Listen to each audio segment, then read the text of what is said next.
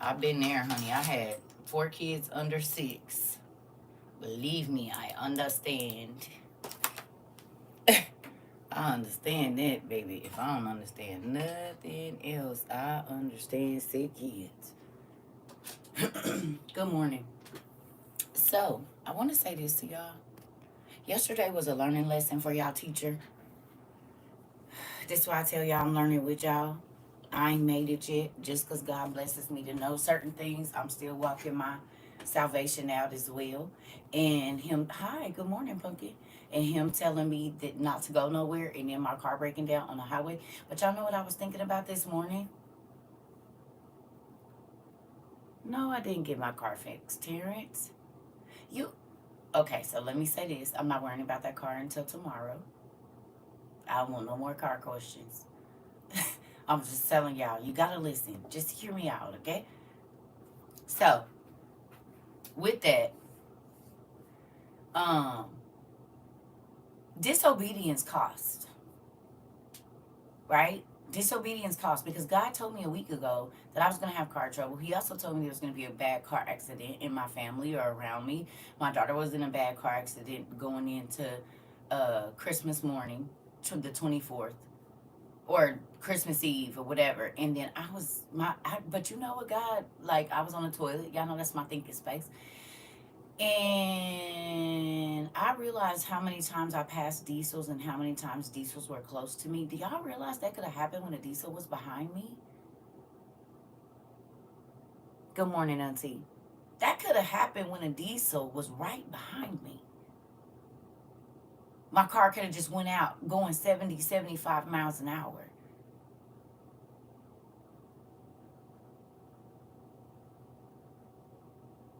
You hear me?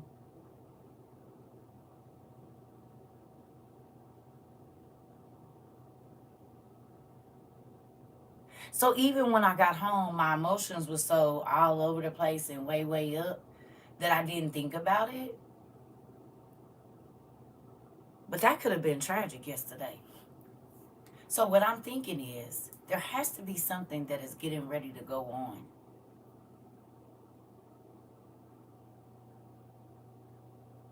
There's something. I mean, because why is the enemy trying to stop things?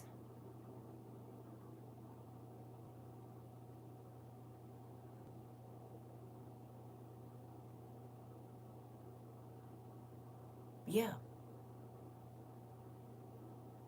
So when I say disobedience costs, it does. Good morning.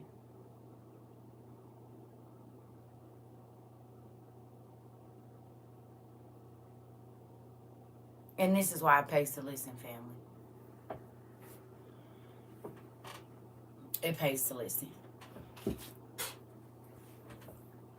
It does. Yeah, I'm grateful I'm okay too. Listen.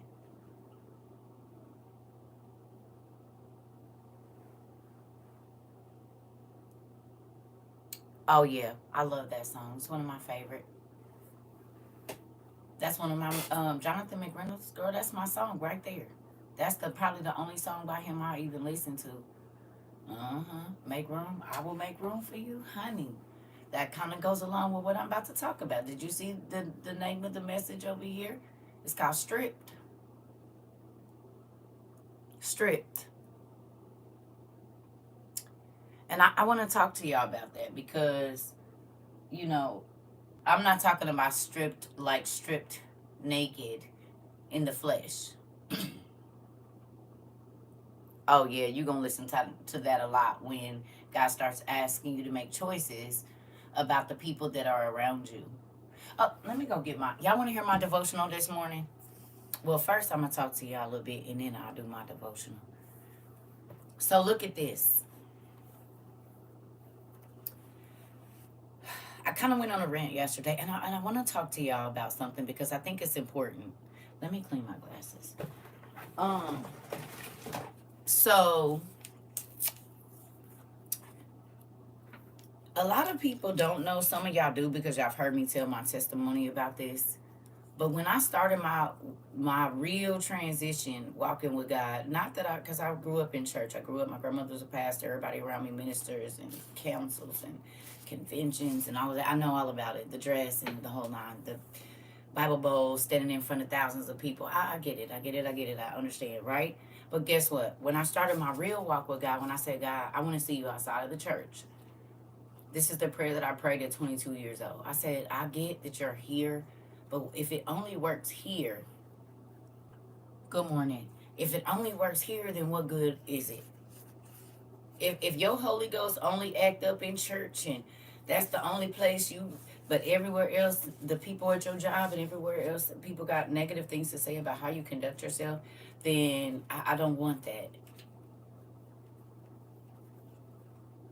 I don't want to only be nice at church and then outside of church, nobody else has the same words about me that the people at the church have. Your boss, the lady at the store, the drug addicts on the corner. Nobody else see the love of God in you unless you're trying to tell them how far and that ain't love. You heard me? So with that,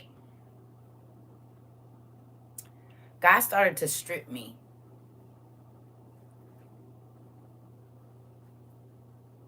He started to strip me of all the things that I had added extra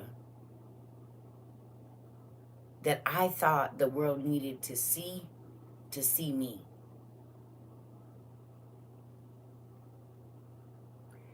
He took the nails. He took the lashes. He took the blonde hair. He didn't take my clothes, but I couldn't fit them anymore. I lost so much weight, I could not wear those specific clothes anymore, right? He stripped me.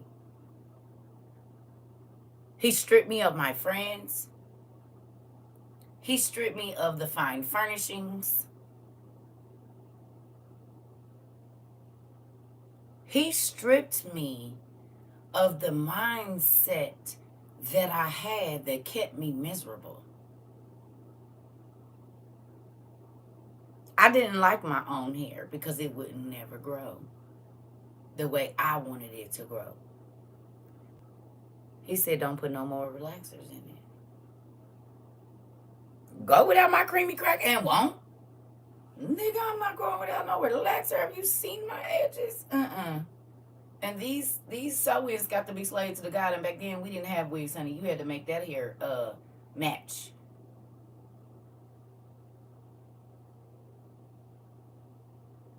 Guess what?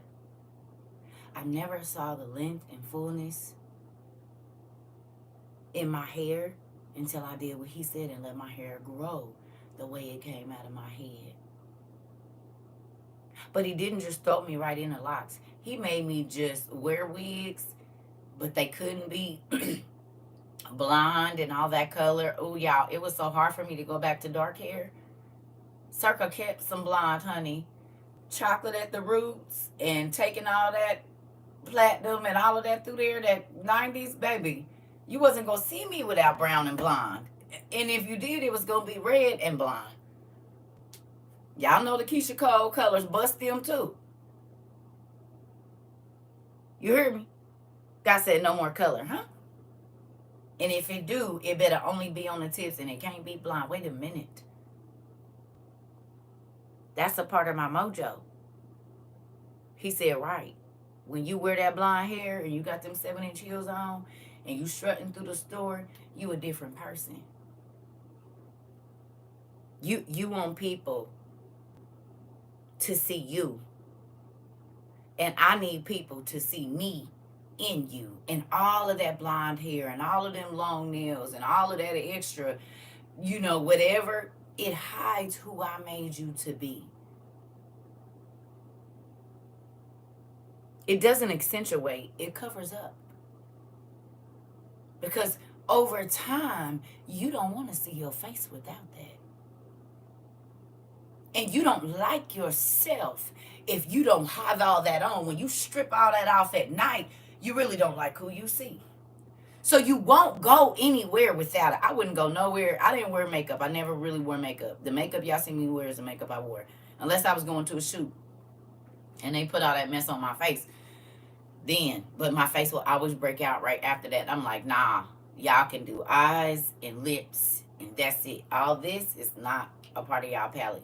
That's it. I can't have all that. And I'm not knocking nobody, but for me, my skin won't allow me to. I put some foundation on, baby, I'm gonna be broke out. And it don't matter what kind it is, oily, non-oily, blah, blah, blah, blah, blah. I can't do none of it. But I was trying at one point.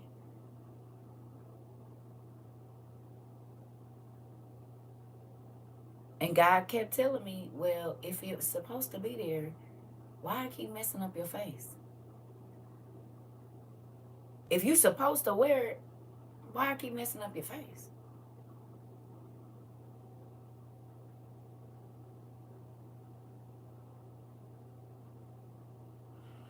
Your hair is laid to the gods, but it's thin. You can do that and all your hair blow. I got some fullness for you. I got some richness for you. I have some things in longevity for you. You hear me? But they ain't going to come the way that you used to getting them. You going to have to strip all of that extra off that you added on to get what I got to give for you.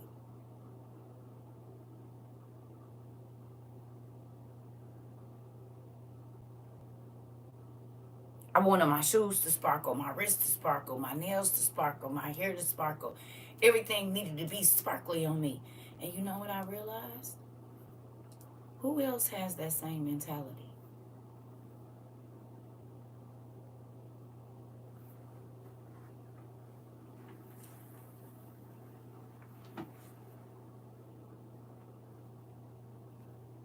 Lucifer.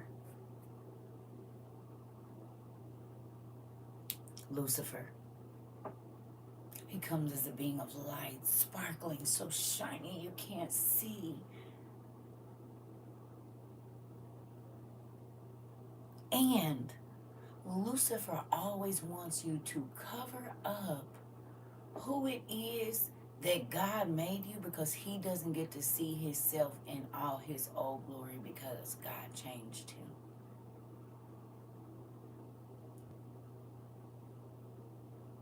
He don't get to see himself as God made him before, because when he did what he did, God changed his appearance. Anytime you get into sin real heavily, don't it change your appearance? You don't look like you used to. There's stars that if you show the younger generation a picture of them right now, they won't even believe that it's the same person.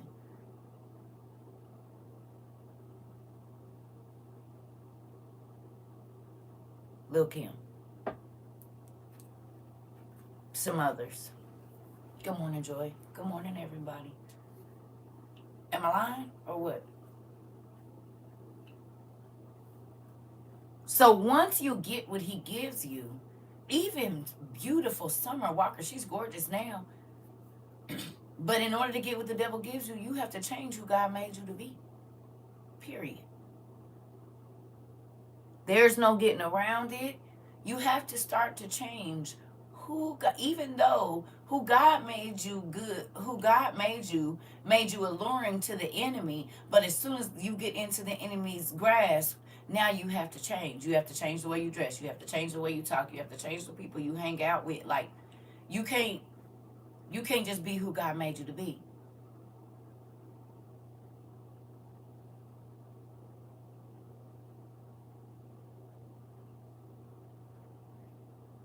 What is God stripping from you?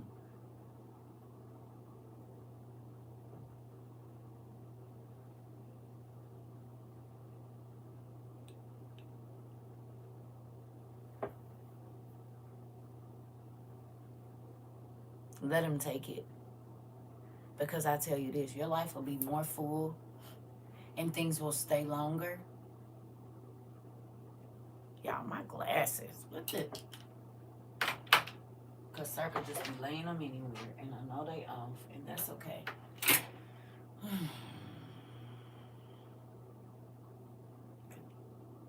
If I don't get this prescription right, it be hurting my eye. Maybe it's that. That's probably what it is.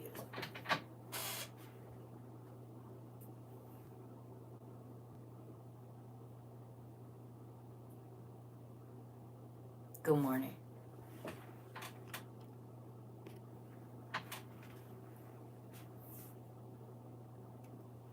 So have you all thought about it? Because I asked y'all a question a minute ago. What is God taking away from you that causes the people that need to see him in you?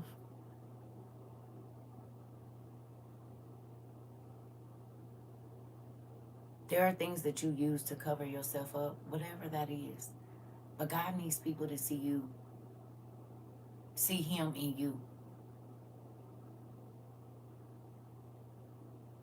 And sometimes, y'all, when we do all that extra, the people that need to see us can't. So this came from two. Yesterday, I told y'all that man said something to me about my clothes, and he said something to me about being in here in my pajamas and in my robe. I want to explain this to people. I've been stripped by God of the things that he don't like. So for me to get up here with no makeup, not completely fully dressed, no eyelashes, no eyebrows, earrings, and all of that is a part of showing how God changed me. Because there was a time where I wasn't going to go out. Do what? Girl, I'm not going out here. I went to the grocery store in heels. I grocery shopped in heels. I did all my errands in heels, baby. I was not leaving the house until I was together. But I wasted a lot of time. I was late to a lot of stuff because my appearance and my kids' appearance and their hair and this and that was always more important than even the gathering I was going to.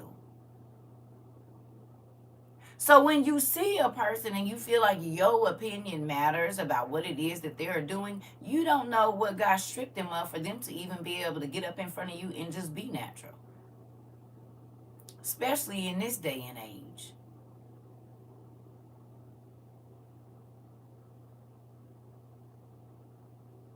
So when y'all want to talk to me about being up in here in my pajamas and all of that, just understand it took a long time for me to get right here. It took a long time for me to let people see me in my most natural state because I wasn't having none of that. So be careful of your words because you don't know how long it took a person to just get right where they are without losing their mind or going back. Nobody don't know the things that I fought to just be right here and be okay.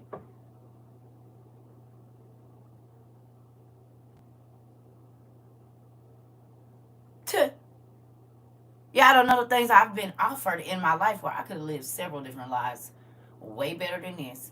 I told y'all somebody, one of my good friends said, why we can't be in a relationship? I said, He said, you sure? You don't want to live here in this house with me? And he sent me a $1.3 million house. I'm in a 2-bedroom apartment. And I've turned down several of those. Allowances of $7,000 a month. And I ain't talking about to be no side piece either. I'm talking about you won't have to work. This will be your deal. Blase scoop.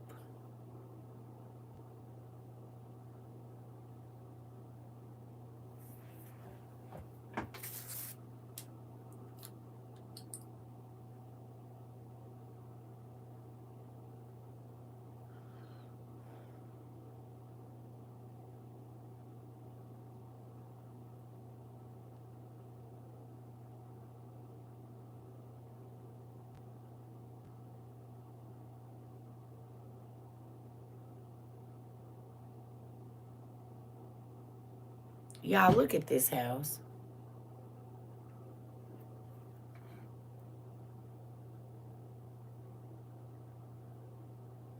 And it got 13 acres around it.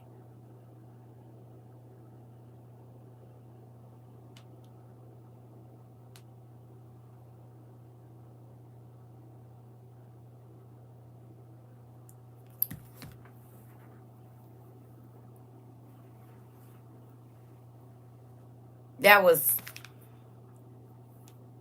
oh, the restraint, Ashley. And I've been turning houses like this down for over 20 years. Situations. And what's crazy is, some of them times I was homeless.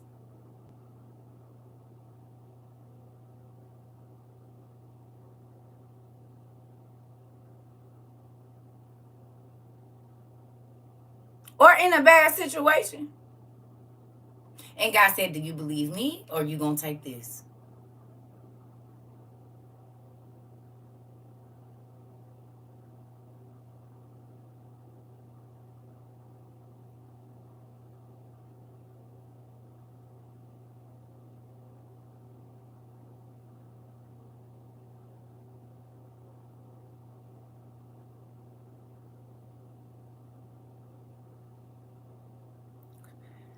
So when I say what I do is not about the money, it's not about being famous. When I say Circa lived a lot of lives, and it's a lot more stuff that I didn't turn down, people be praying for. And I'm not bragging, I'm telling you that I've chose God most times.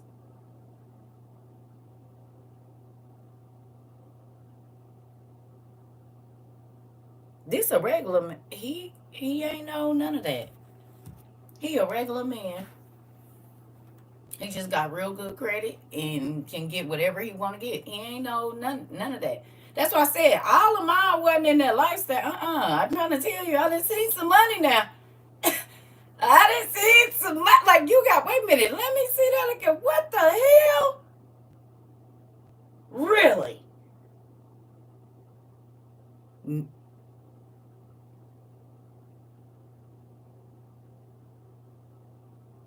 You hear me? And I've turned down a lot. I've turned down the fairy tale lives. I've turned it, and I'm not just talking about from one person. But God stripped me of the things that kept drawing those things to me.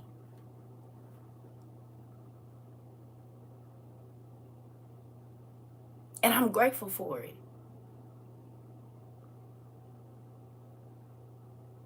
Because my life is fuller.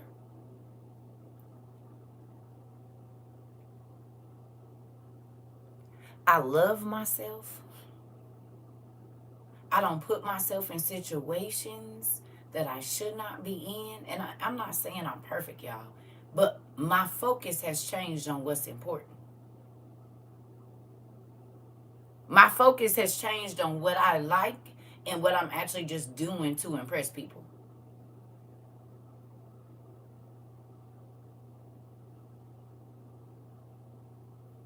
I don't know how long y'all been here.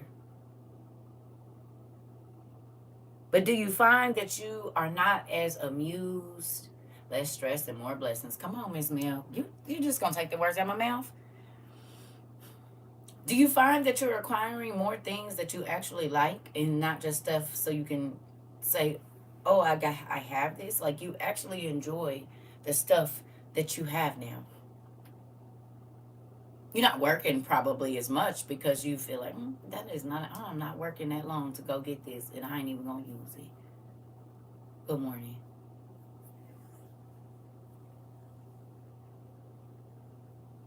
Things last a lot longer. I'm more grateful. Come on, Ashley.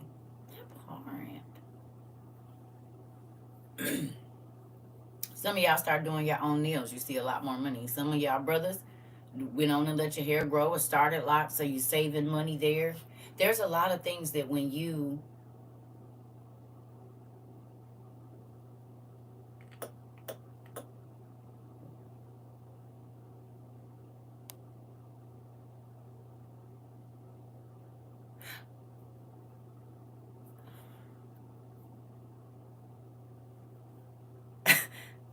what? Y'all gonna Don't stop reading my face now. And I'm going to tell y'all something. And this is for all of my nosy family members. Quit going and researching the people I be talking to. Because that's why I can't tell y'all who I date. I'm going to need y'all to quit doing that. That's why I won't tell y'all. And that's going to make me sad because I should be able to show a person to y'all if I start talking to people. But that's why I don't. Because that ain't new. That's why I didn't tell my family even really that I was married. Because they nosy. It's family members that didn't find out I was married until I was divorced. That part, Ellington. Come on now. That part. That part.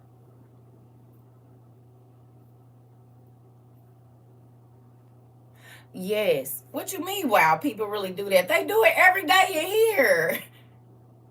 Y'all not concerned. Y'all be being nosy. He been here. He a part of the family. Y'all that went and searched out everybody that told me how tall they was and everything. Stop doing that. Y'all run them off. I just told y'all I think y'all want me to be single, and that's why I can't tell y'all nothing, because y'all being random people off. Stop it. You make them nervous. Don't do that. Y'all like the family members that all come sit around at the table looking at people. I don't know. Quit. Hell. No, he don't got to be vetted by y'all. He got to be vetted by me.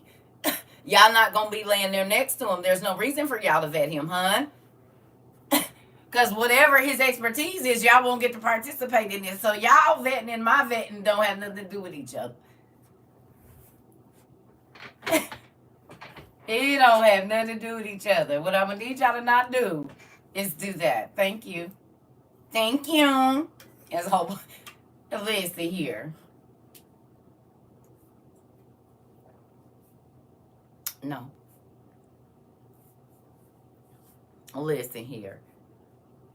I'm gonna start to think y'all haters. And I don't be around people to be crazy, so nope. We not doing a 2-step vetting system, because y'all ain't gonna be here dealing with whoever he is whenever he comes. Right, Tatiana. Listen here. I said we gonna have a conversation about this. And y'all know I don't like people in my business either. What in the world? Well, call him. You're going and tell him. And this is why I'm going to have to date somebody y'all don't ever know. For that reason. Because somebody told me they saw him at the Kroger with the Nope. I thought my kids was bad.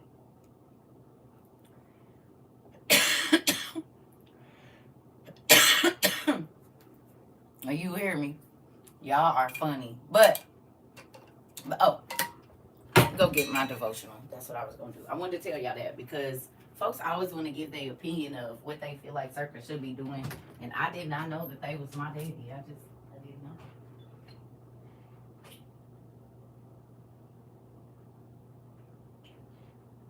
know. I need to turn my heat down. I really do. My heat's on like 75.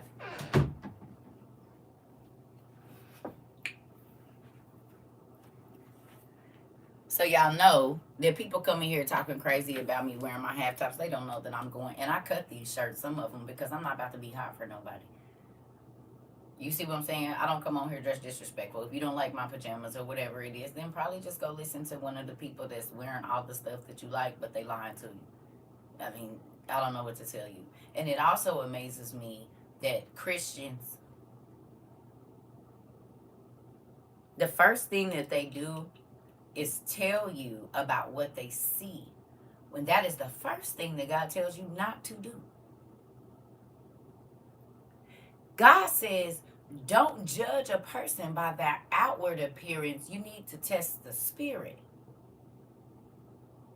So when people come and say, "Oh, sis, I think it's really good what you're doing, but you probably shouldn't be on there in your pajamas, and you probably shouldn't be on there in a crop top. You need to cover up." Well, who's listening to you is what I want to know, because I'm definitely not. And how did you find me? So that means you've been listening to what I'm doing over here, and then you want to come and try to tell me how to run my ministry. Funny much? Because I've been ministering to you.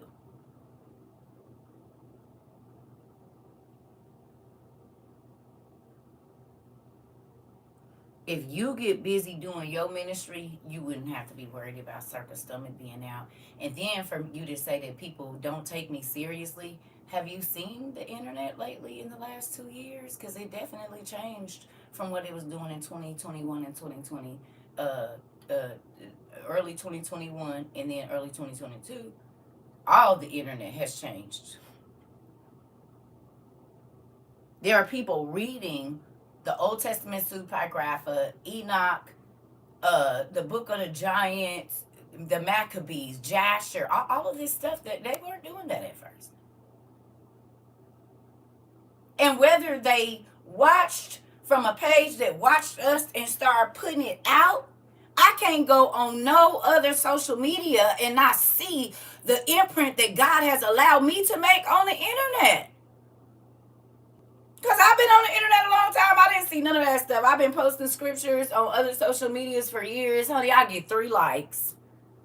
The same scriptures that's being posted and everybody is talking about right now, I got screenshots and memories that come up showing I've been doing this.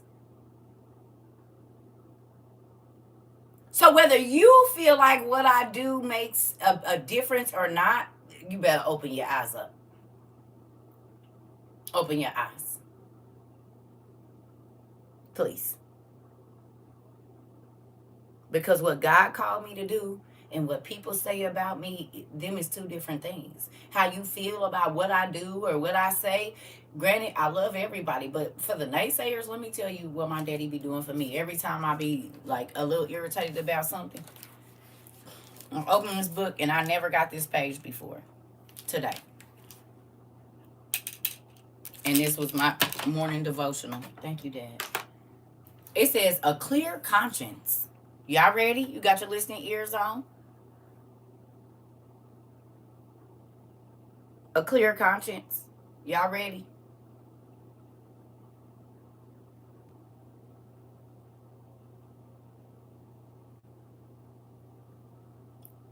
Okay.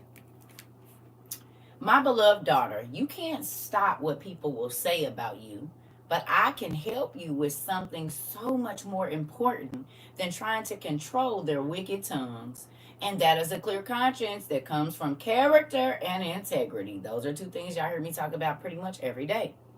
Your real reputation is in me, not in anyone's wicked words. I know in your humanity, your heart breaks when hurtful things are said about you. All of my chosen ones, including my son, your Savior, Jesus, were falsely accused. And you are my chosen child. I know how to defend my girl, and I will. All I ask is that you don't allow their incorrect words to change the true, beautiful you. Your clear conscience, which I have, will take you so much further than trying to defend yourself to be accepted by corrupt company. This is why, let me read that part again. Your clear conscience will take you so much further than trying to defend yourself to be accepted by corrupt company. So you put yourself around people you really don't mess with. They really don't have your values just because you don't want to be by yourself. I will walk by myself every day because I'm not doing it. I told y'all, even as a young person, I don't care. I'm not doing it just because you want me to do it. You stupid. You don't know that you ain't even thought that out. That's dumb. No. And I was always the grandma in the clue because I'm like, y'all about to get in trouble. I'm not doing that. Oh, she's scary. She this. No, I'm not stupid. Y'all all about to be in jail. And I don't like jail. I've been there before. Don't no no no. No, I don't want to go there. Girl, I would have cause you better than me. I'd have been. Yep, and you'd have been miserable too. Doing stuff cause of something somebody gonna give you or cause of a nigga chasing you. And just cause you like me don't mean I gotta like you. Don't let this world fool you. You'll be miserable as hell with a whole bunch of money, honey. Been there, done that. What, nothing I couldn't go get if I wanted it, and I promise you I was miserable as hell. Nothing was off limits. Body work, that's another thing. Folks be like, oh, yo, listen, I turned down body work at 23. I could have had all this snatched at 23, but they told me I wasn't going to be able to hold my baby for 8 weeks. You got me messed up. She only like 7 weeks, so she'll be 3 months before I can pick her up to get some boobs in her stomach. Bet I don't. Bet I don't. I bet you I don't. That was for my 24th birthday. That is what the person that I was with was going to do. Take me to Georgia, have all my stuff snatched. I said, no, because I can't pick up my baby for like 6 to 7 weeks. What I'm going to do with her? I just had her. Like, she's newborn. I'm still nursed. I don't know. I said, And then we might not be together, and I ain't got the money to get that mess fixed. And some stuff be leaking or something. I just keep this natural body. I'm cool. Because just because I'm with you don't mean my situation is going to be like this later on. And I thought like that at 23 years old. 24, 25, when I was out in my lifestyle and doing what I was doing, I still, certain things I just wasn't going to do. I'm like, nah. I thought about the future always. When I didn't go and do the whole King magazine thing, I thought about my son. I did not want my son to open up Nobody magazine and see his mama laid there in a provocative position. I didn't want him to see that. I didn't want my uncles that might buy King magazine to open that up and see me in there, because I do come from a pretty religious family. I thought about my grandmother and her reputation that she had. If somebody went and showed that to her, how would she feel about it? So there was a lot of opportunities when I was out in my prime that I turned down because I thought about my family members. I thought about my kids in 10 years. If somebody showed them a picture of me, how was my son going to feel about that? And so there's a lot of, I'm telling you, more opportunities than y'all know I turned down. To be flown to Cali and this place and Bali and blah, blah, blah, blah. No. And my friends used to be like, you're stupid. No, you're greedy, and the nigga can see it in your eyes, and he gonna be pulling you all around this place for that cash. I would spit on it and walk away. And have done that. That's why a nigga be trying to pounce on me. Hurt their pride. You hear me? I'm out there. What? I don't care how much money you got. Nigga, I'm not for sale. What you just said? I can give you, and so? What that mean? Everybody but me.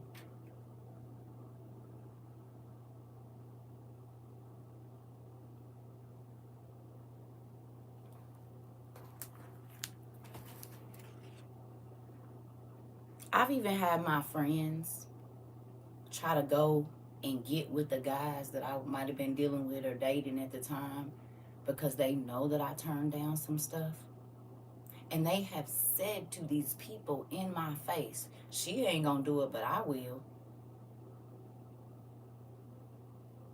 And this has happened with more than one friend, more than one sister, more than one homegirl. Well, they will say to the person, she crazy, but I take it, and that's why they not giving it to you. You got to do tricks for it. He ain't never touched me, homie. What you don't know.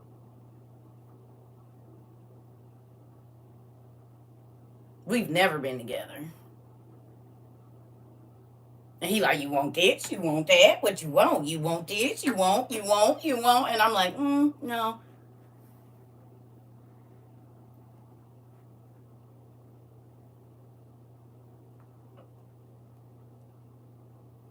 Integrity, even in ugly situations, in strip clubs and everywhere else, you can still have integrity. People respect you more when you have integrity.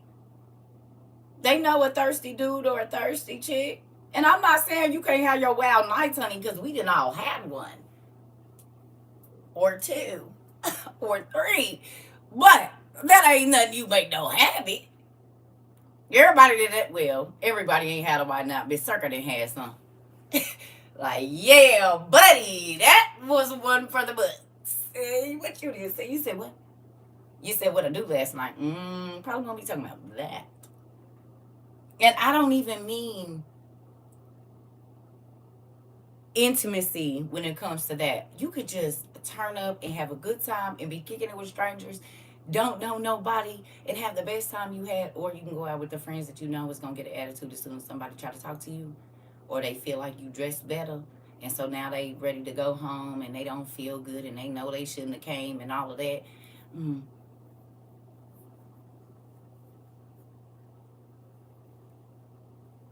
Mm-mm.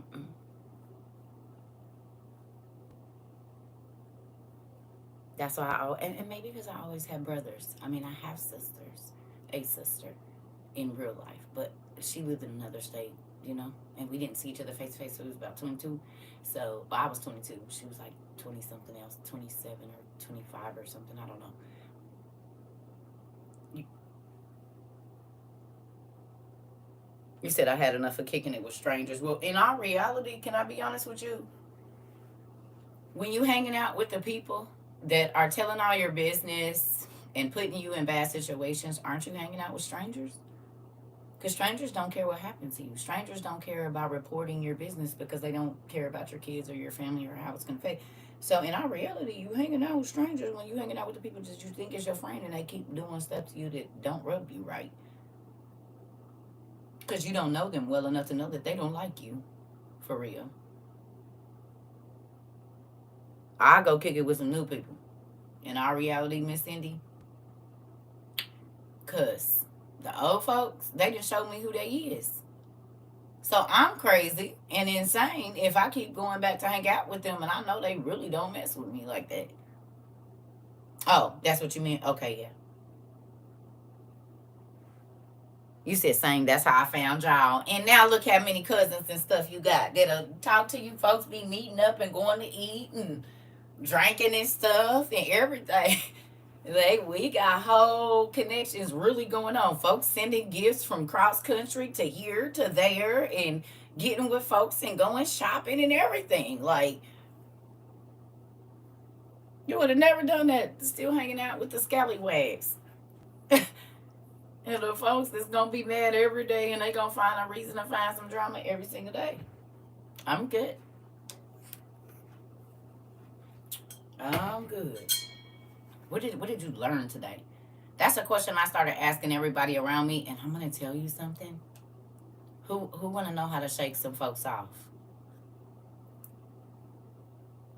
Ask them what they learned today. They'll start hanging up on you before they start talking to you about all the drama that they got. Start asking before you say anything about all this crazy stuff that happened. What you learned today? Well, tell me something new you learned today. Girl, I don't got time for that. Oh man, I don't got time for that. Oh, okay, so you're not learning anything new. That's why you're gonna keep talking to me about the same mother every day because you don't have anything else to talk about because you ain't putting nothing else in your mind. So nah, you're not about to waste my time today, homeboy, homegirl. I gotta go. So you know what people started doing? Just so I would listen to the rest of it, they would find a fact. They learn a new word, no, see how it, and then call. Oh, okay. Because what you're not about to do is waste my time. You don't want to put nothing else in your head, so you're going to keep talking about what happened yesterday, the day before that, the day before that, the day before that. So you ain't never going to have nothing new to talk about. It's always going to be the same drama with the same people, with the same place, with the same things. No.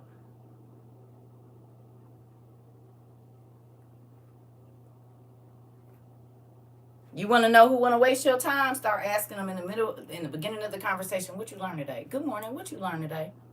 Good afternoon, what you learned today? I promise you, they'll stop answering your text because they want to stay in the same mental space. I'm not doing that with you right here.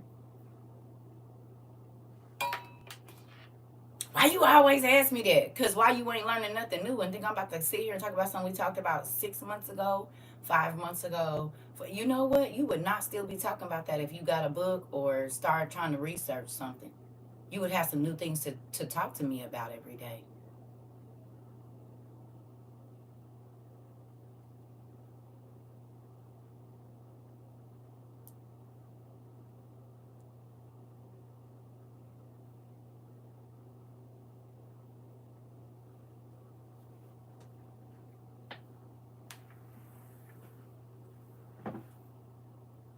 Who expectations are too high? Mine? You crazy? Well, go on and find less then. What? You damn right, and that's why I don't got no friends. Cause if you want to stay in the same space and just stay regular, I don't do regular, or as we used to call it, Reggie.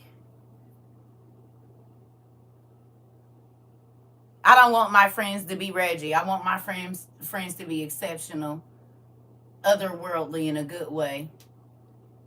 Be able to go into every situation that they go into and be able to help everybody in the room. Exotic. Come on, that's Zaza. My friends is that Zai. What you mean? The family members at WOIU, we can have a conversation with anybody about anything. What you mean? Too high. Well, go on and find lower. That's all I got to say.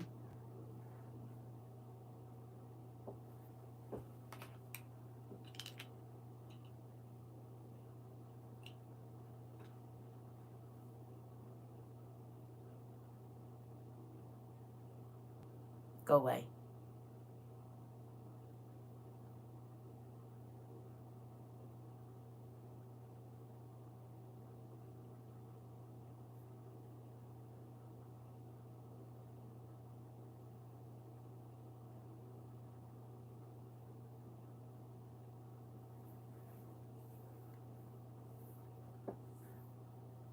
My phone is on airdrop mode right now. Mine too.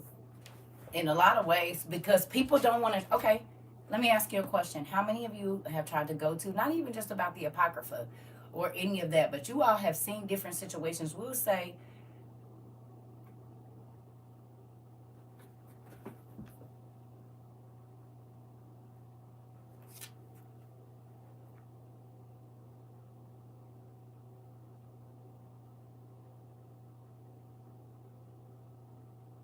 are you saying I came for you in my face? Are you really that bold? You do realize you don't have to.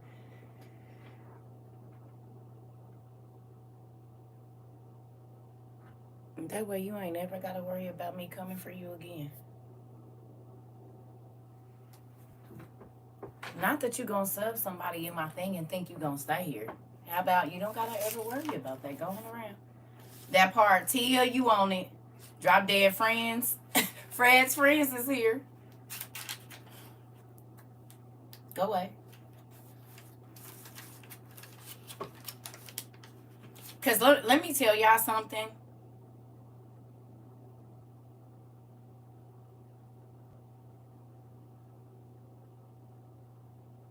No. Let me tell y'all something. People type stuff.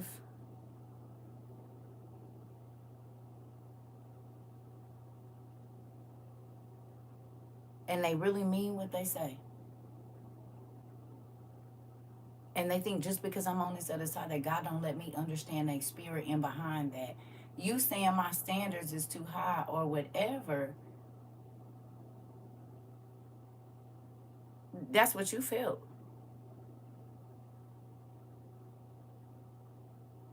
And I don't have to let you. Did you not just hear the page?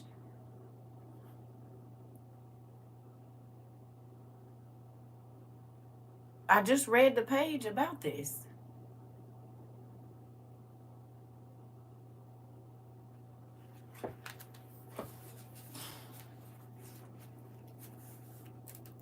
Moving on. Let's finish the page since we're going to talk about it. Here we go. Let me read that last part again. Your clear conscience will make. Oh, well, let's go back. We're just going to read it. You can't stop what people will say about you, but I can help you with something so much more important than trying to control their wicked tongues. And that is a clear conscience that comes from character and integrity. Your real reputation is in me, not in anyone's wicked words. I know in your humanity, your heart breaks when something hurt, when some, I know your heart breaks when hurtful things are said about you. All of my chosen ones, including my son, your Savior Jesus, were falsely accused, and you are my chosen child. I know how to defend my girl, and I will. All I ask is that you don't allow their incorrect words to change the truth. The true beautiful you. Your clear conscience will take you so much further than trying to defend yourself to be accepted by corrupt company. Love your Heavenly Father. Here we go. Having a good conscience so that when you are slandered, those who revile your good behavior in Christ may be put to shame. Starting today, I will not allow myself to change who I am because of anybody's words or accusations. I will stay true to who I am in Christ. I know my God is my defender, and I will bring the truth to light. I know the best way to prove myself is just to be who I am in my Heavenly Father. I will no longer give wicked words power over who I am. And that's why I be telling y'all, don't let nobody in here. Let them say what they gonna say. Do you want to stay here or not? If you don't, just go away.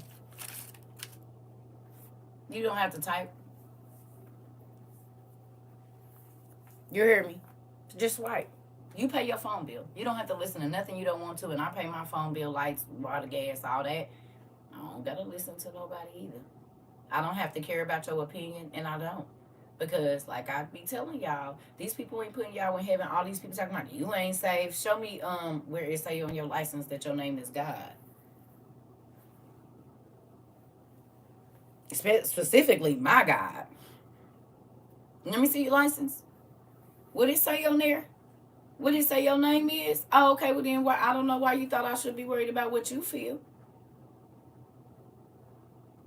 Because you ain't put me in heaven or hell. So whether you feel like God is using me, whether you feel like I'm saved, whether you feel like I'm anointed, it don't matter what you feel. Because you might not even understand. You didn't been taught religion, not relationship. So I wouldn't even expect you to. It's going to be like Chinese, like Mandarin. You're not going to understand any of it, actually. It's a foreign language to you. How I can be myself and not, hallelujah. Ain't that right, saints? Everybody say, thank you, Jesus. Hallelujah. Thank you, Lord. Hallelujah. Thank you. Thank you, Jesus. Come on, y'all. Come on. I don't got to do all that. I don't got to hype nobody up to get them ready to listen to the word. We just get straight to it over here. No need no lube or nothing. You know what I'm saying? It's already ready. You know what I'm saying? They already be ready for me. You know? Y'all gotta get them lubed up. I don't gotta do all that. They know I'm coming through. They already ready. You know what I'm saying? Got their Jesus books and everything. They ain't got to get warmed up. You ain't got to and get it going. And don't. They be ready for the deposit. What you mean? Going on out of here. You just mad. You just mad. That's all. Yeah, they got the spit star. Be spitting all in the mic and stuff. Get up there and it stink. You be like, y'all need to watch this mic. Hallelujah. Hallelujah. They be trying to wave that spit off. I know I worked in my grandma had a church. I could be like, this need to be sanitized. Because people be talking like this, and they be spitting when they talk, and that bacteria get to going. And you know who been on that Reverend Deacon? Yeah. Can I get another mic? This one ain't working. It worked. You turned it off. It stink.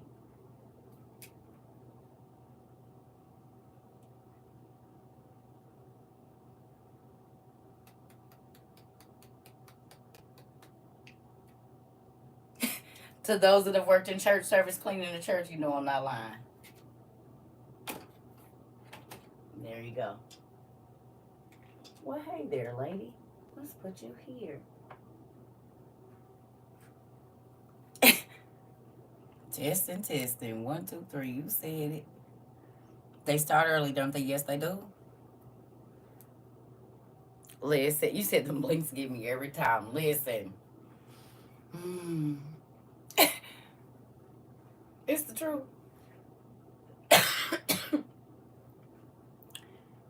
Daisha, you said it's so early. We be up kicking it, honey. We don't have no time schedule. See, church is normally at 9:30, 10. You got Sunday school. Then service after the intermission start at 11. Then y'all might be out there by 2. We gets it in whenever we just be up. We be up in the middle of the night reading the Bible, researching, Googling. It's just like the Wall Street people. Wall Street people get up at about 2 in the morning. They go to bed early so they can get up and watch the stock exchange and all of that, and NASDAQ and whatnot. And we on that same time, but we researching some other stuff. And our lives have been enriched.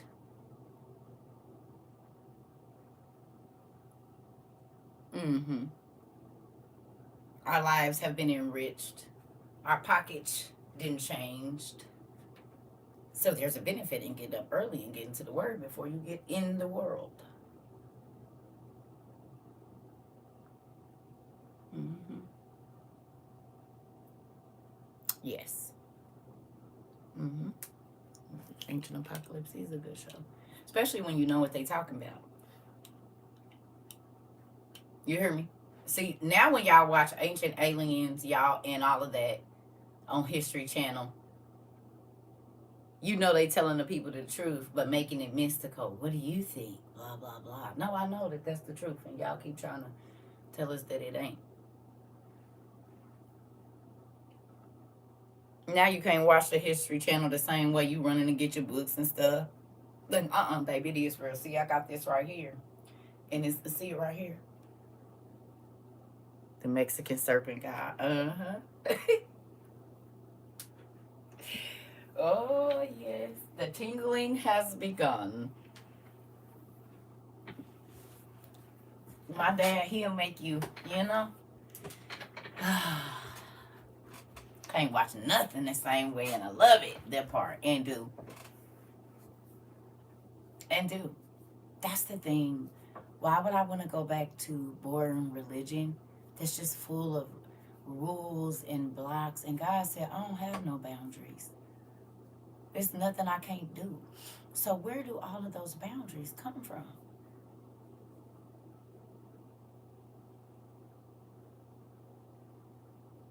Where do they come from? If God is telling you anything you can dream up, as long as it's not going to take your heart away from me, I can do it. Why are other Christians so angry? Because if God is giving them everything that they want, whether it be spiritually, mentally, physically, emotionally, why are they always so angry? I don't understand. We don't have no rules over here as far as you can't do this. Just be who God made you to be. And that is going to draw the people to you. Your pastor didn't make you. Your bishop, your organization did not craft you in your mother's womb. God knew when he got my mom and my daddy together that one day I would be here. He knew I was going to wear my half tops. He knew all of that before he put me here. He knew. So when you conform to man's laws of what God says you're supposed to be, you will be very unhappy, depressed, feel like you're not living your life purpose. But when you start doing what God asks you to do, all of that will change. And people are not going to agree because they're used to religion and not relationship. It's a difference. And you're doing less because you don't feel like you're suffocating. Now them people that you used to hang out with or whatever, you don't even hang out with them no more.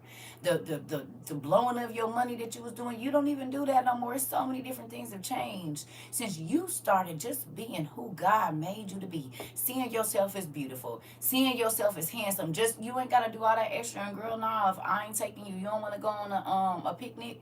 You make the sandwiches, I'm going to bring the chips, I'm going to do this, I got that. You don't want to do that. Oh, well, shoot, I can't mess with you. Because if you don't want to be grassroots with me, you can't be in the penthouse, pumpkin.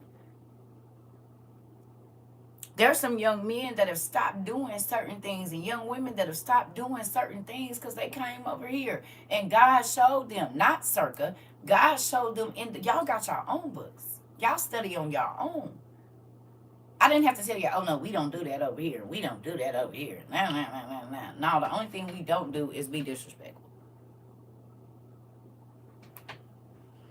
We're going to use our manners and we're going to love on everybody here and we're not going to attack people. We're not going to do that. Because God fights for us. We don't have to worry about it. And that's why I be telling y'all, have I not been saying that? That page goes back to what I've been telling y'all this whole time too. I don't need y'all to at nobody thank you. I don't need y'all to at nobody for me. God got it, and if they was foul or whatever, he gonna take care of it. Remember I told y'all when I started this, God told, not this, but way before, you don't have to fight. They gonna talk about you. They talked about me. They said Jesus was a drunk, a witch, and this and this and this, the savior of the world, whatever you call him by. They said that he was a witch in his home. So if they said that about the person that's the reason why we can actually escape hell, what you think they gonna say about you?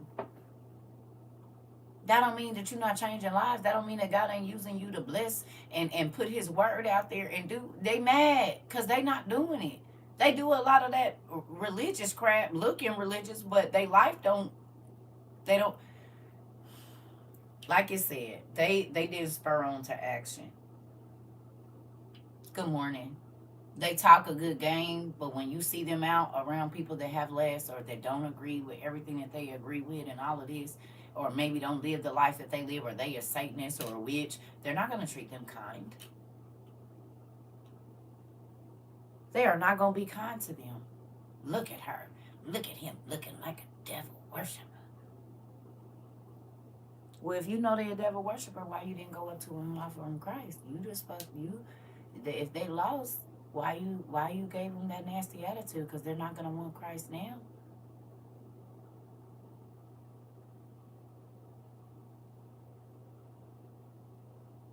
Because they saw you frown your nose up at them because they look different.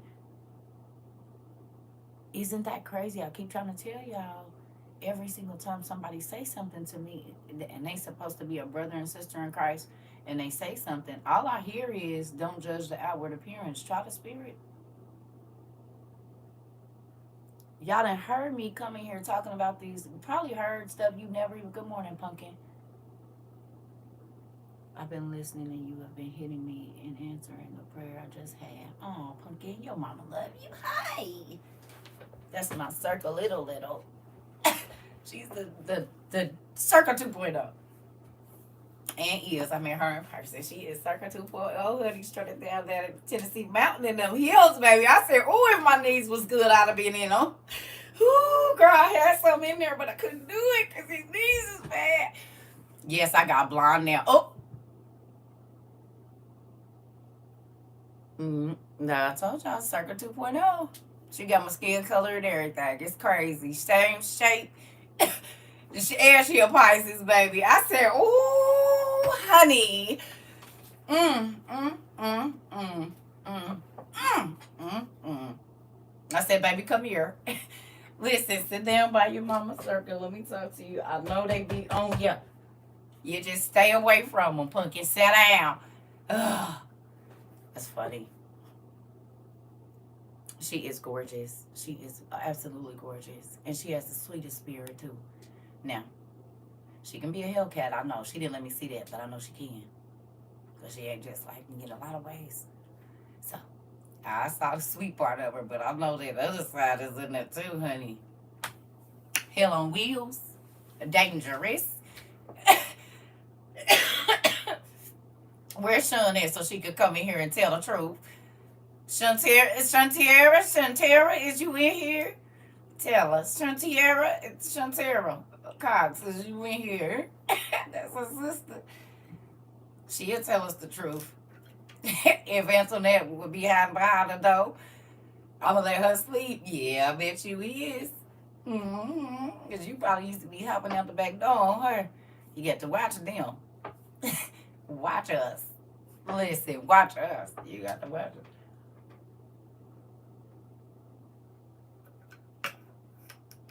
And do.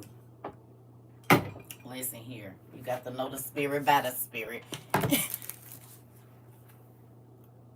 Oh, well, you are welcome. Listen, I told God a long time ago, I talk to the people, but I don't want to do it like church.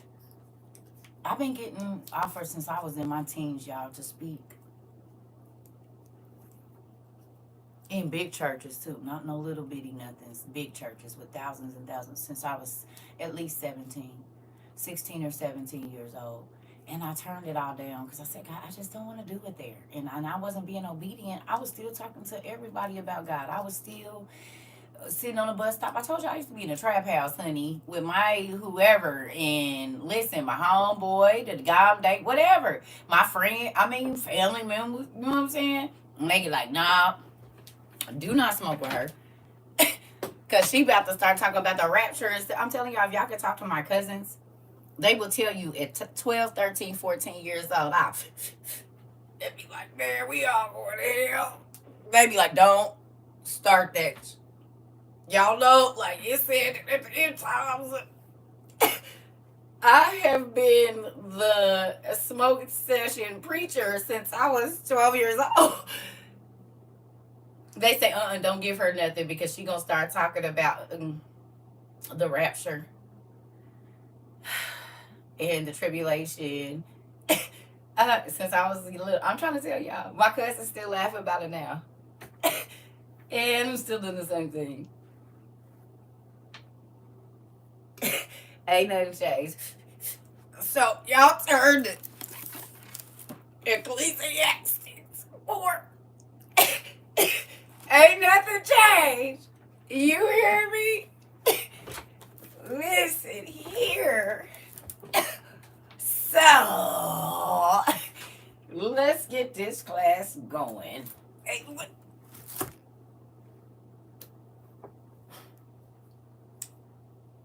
I'm so grateful for it. Because I don't know. I mean, I could. But, thank you, Kat. Listen here. I'll put out my OT, and will. But don't. Okay, so look. The one thing, though, that church taught me was to be aggressive. And if people didn't answer and come to your church, then tell them they was rejecting God. God is patient. We don't use the word to beat people up. Now, I use it. Well, y'all just be feeling beat up because I don't really be punching y'all. Y'all be doing like the actors and acting like I hit you or something, like fake filing, like that. That's how y'all be doing it around here. But listen, yes, this is the thing. We just read. Y'all read with me. Y'all got y'all books. Y'all have told me y'all self that y'all be reading y'all word and tears will come to your eyes or you will get emotional about what it is that you're reading. So I don't have to do nothing. God's word does not return void to him. It don't go out void. It don't return void. Baruch 2 was a backhand to the cheek. Listen here, is we gonna keep talking about Baruch. It's 3 months now. I think we're going on 3 months. That got y'all messed up. That's funny to me. It's crazy that still is. Oh my God. That was a monumental lesson. You said I had to bring it back. Listen here. Listen. We are shook as. Oh, I know. So imagine me. Good morning, coach. Imagine me trying to go to pastors and ministers when I found out all of this information. Y'all, I'm trying to tell y'all. And they just, I'm like, bro, a lot of people in the church can benefit from this information. Sister such and such just told me she's struggling with this. It's right. We don't read that. Well, if you have access to the information, okay, prime example. Let's just do this. How many people have family issues?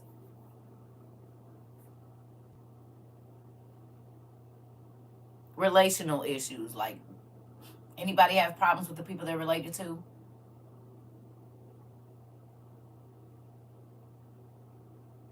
Okay. So, I'm gonna go run to the restroom, and we're just gonna do a speedy class. Okay. Excuse me. You're gonna need your books. I want to show y'all something.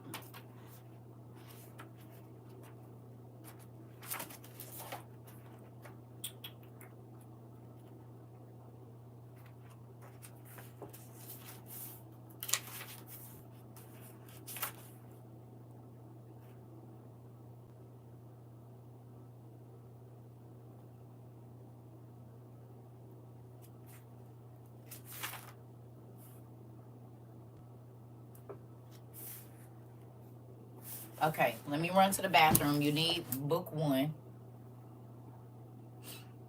You need book one. And we going to be flip-flopping. So you put your quick thinking cap on. Okay? We're going to be flip-flopping around for a minute. But just give me a second. Let me get myself together. I'm going to give y'all a minute if y'all need coffee or whatever you need. Go on and pee and all of that. Well, y'all peed with me in the bathroom anyway. So there's that. You said you at work. It's okay, Pumpkin. You know.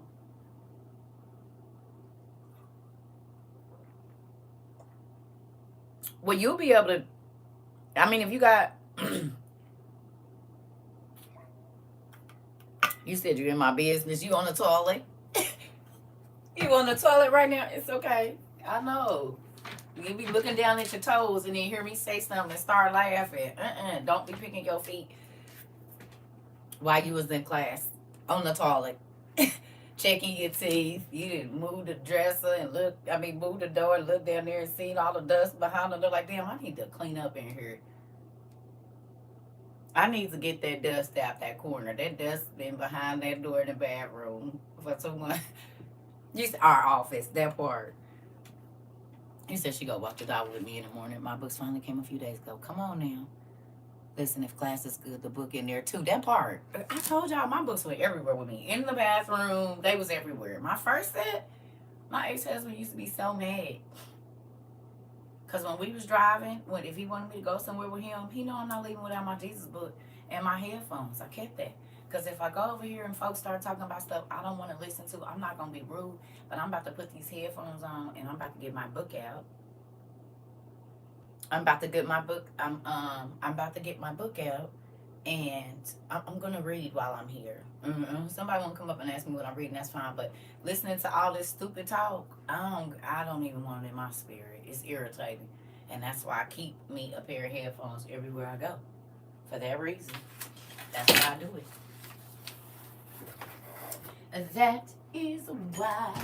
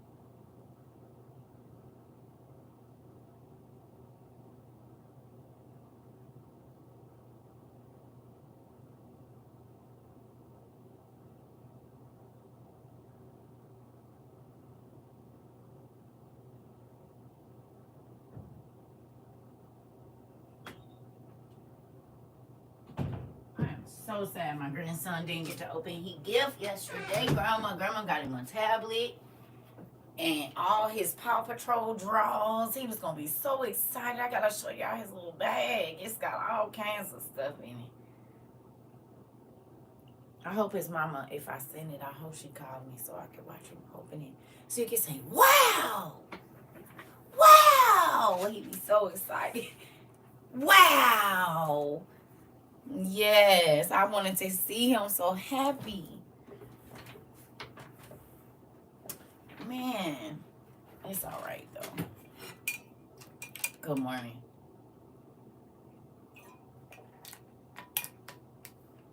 All right. So you got your book one. My book lights are in a You can't wait till your grandbaby. It is the best love in the world. You love your children, but grandparent love is a different type of love, honey. They are your kids 2.0, and it's like, but I love my kids though. I ain't even gonna lie, like I kicked it with my kids. We kicked it. We had my kids was my best friends because people used to try to encourage me to do stupid stuff that was gonna take me away from my kids. Girl, I'm not about to be going out and getting drunk with you all night and driving home drunk and end up going to jail and then no.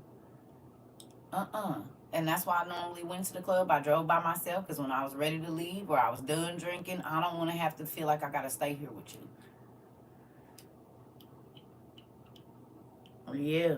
And so I'm watching my kids do the same thing. I mean, they go out every once in a while, but for the most part, my daughters are homebodies. They go to work and home. And I'm grateful because let me tell you something, young ladies. I ain't gonna lie. When I was younger, I thought I was missing out. But I wasn't. Because I be looking at some of my friends and people that I know that was able to club and party and just go out and do it. And they was all night doing this and that. And man, that mess took a toll on them. You know what I'm saying? It took a toll on them. They aged so quickly. Well, I was at home, sleep by like 10, 11 o'clock, for sure.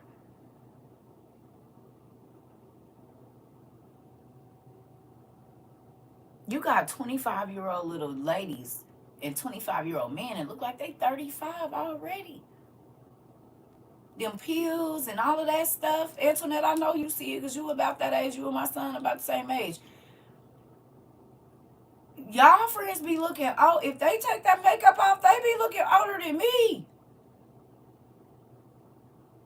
If they don't have all that contour and all of that stuff on, they be looking old.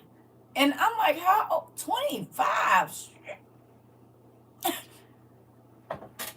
I'm 27 and you ain't lying. I'm trying to tell you, like, the dudes be wearing down, like, honey, these old men is giving these young niggas a run for their money. 60, 70 years old, look good, bodies fit. They not on no medicine or nothing. These kids is on dialysis at 35. Because they been tearing their bodies down. They don't feed their liquor when they drink, messing up their kidneys and everything. The pills with the liquor and all of that. Jesus.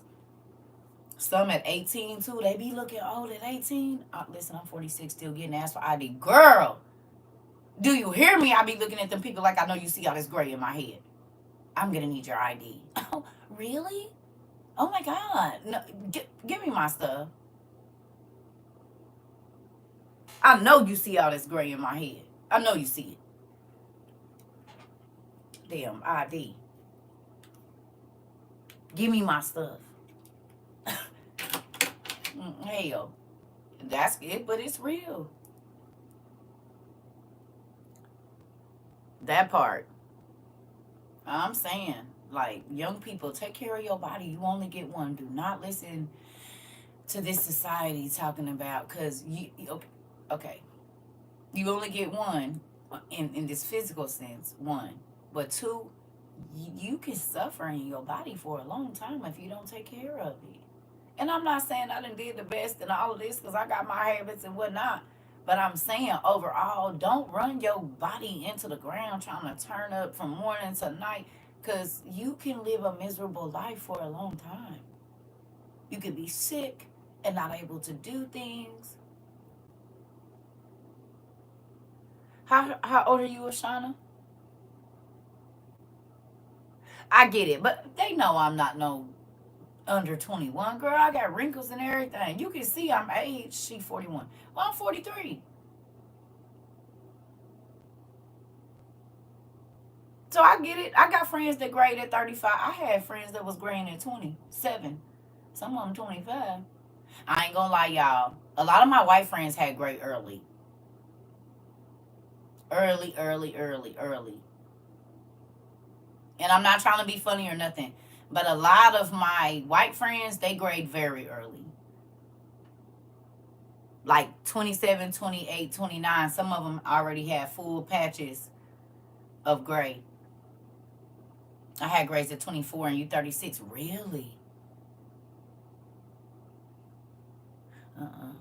I saw my first gray hair one at 27 and I cried. Your daughter was born with...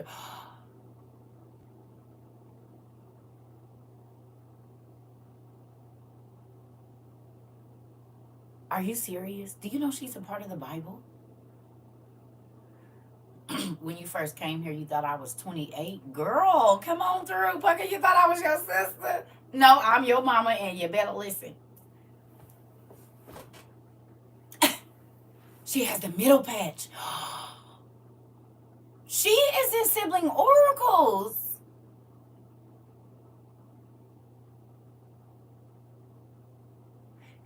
Your baby is a part of the sibling oracles. Was you here when we read that?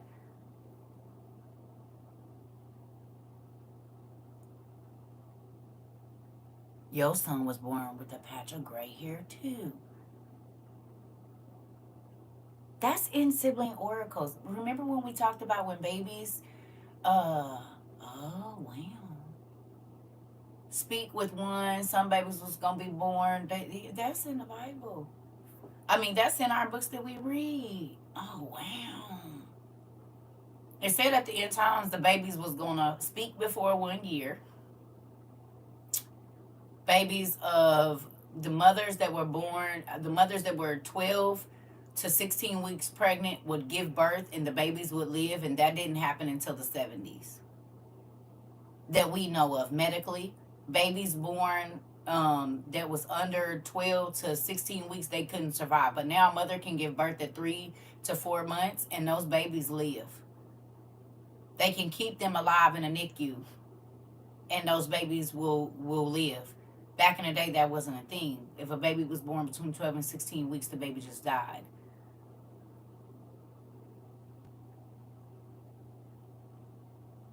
You went to middle school with a boy, fully salt and pepper. It was cool, yeah. Did y'all know that?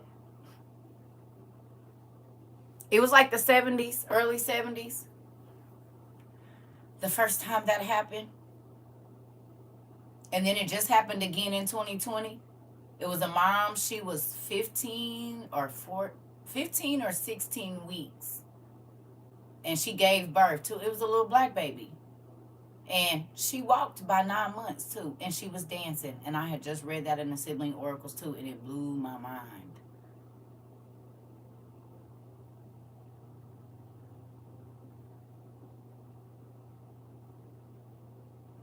It was happening during the pandemic, 2020. 2021, excuse me.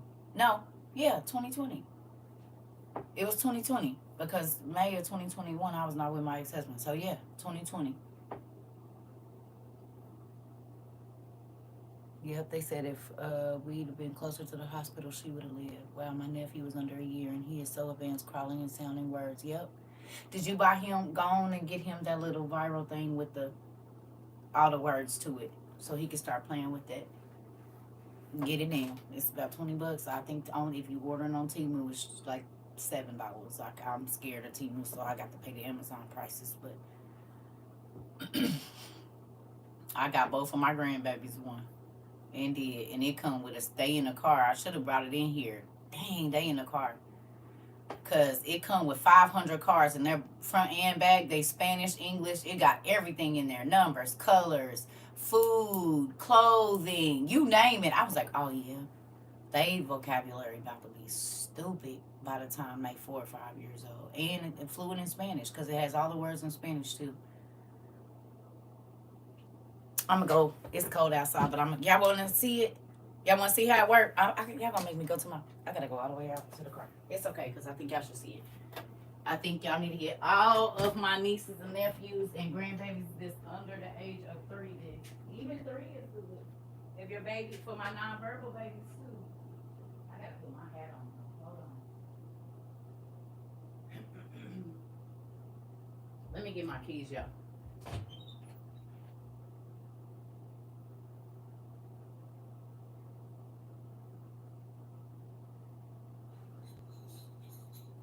It's cold, I bet. Ooh.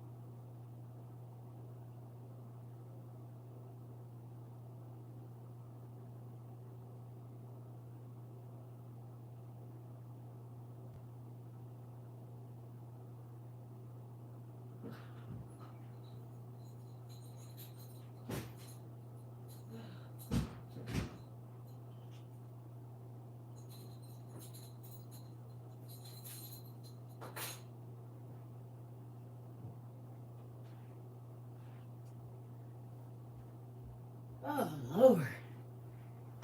Whew. I'm old. And it's cold. Okay.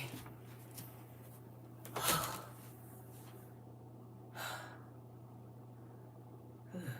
need to start riding the bike or something.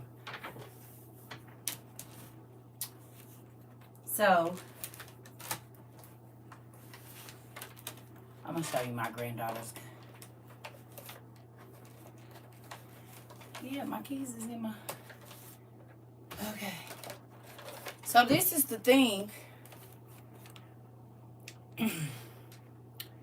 And they were smart. It don't need no batteries. It's rechargeable. So I was like, why they know... What's the name? It's you charge it. Ooh. So these are the cards it come with. Look how thick that is, y'all.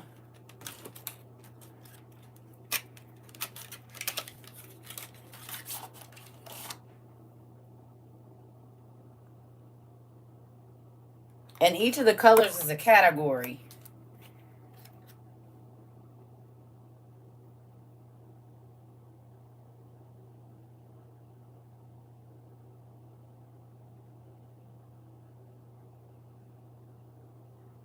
Thank you.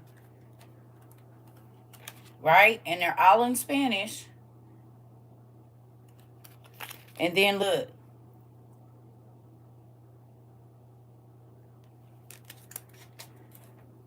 On front and back, everything is Spanish. Okay? So you got this. And then it's still another set of cards in here.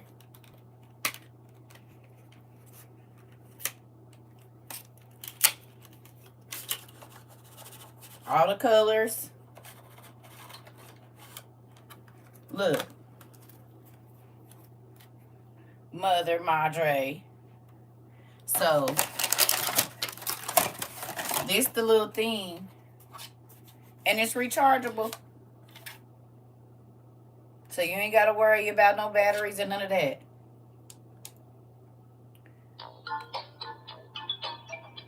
think I put it in Spanish. Reinserte la carta, por favor. Reinserte la carta, por favor. Reinserte la carta. I put it in Spanish. I don't know how to switch the dang thing, but here we go. Look at. Reinserte la carta, por favor. Oh, wait a minute. I think I put it in the wrong way. I did. Morado. Purple.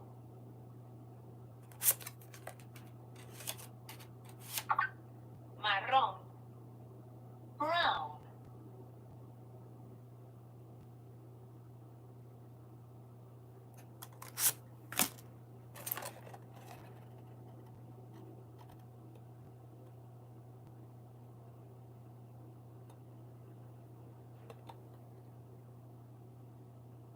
Just type in viral card toy for kids. That's what I did.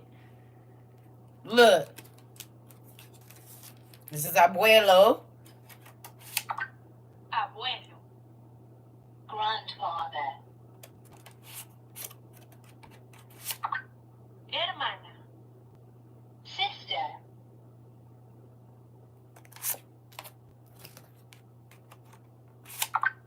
Tío. Uncle. Abuela. Grandmother. Right. If you want to learn Spanish, exactly, Miss Kimmy. Exactly.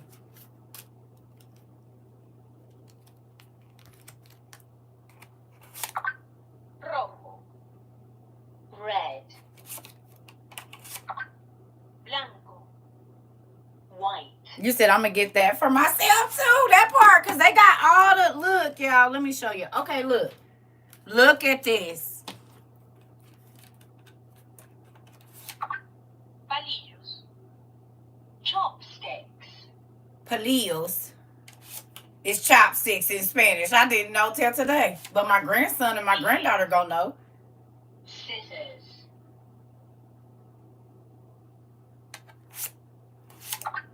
Tijeras. Scissors. Best $20 I ever spent on them. They got table lamp, a towel, clock, chair, toothpaste, mobile phone, fork, milk, sandwiches, chicken, chocolate, everything. Y'all hear my stomach? There it goes. So, and I like that they're rechargeable. You don't have to have no batteries. I'm going to get two. One for myself and one for my loved ones. Y'all, it's funny. Y'all say everybody getting one. You get to learn Spanish. You use Duolingo for German. My son used it for whatever language they speak in Japanese. He used that too.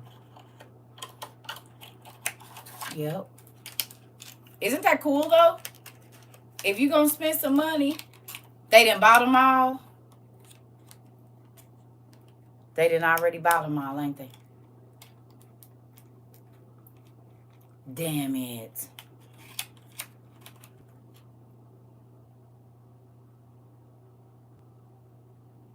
Are you serious? Y'all pick.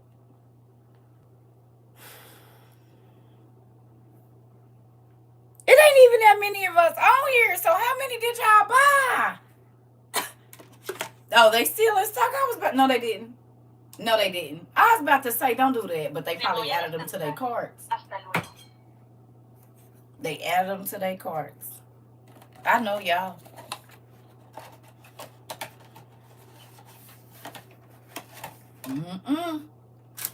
Can't nobody say our community don't be moving stuff around in the financial community. We do.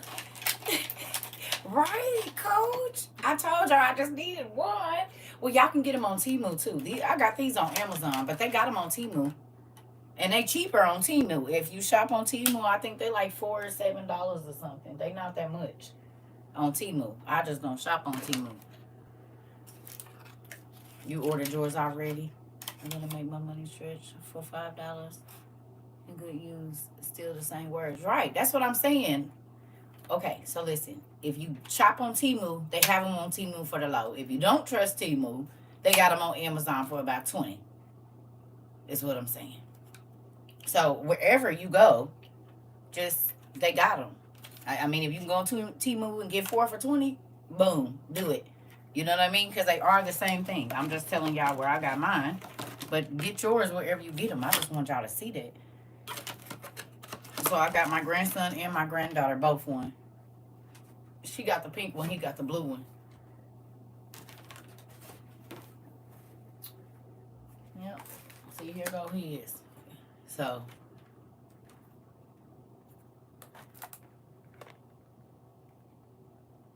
It's the early childhood. It's the little viral toy that got all the. It teach your kids Spanish and English.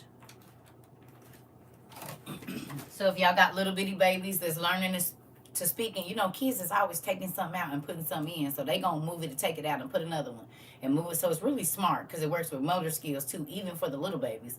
They like to snatch stuff out your purse and snatch stuff out your hand and then put it back. Boom, there you go. You can snatch this out and put it back as many times as you want to. It's a different card. It's gonna say a different thing. Repeat that instead of my cuss words. Follow the leader and say what she said. Say what he said. Say that. That's what I need you to do. Don't be coming in here talking about, damn it, when you hit your toe and you ain't even 15 months old. I don't need you doing any of that. Y'all want to see the kind of gifts I buy? Who want to see the kind of gifts I buy kids? When I tell you my kids' birthdays and stuff, this is the kind of stuff my kids got. Y'all ready? First of all, there was always going to be a learning tool or some type of crafting thing in there because we got to see what you're good at. I don't know if you paint or what you do, but these are the kind of gifts Grandma buy. And I bought my kids these same gifts, so I'm not changing it up for them. I'm not. Of course, got to get you a tablet, right? Got to get you a tablet so you can start doing your ABCs and not just for watching TV. We only watch learning TV. Like my kids will tell y'all, up until they was a certain age, everything I put on info was learning. And people were amazed at my kids' vocabulary by the time they was 2 or 3 years old. They could speak like you and me, like I talk right now. They would say, no, I don't think I want to do that. I'm okay. I don't want that. And they say, what she say? She says she don't want it. Do she know what she's saying? Yeah. Didn't she just tell you that? She can tell you what she want on her food because I don't do baby talk. What is you talking about? I will walk away from you. Of course, we had to do, because he absolutely loves Paw Patrol. So Grandma got him a Paw Patrol blanket. I got to show y'all since he didn't get to see. You know we had to get him some draws because he potty training. So he got the 7-packs. So he can run through these bad babies. Because he be, you know, he's in that naked stage where they don't want nothing on because they can't get to the toilet fast enough and all of that. So they just be free. So I figured these would help him out, you know. And then, you know, we had to get him some toothbrushes because kids always want to drag them on the floor and clean the wall with them and all of that. So then let's take care of that. These is the gifts. And then y'all seen these yesterday. Oh, these are the cutest freaking glasses. He's going to be so cute in these. Look it. It's a whole mask. He likes shade. So then there's that. And what else is in here? Well, y'all know we got to do t-shirts. I buy gifts that's going to work. I ain't buying none of that. And they soft. Grandma going to have to feel them and make sure. And then he got his little, what do you call it? So that's the gifts I get. You going to get some learning stuff. You going to get some stuff that you need. I didn't go all out and buy nothing crazy. But this is a 10-inch tablet. So there we go, grandson. Right? Because all of this is learning. He can get on here and watch Miss Rachel and all of the other whatever the kids be watching. So he can get his... not that he don't watch it already, but if they in the car or whatever else. Oh, y'all know Christmas was the other day. So I did get him some wireless headphones. Paw Patrol wireless headphones they had on there for like $20. I got him some of those. So when he's in the car now, he got plenty of things that Mom can use to keep him busy. He gonna use... Yeah, I don't buy gifts you can't use. I do not buy stuff that I can't use. It's a waste of money to me. I let the parents buy Jordans and all that extra stuff that he's gonna grow out of. I'm just buying stuff that I know for a fact is gonna be useful in his little big life. And I did this with my kids though. This is probably what would have been in they if they was gonna get some gifts. This would have what would have been in there. I ain't doing all that extract. No. Cause think about how many parents go and spend all that money on their birthday parties and stuff, and then next month the kids is eating noodles every day. They'll do all that for the internet, and the kids is eating noodles every single day for the next 30 days because there's no real food in the house. We about to get some hot dogs and hamburgers or whatever I was already gonna cook, get a cake, do this and that, and we gonna have a good time. You want to go to the mall and go to Claire's and go shopping or whatever? You got $75 to do that. And that's it. I didn't make it because then on the years you can't, you set a precedence that you can't keep up with.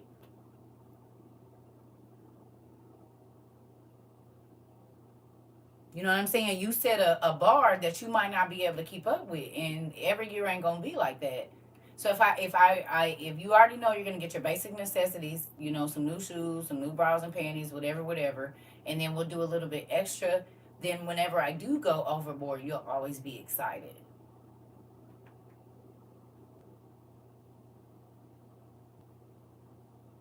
If I slip a little bit extra, I'll actually have a grateful kid. Instead of, oh, my mama always do that. And so then you don't treat it like nothing. Yeah, and I'm working myself to death. I ain't doing none of that. And won't. And ain't. I promise you I'm not. Only reason being because I grew up like my mama about everything all the time. But I would have rather had time with her. She was always at work. So she couldn't come to my gymnastics meets. She couldn't come to my violin recitals. Yes, she was paying for it, but she couldn't never be there for it. So everybody else, parents in the stands, clapping them on and cheering them on. And yes, I'm in here, and most of the people in my neighborhood are not doing gymnastics and private violin practices and all of that. I get it, but still, it wasn't nobody there. Had a lot of nice clothes and stuff, but wasn't nobody. Speaking on behalf of privileged children, my dad and mom always made Christmas big for us. Yeah, my mama did too. Back in the 80s, to spend $1,000 on each one of your children for Christmas was people was not doing that unless you had money. But my mama made it a habit. Over $1,000 was gonna be spent on each kid, and I'm talking about in the 80s. That was a lot of money when people was getting 2 and 3 gifts. But that's why I didn't do that for my children.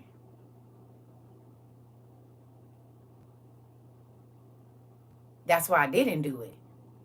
Because I didn't want them to think that Christmas was about how many gifts, because I went to other people's houses that didn't even, they had nothing.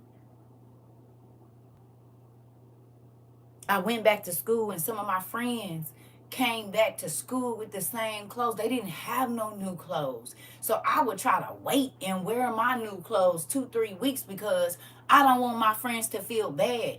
Or if my mom gave me money, I tried to buy them a new shirt. And this is when I was in like junior high and stuff. You hear me? I did not want my friends to feel bad because they didn't have those kind of Christmases. I went to, listen. And that's why I went as far away. Call me Nunu, honey, because I didn't went all the way to the hood in the trap house, living in my auntie house. And my mom said, I just don't understand.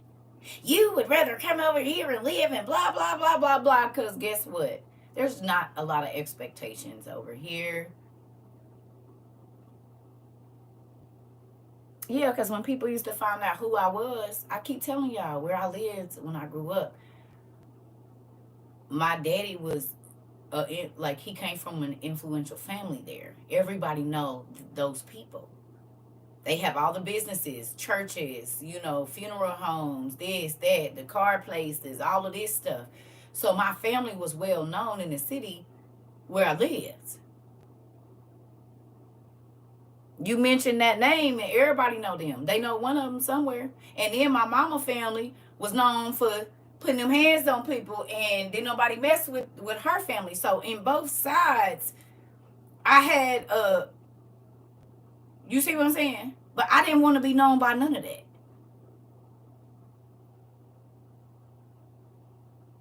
I didn't. I wanted people to know me not for what I had, not for the things, and I'm still like that right now. That's why I don't let people like come to my house, and certain people wasn't allowed, because I know if you come to where I am in like certain situations that I lived in, you gonna start that funny stuff. Oh, you think you too good to be over here with us, and oh, and blah blah blah. So no, just get to know me for me. You don't need to know. Like, I used to take people when I was grown, take people to my mama house, and I used to be like, this is where you go. Why would you running away? Because just because it's pretty don't mean it's nice.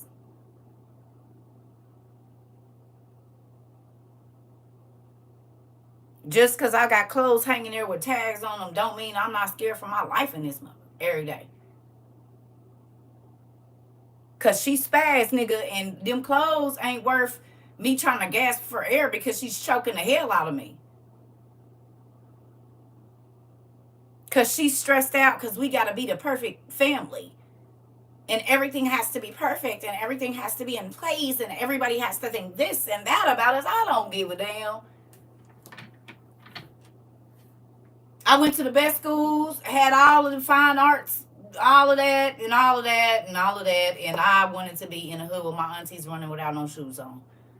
They kids got to sit outside without no shoes and get dirty and run and climb trees, and we had to be prim and proper because we was the pastor's grandkids and couldn't cut up and couldn't do this and couldn't do that. I was sick of it. Having to be made a spectacle of, can't breathe, sneeze wrong, can't say nothing because you kind of church royalty. I don't care about none of that. I don't want to wear these frilly socks. I don't want to wear these white gloves. I don't want to be in here with y'all. I want to be outside running with the hood kids. You hear them? They ain't in Sunday school. They out there getting it in. We see them running back and forth through these colored windows. I want to be out there with them. We've been here all damn day. I've been getting up and getting ready to tuck the rollers out my hair at 3 o'clock in the morning. 7 o'clock in the evening, and we still doing church stuff.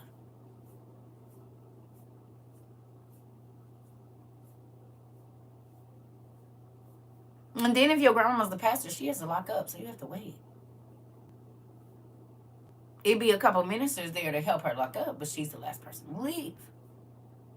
So if you rode to church with your grandmother and she's taking you home, then you gotta wait. You also was some of the first people to church. And you had to go back home and get ready because I had to clean up and prep the tables and all of that. And help prep the food and make sure the toilet paper in the bathrooms and the toilet is clean and all of that. So yeah.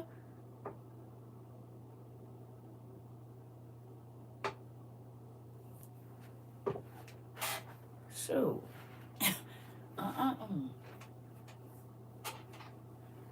My mama still I talked to her yesterday. She just be like, you just don't care, do you know? You don't care? No. You just not gonna care, are you? Why do you let yourself go outside looking like that? Why you don't do something? Because I don't care.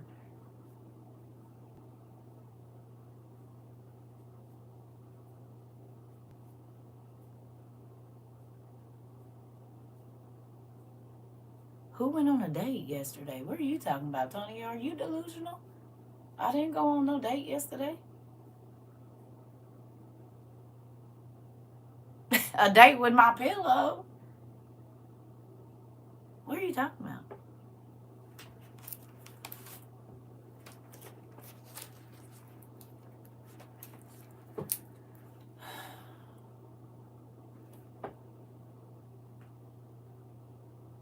Come on, Miss Michelle, that part.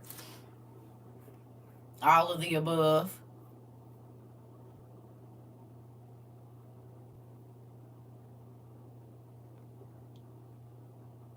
I know they look for information like that, and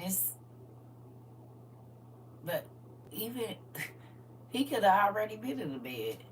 If we gonna talk about that, I said I had a date with my bed, but that don't mean it wasn't. It wasn't, but that don't mean that it couldn't have been nobody in there, and you still wouldn't know.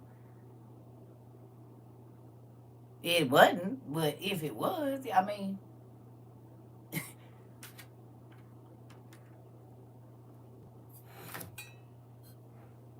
he could have got there later if that's the case.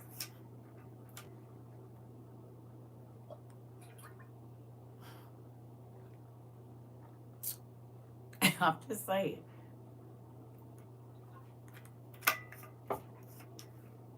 Anyway, page, because we gonna go back to. Oh.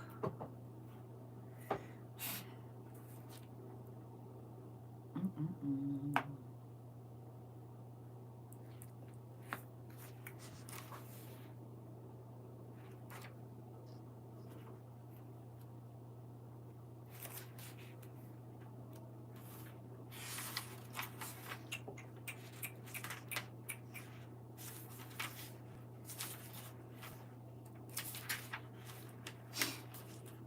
I need to put some water. 819, please.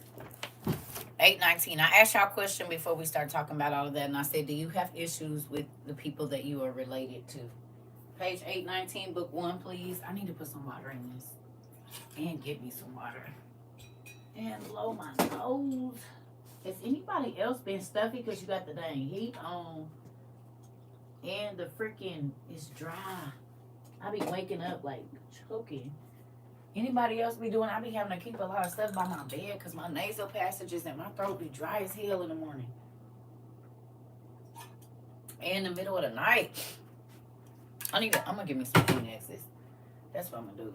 So I can quit running back and forth. And I looked at some at the Dollar Tree the other day and I was like, I'm not buying that. But I should. Because I'm blowing my nose entirely too much.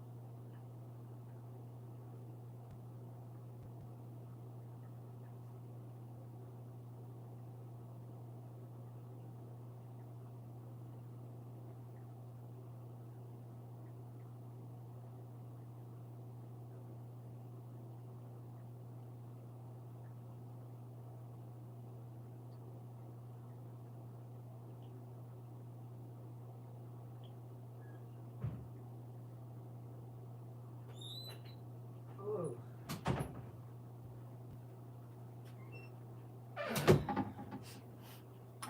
Oh, shoot. No. I need to turn my heat down. I know that's what it is. I need to turn my heat down.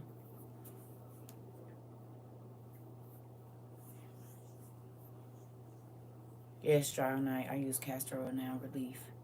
Okay, thank you. I do go outside, but also just allergies that I never had before have developed, which is crazy. It's just a lot of stuff going on. Plus, with all the dang toxins and whatnot they put in the air, it ain't no tea. Why am I seeing all of the weak spots in my hair just right now? Maybe this color.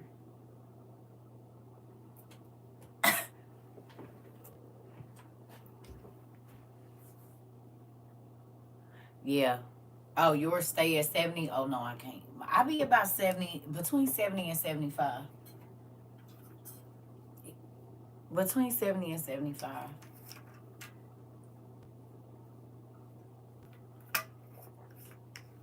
All right.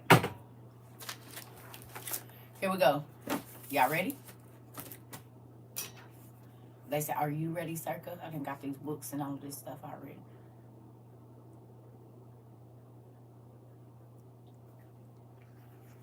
Yeah, I can't be cold. Okay. So if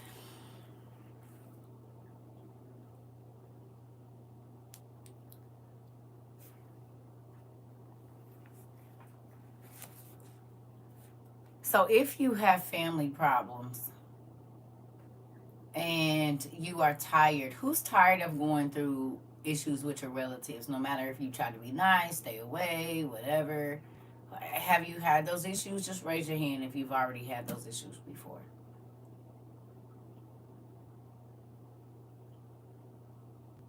Okay. Do y'all remember what I said I wanted us to call this class? What was the first word I talked to y'all about this morning? Do y'all remember?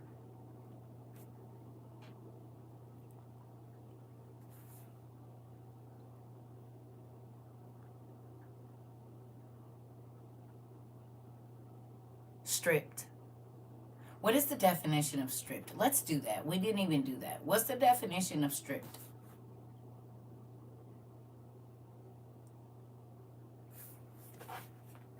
Can you tell me what books? I got you. We use our manners here. Can you please tell me what books you're using? Always use your manners, please. You can go read these too. If you want to read with us right now online, you can go to Sacred Text and read this, what we're getting ready to read right now. You have these? Oh, okay. Well, then that's what we're doing. We going to page 819, book one.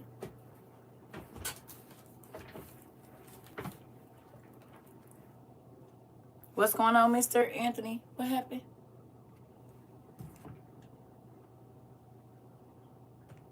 No, I wasn't talking to you, Mr. Anthony. You're welcome. Why is all of these iPads going? Hold on, y'all. It means to remove the covering.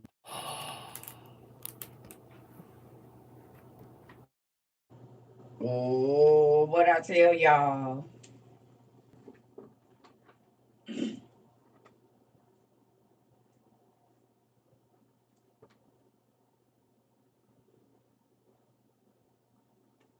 Leave bare of accessories.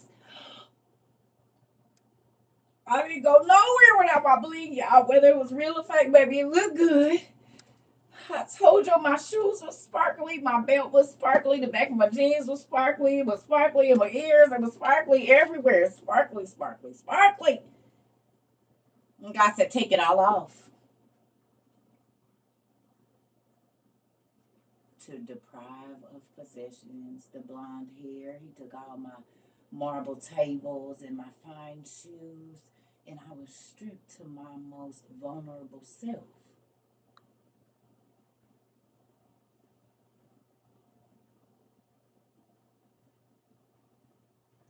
No weave? What? Braids. I said you gotta give me the braids now. I can do the braids, and y'all know I slayed my micros, so it was just like I had a weave, honey. It was good because they moved just like hair. People used to like try to be the African ladies. They used to be in my head. Who braided your hair? I braided my own hair. No, who braided your hair? You didn't do that. I did, lady, and you gonna quit.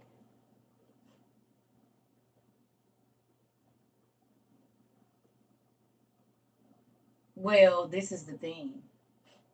When God wants to use the person He made you into, He needs you to not be the person you made yourself into. The one that you're so unhappy to be every day as to why you cover yourself up with the weave. Even men do this with cars. Oh, she wouldn't want me if I didn't have this car. And a lot of men, the reason that they do certain things is so that women will want them. They go to the gym, they, do all these things so that women will want them. Well, women do the same. But a lot of those things only lead you to the surface.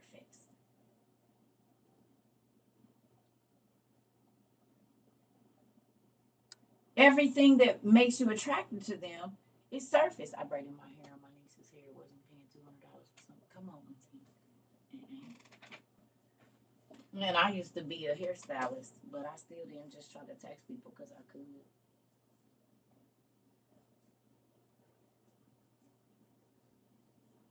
And when I became my most natural self, I started to love and I started to see all of the amazing things that God had put down on the inside of me that I had never let grow. because other people weren't concerned or they weren't interested. So then I would strip to remove, pull, or tear the covering or outer layer from something. So I stripped and then I was stripped. God said everything is naked in front of him. You are your most true, whatever it is that is in you, God sees that. And you can try to cover it up with money and jewels and hair and expensive clothes, but God says, I see you naked. The you nobody else don't see. That's what, so who you hiding from? You can fake in front for them, but you a hypocrite because I know you.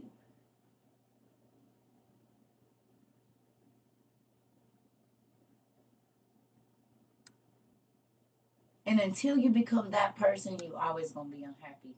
Until you become the person that God predestined you to be, you will be miserable.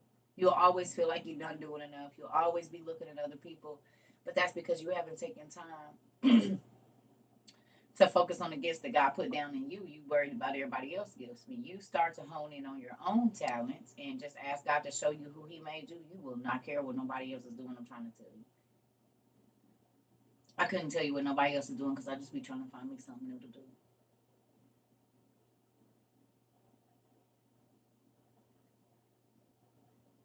I be trying to do something else. I couldn't tell you what nobody else, how they move in, what they just bought. I don't know. And I don't care because I'm just trying to find what I like. You just said this, it's a real thing. When you start to focus on doing things you've never done before, and I'm not talking about living recklessly. I'm talking about actually putting some stuff down in you to where when you do come into a person's life, you actually add something. I also let monetary, yeah. But money, listen, I'm gonna tell y'all why money ain't never been a big deal to me. Because my mama worked 3 jobs my whole life and she had pretty good jobs. So I saw how money made people act.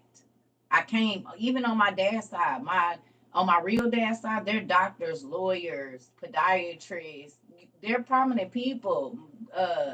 What do you call it? My grandfather, from what I understand, was like a real dean of a school, a college or something.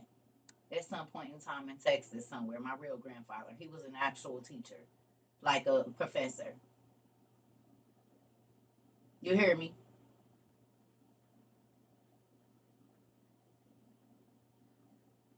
One of my uncles, stupid dumb hit, like just he down in Texas with the Texas money, the big stuff.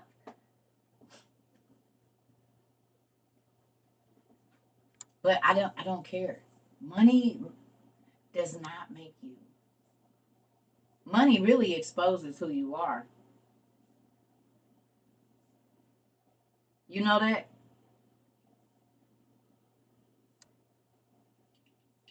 That part, Anthony. Money exposes who you really are if you're not a good person or not. Yes, you do, Pumpkin, and you're gonna love her when you do.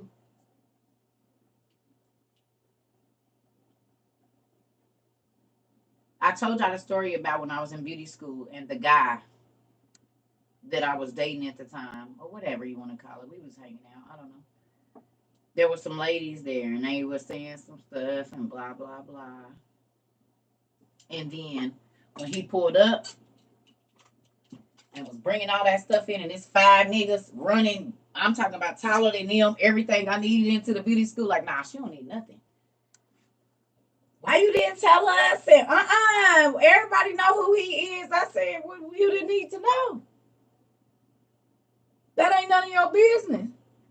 And now everybody want to be my friend, and now everybody want to hang out with me. But now, when y'all just thought I was a regular, which I am still, a regular single mom, and you didn't know who I was connected to, y'all had y'all little attitudes and thought y'all was snickering until y'all saw that nigga come up in here. Because everybody in the city know who he is. Everybody. He can't go nowhere without nobody knowing who he is.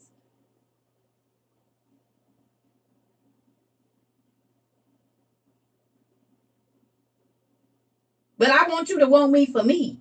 That's why I didn't tell people who I dated, who I was with. You don't need to know. And it wasn't because they was married or no stuff like that. I just don't want you to want me for the connections. I don't want you to be my friend because I'm always in VIP. They come get me out the regular to come to VIP. I be sitting by myself. So I don't want you hanging around me because you're thinking that you're going to have opportunities. I don't want you around me because a certain type of person is always going to be in my face. I want you to like me for me. And that's why my mom used to get mad at me because I would not take certain stuff. When I went to my friend's house, you need to take this. I'm not taking none of that over there. I'm taking the bowls. They don't have none of that. So basically, two things is going to happen. They're either going to steal from me or they're not going to like me anymore because they feel ashamed. So I'm not taking none of that. I'm going to take these old shorts and I'm going to take this old shirt and I'm gonna do that. And it's a lot of times that I went into situations. I'm telling y'all, people did not know how I was living. They didn't know. But if they found out, they'll be like, "What the hell, huh? I would have never." Right, and that's what I wanted. That's what I wanted. Whether it's a friend or a guy I'm dating, That's what I want. I want you to want me for me. I don't want you to want me for the connections or whatever else it is that I have. And some people want people to envy them and they want people to want their life. And I don't, because that'll make people try to ruin your life. I'm trying to tell you. When people are jealous or envious of you, or they feel like they really got some type of hidden feelings in their heart about you, Jesus, help me. They'll always be trying to backdoor you. They always eat. Like, I don't want to deal with that. I just want you to be okay. And I'm not selfish. I always share with my friends. My mommy say, you buy your friends. No, I'm just tired of being the only one in situations with stuff. Who the hell want to always be the only person? Because people treat you differently. They treat you different if everybody else around us broke. And we the only ones coming in with stuff, you instantly getting attitudes. And I don't want to feel that. I want people to be happy to see me coming. And I don't want nobody to ever feel around me like they don't have enough. Because then I'm not doing my job as a Christian to feel their needs so that they can feel fulfilled. I don't want nobody to be envious of me. I don't want nobody to be jealous of me. What do you need? I can help you. What do you need to not have that feeling in your heart about me? Because now I'm talking, unless it's my books now, pretty much everything else you can have it. And at a time, I gave away my books. That's why I believe God has y'all send me books, because for decades I went and got people books and journals and this. I've been doing this for a long time. Now this I'm not gonna give you, but it's a reason for that, because there was a time when all I did was go to the Goodwill and find very nice books for people and give them to them free, and go get a journal and go get them a Bible, and I would buy them a stack of books because they was cheap, but they was nice books. You see what I'm saying? And so God, yeah,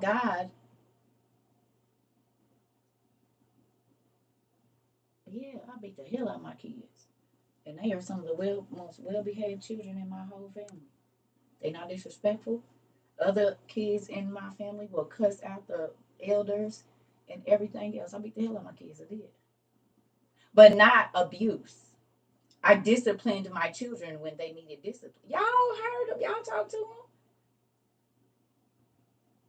My kids be on here. Do I front? They come in here and say every single thing that I say to y'all. I will call them. Y'all can hear they sleep, and I'll be like, "Hey, what happened when?" And they run it down to y'all. My 24-year-old daughter just told me that she would not give her daughter liquor or take her sister liquor or take her to a club, even though she had a fake ID, I guess, because she was worried about if something happened. What I would do, she said, "Mom, we both grown with our own kids, our own houses." And I told her, "Oh no, I'm not scared of this, Mom. I do not want to have to deal with her. If something happened to you, mm-mm. Nope, because I will never live that down." I said, "Sure wouldn't have. You'd have heard about that for the rest of your life." either one of y'all put y'all brother or sister in a situation to get hurt, and yeah, you already know what it is. You did the right thing, pumpkin. Because I'm holding you responsible because you're the older sister and you're supposed to know better. You're supposed to teach her how to be. Period. You don't get to act wild and entice your sister to get into situations that's going to ruin her life. You don't love her then. And you watch out for the people that always want to entice you to do something that could shipwreck your life.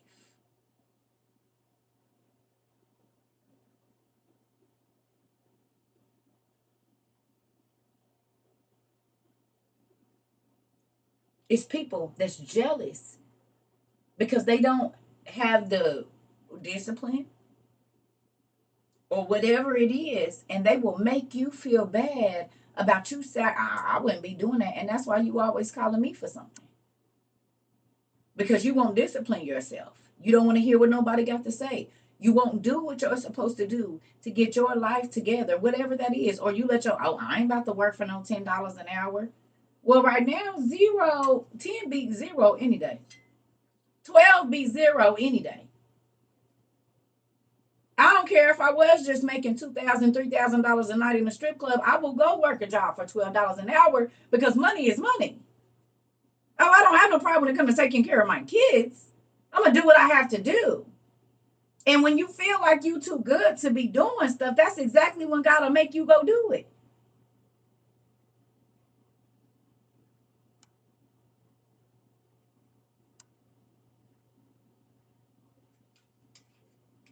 Mm-mm.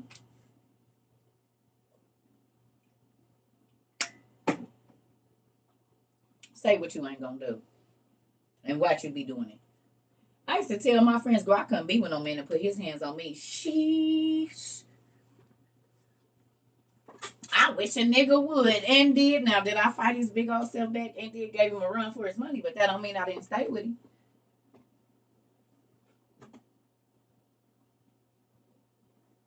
Come on. Come on.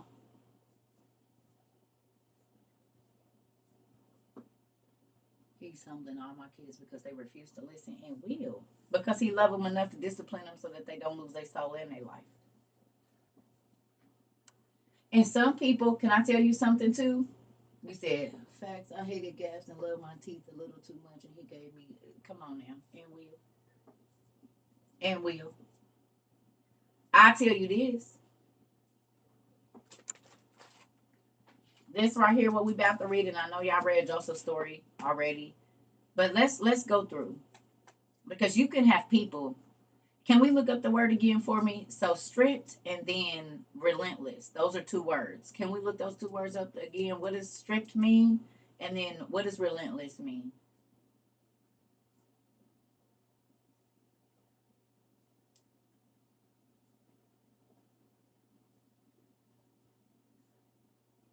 Be slow to speak is what I'm getting from a lot of the classes. Oh, it's a true thing.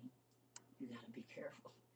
Because what you speak on somebody else comes right back to you and it comes back multiplied. That's the thing. So stripped is to remove, pull, or tear the covering or outer layer from something. Ooh, harsh.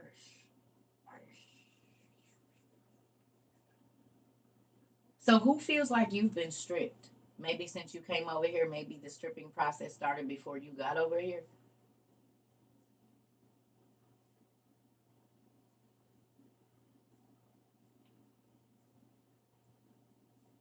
Relentless is oppressively constant.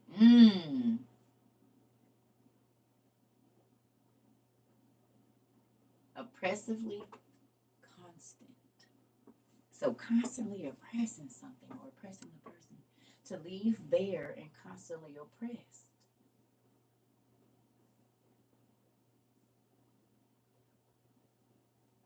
Relentless, occurring without interruption. I've been struggling to come back ever since. What happened, Drill? Occurring without interruption. Mm, mm. He said I was showing out. God whipped my ass and set me down. And will? Unforgiving, harsh, or inflexible. Unforgiving. Ooh, and will. And will. Okay. Yes, I have. I went out once and God set me down. I'm so sick now. I won't be going nowhere else. Listen here. I already know. I told you you end up in the hospital. Yeah, you my baby for real. Sat on down. Sat on down, pumpkin. Who he do you like you do me? Nigga can't get out of the bed. He said I said don't go nowhere. Relentless is cold blooded. How many of you feel like your family members are relentless and cold blooded?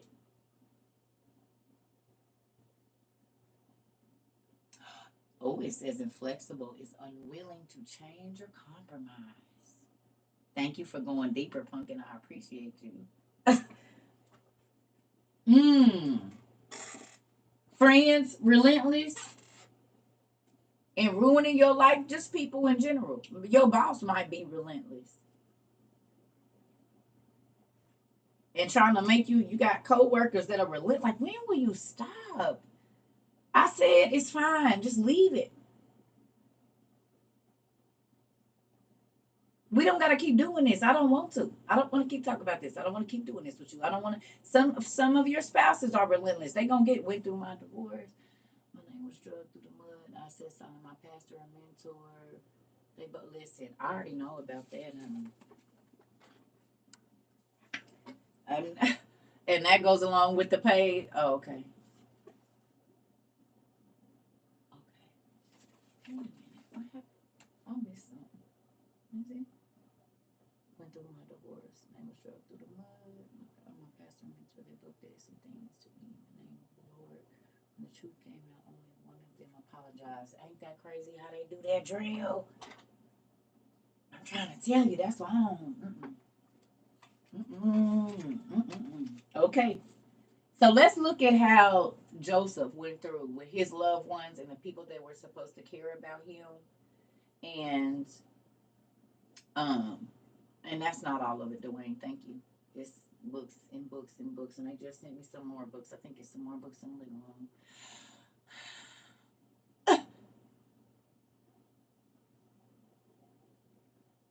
There's books everywhere in here. Yes. All right, here we go. Page 819, please. Y'all see the Testament of Joseph? You feel so alone right now, and you will. Y'all in cocoons. A lot of y'all in cocoons. It broke me, CERCA. Now I'm trying to come back home because I miss the Most High in my relationship with Him. Come on back, Drill. You got your books already? Listen. That's why God had you. You got your books? You on page 819? This for you. I'm about to show you something. See, God know what we all need at the time that we need it. You got your books?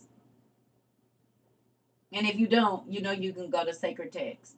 I'm going to need medicine for this. Okay, Drill. I need you to go to Sacred. I'm about to show you. Real quick, okay? This is where I need you to go. You about to love this. And you study all these brothers. And you ain't got to make no big old nothing. You can come to God at your house. You don't got to go back. If you got church hurt, just leave that for right now. It's okay. Because God can heal that too. And sometimes you have to go to a specialty center to get healed.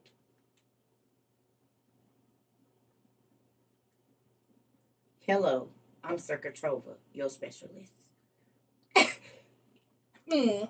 Sometimes you got to leave a regular hospital and go to a specialist. The church is the regular hospital. I myself am a specialist. You heard me? You got to get an appointment with the specialist. You see what I'm saying? So you can't just walk up in there. You got to go and wait, and then they know what they're talking about. You see? That's what I work. That's how it work. I'm trying to tell you. That's how it work. Okay, so this is where I need you to go, and this on 1%. Listen, y'all. When I tell y'all all my stuff we did, every day.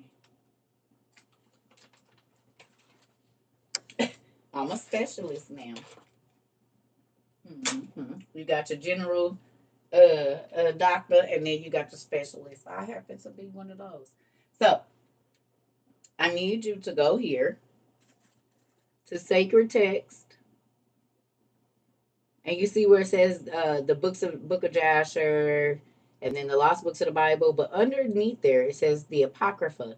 I need you to click that. So go to sacredtext.com and then go to the Apocrypha. Okay. And once you click the Apocrypha, you can read with us. But this for you. Because I know that these were your brothers in Christ, and we're getting ready to read about Joseph, and he was betrayed by his brothers. You see? This for you, Dre. God got something for you. You just come on right here. So look. Then you go down right here. And this right here, this Testament of the 12 Patriarchs, this is all what you need to read. You said I'm an avid client. And yes, come on in right here. But we going right here to the Testament of Joseph. So if you want to read along with us right now, this does read just a little bit different, but it's pretty much the same. Okay. So you're just going to go to the Testament of Joseph right here and click chapter 1. For those of you that don't know, you can go to sacredtext.com. And then I know this is backwards, but we're going to go down here to the Testament of Joseph down there. Chapter 1. So if you don't have this book, you can read with us right now. It's going to read a little different, but it's pretty much the same.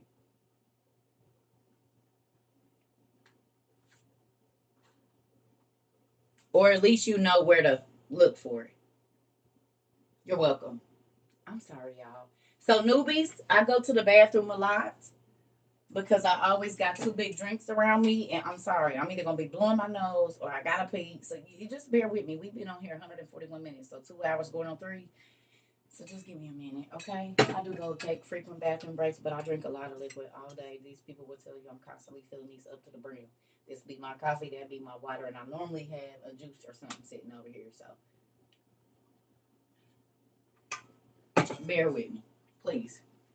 But we about to read about that. So, okay, before I do this, while I'm in the restroom, I need you to write down at least 5 friends, family members, whoever you have, like with you, your pastor, and another minister or brother or whoever it was. Can y'all write their names down on the top of this paper and say, God, thank you for blessing them with whatever they need. So take 5 people that you feel like have done you wrong, whatever. Okay? The people in your family that are relentless and won't give up, won't compromise, whatever. Not your thank you list. This is something different because I'm about to show you something. I just need you to, I don't want you to do a thank you list. This is kind of, it's an exercise. So just the 5 first people that come to your mind. Now, if you have more, that's fine. List them. I want you to. List all the people that still be in your mind about how they did you wrong, or you feel like they be trying to be funny, or they rub you the wrong way. I need you to list them here and put the date and time because tomorrow's a new year, right? Well, yeah, tomorrow's a new year. So let's get this popping. I need y'all while I'm in the restroom, right? I don't care. However many people, it could be your kids, it could be your husband, your wife, whoever. Somebody you feel like them rubbed you the wrong way. Let's get that going.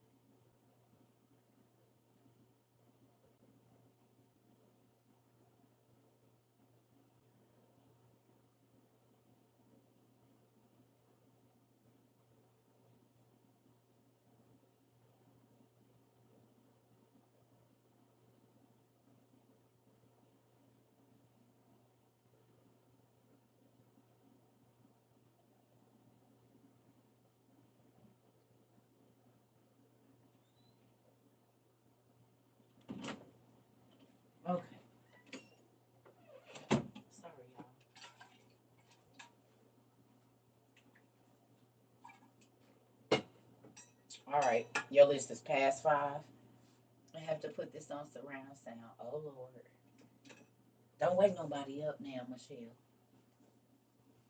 because you know I get the hollering. Yes, you could put yourself. If you did, yeah, everybody, including you, because sometimes we be more damaging to ourselves than anybody. Excuse me. I'm gonna have to start taking. I just don't like taking pills, but I know, especially when we ride with that window down. You said sorry, neighbors. What if they're no longer here? Put them on there anyway. That's fine. I was looking for these last night. I got up in the middle of the night digging in my purse.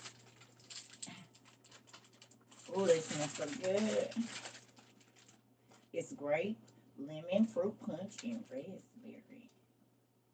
Mm-hmm. That's good to me. But let me put these snacks down. CERCA. I didn't eat dinner last night. I just went to sleep, so I'm hungry. Believe it. All right, here we go. I ain't eating nothing yet, but when I get off here, I'm gonna eat that. Uh-huh. When I get off here, I'm gonna eat a lot of that candy since I didn't get to take it to my grandson. I'm gonna eat a lot of them. Girl, some sour straws. Cause they already putting y'all Easter candy at the for St. Patrick's Day. He would even here again. They already putting out Easter stuff. That part. You okay, Miss Lady? Excuse me. Here we go. Let's get it. We on in book 1, page 819 at the Testament of Joseph, y'all. So if you've ever felt betrayed, backdoored, you saw some Valentine's candy out there. Well, they had some Valentine's decorations, but I didn't see no candy. But that's crazy. Yeah. Here we go, family. All right. So it says the testament of Joseph. When he was about to die, he called his sons and his brothers and said to them, "My brothers and my children, listen to Joseph, the one beloved of Israel. Give ear to the words of my mouth.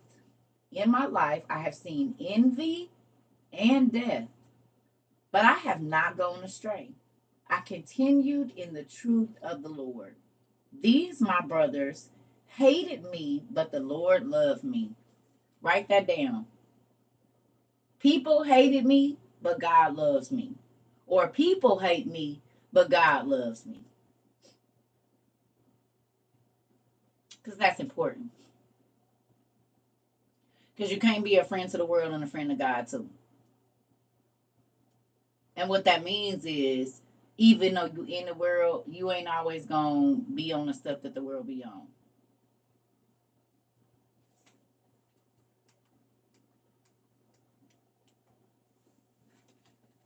Okay? All right. It says, they wanted to kill me, but the God of my fathers preserved me. They wanted to kill your reputation. They wanted to kill your finances. They wanted to kill your influence. They wanted to kill your relationship with your children. They wanted to kill your relationship with your parents, with your job, with your boss. They wanted to do all of that. People hate what God loves. They do. All right. It says, into a cistern they lowered me, and the Most High raised me up. What's a cistern?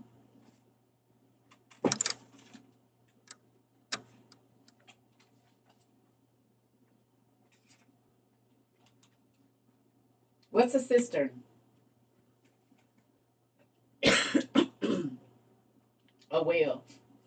Oh, hold on. Oh, y'all just about to have to hear me blow my nose. I'm going in this bathroom. I'm not walking all the way over here.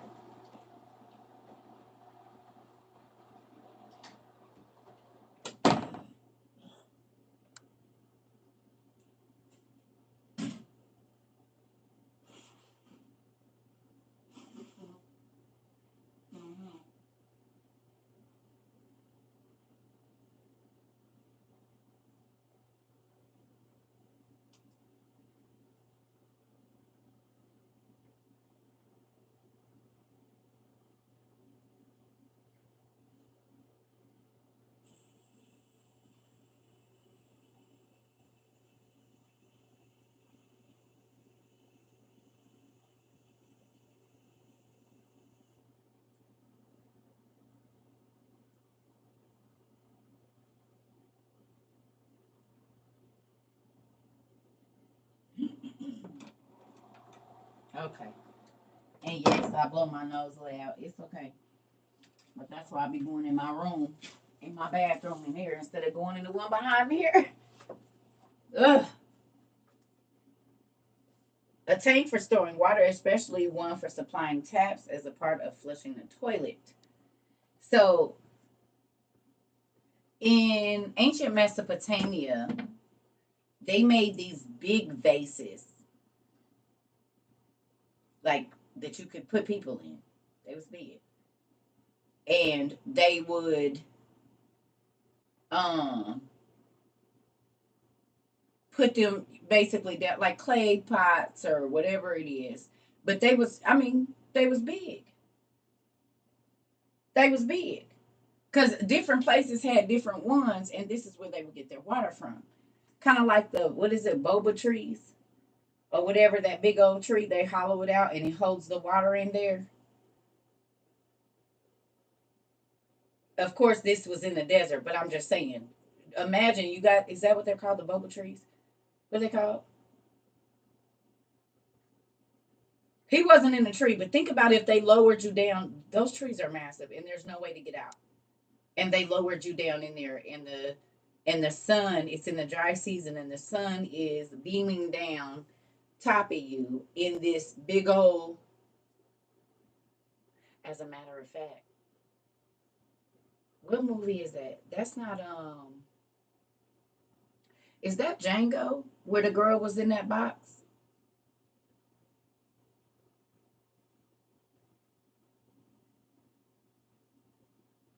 Was it Django? That she was in that middle box? Imagine being in that. Because they in ancient Mesopotamia. So imagine being in something like that. And it's 120.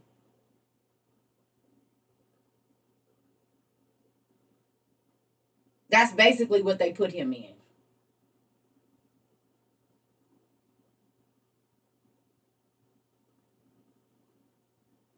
in the middle of the desert.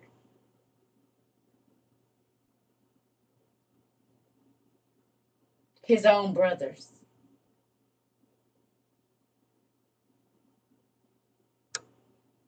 Yeah, Miss Nicole.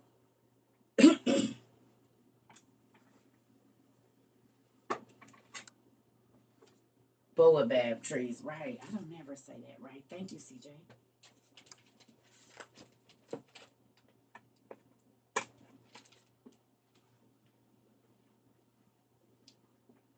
So imagine being put down in either one of those, whether that tree.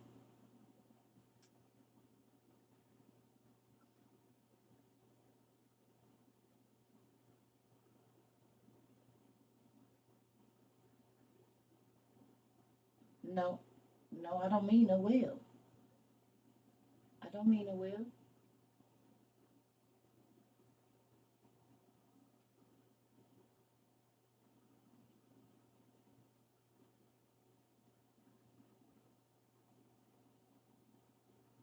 Mm-mm.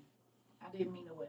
I said imagine being put in that box in the middle of the desert. It's a canister, even if it is, it's bricks, it's hot. Wherever it is, if there's no water in there, this container is hot.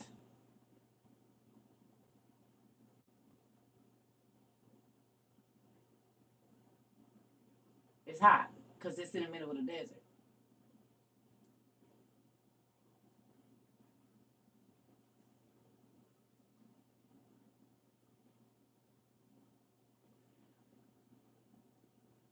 Where can you find the? Do you have this book already, or do you need to go online and find it? It's lovely moon. And tell my niecey poo I said thank you. It will cook a person. Do you have the books already, or you need to go online right now? Online, sister. Yeah, okay. You can go buy them online, but if you want to read with us right now, you can go online too. That's what I. Are you trying to read with us right now? And then you can find the books are in my bio in my Amazon store front thing. You can find a lot of these books there.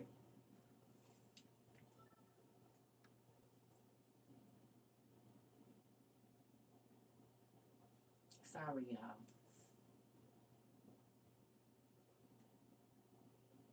A pit, right, right. So let me ask you a question. Let's talk about that. Okay, so yeah, go to sacred text. Hold on, y'all. And yes, welcome. I like that my nieces and nephews. I like that mothers and daughters. Everybody be putting everybody on. Like grandma. Some people brought their grandma here and great aunties and everything. So that be making me excited. It do. It makes me excited. So this is where you going right here. That makes me excited. Because they want other people to learn what they learn. And it ain't like to be making fun of nobody. So you're going to go to sacredtext.com. You're going to hit the Apocrypha, sacredtext.com. You're going to see the Apocrypha there. And then you're going to click it and scroll down to the Testament of Joseph. And this is how you can read with us. Now, this doesn't read exactly like what we're reading, but it's very close. Mm-hmm. All right. So let's get this cracky. All right.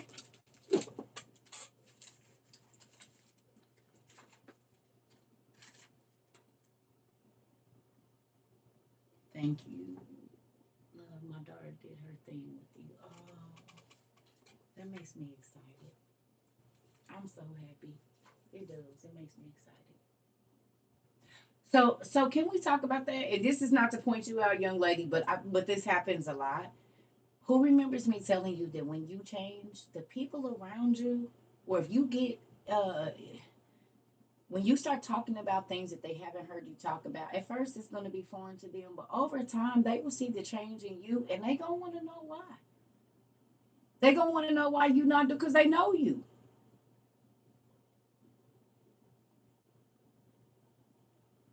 They know you. So when you not chilling the way you used to chill, and you not doing all the stuff you used to do no more, then they wanna, cause they ain't seen you in a minute, so they gonna come and be nosy. They gonna come and be nosy, and that's why you gotta be the one to fall off for a minute. It's okay to fall off. It's okay to fall off, cause then that make people come looking for you, and hopefully you're doing something different from when they left you or when you left them.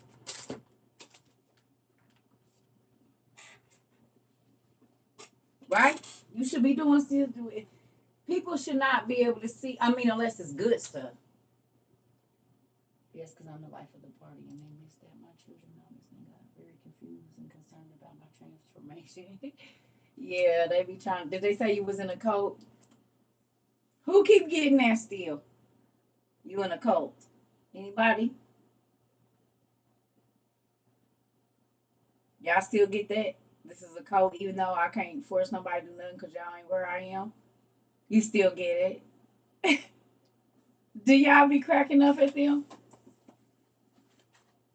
They thought you was dying. Oh, damn. Yes, my husband says it. So for the cult meetings, who's bringing the Kool-Aid and the snacks? That part. Right. Because my family don't believe nothing I say. I bet they don't. My sister thinks it's one. It's so funny to me. Listen. Not anymore. They're too busy buying prepared items. And don't, come on, Keish. They said I changed my house into a bomb shelter and did. And they gonna wish they was in there in a minute. I was told I was a witch due to my beliefs and visions. Lord Jesus. My husband and son have no interest really. That's okay.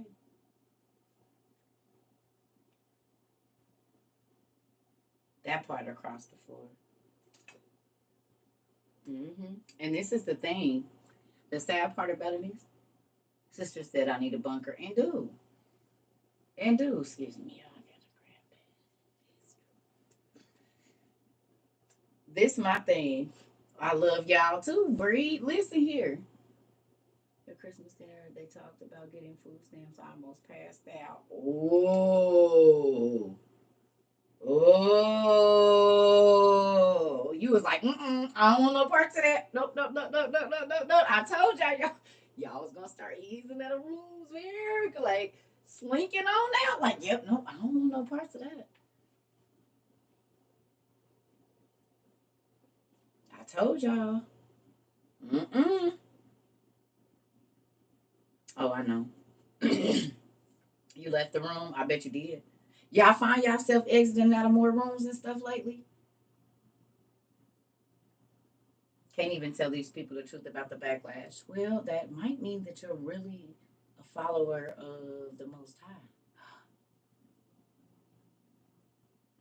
Because where you see God spazzing, where did you see Jesus spazzing?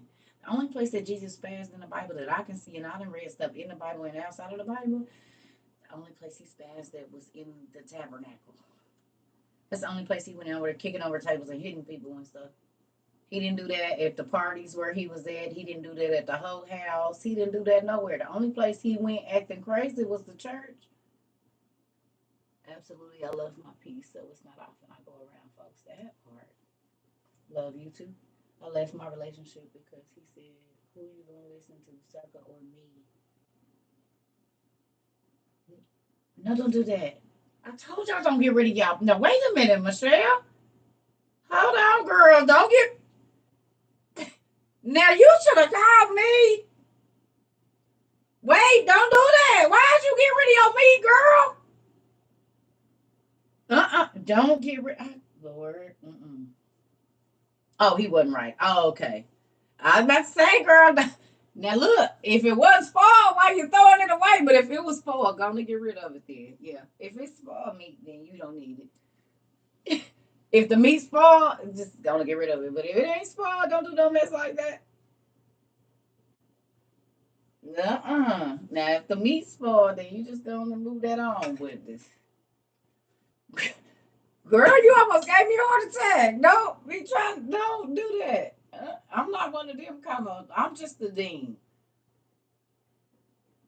Y'all make sure y'all listening. This is the thing. Y'all, my heart skips. I said, look, wait a minute. Don't. Uh, uh, uh. Yeah, unless the meat's spoiled, you keep it in the freezer, girl. Keep it in the freezer. Keep it in the freezer. The vacuum seal it. You be all right.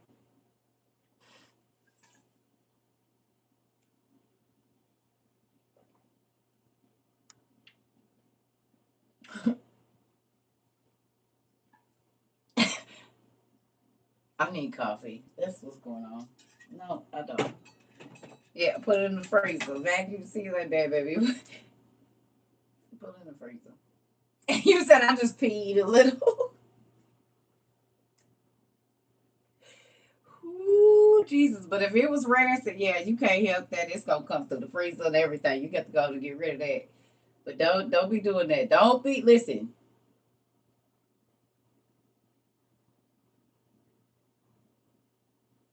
Do not be crazy. Y'all make sure y'all but you know when a person ain't right. And you know when a person is telling you against God. Because I'm gonna be honest, I've been in a situation like that with my godmother. My godmother, and I didn't realize who she was until about 4 years. I met her at 23. So no.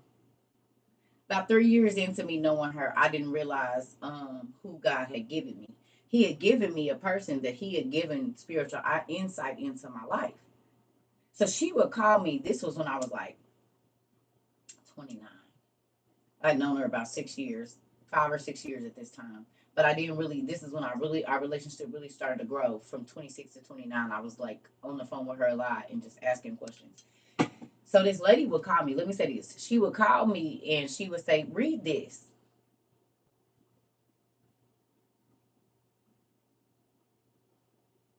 And I would read it. And I'd be like, And she said, baby, I want you to study this. And I say, okay. Do y'all know I didn't realize until maybe a year and a half after that, that every time this woman called me and told me to read something, a scripture in the Bible, it could be a month ahead of time, 6 months ahead of time. But good morning, whatever it is that was about to happen in my life, it was relevant to that scripture. She said, baby, this is why I always ask you to take notes.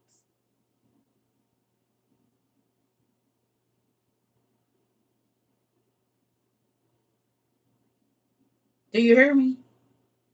And so I started paying attention, like, okay, she called me, she tell me to read this, and then I get all these words from it, when I'm studying, and then boom, this nigga do this. Or this person in my life, or this situation. I said, wait a minute.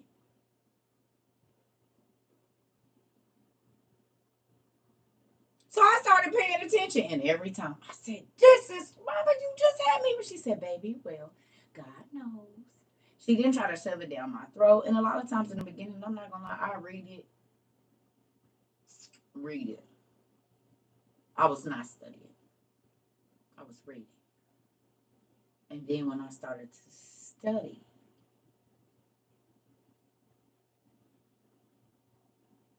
listen, now when she called me and tell me to read something, I go right to it. She don't really tell me to read that much no more.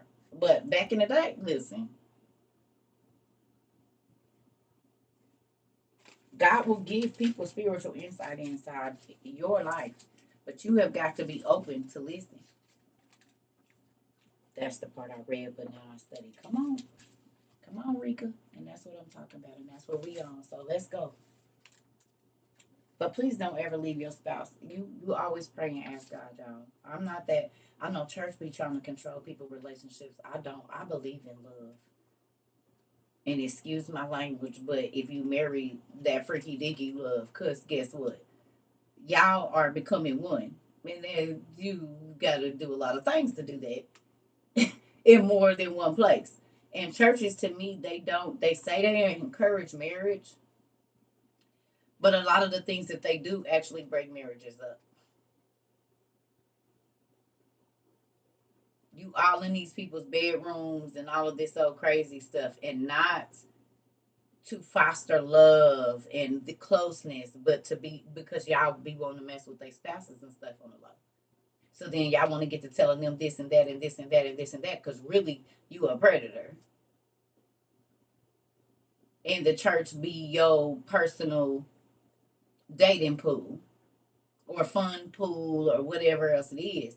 That's why we do our Friday nights, and I be wanting my wives to go on and get back to being 15, 16, 17, 18, 19 and put your little shorts on when the kids went to sleep or y'all in the room while we are having our time and y'all get in there and have a great time like y'all at the club.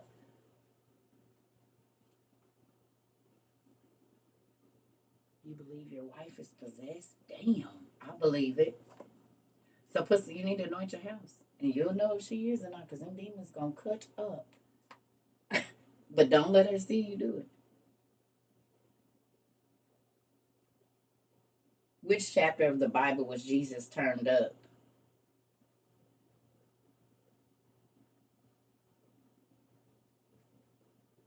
The night before he went to be crucified, for sure. At the Last Supper, he had a double cup. And he even said, I ain't gonna drink no more wine till I'm in heaven. Did you not read it? Because everybody grandma got that picture back there. That wasn't no grape juice because you can't get drunk off of grape juice.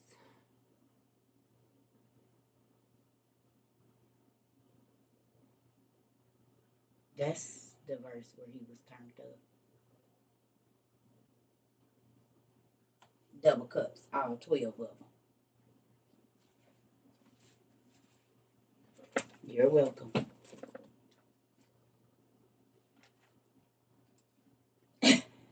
Woo. Mm-hmm.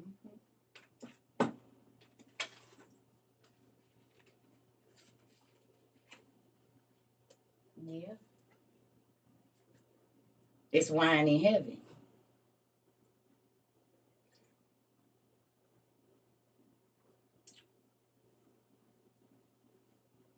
read that in Enoch.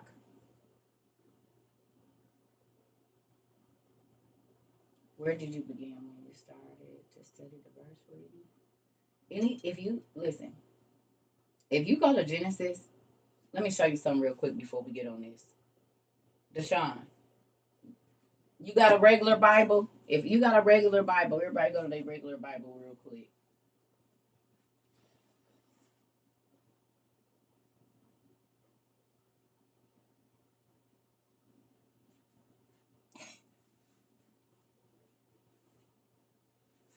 Y'all know what I gotta do to look for a regular Bible.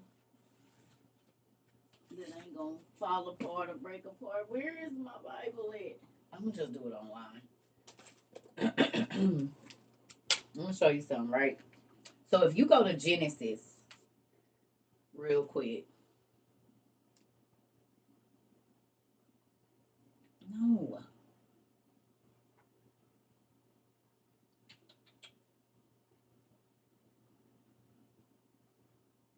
Go to chapter 5. Genesis 5.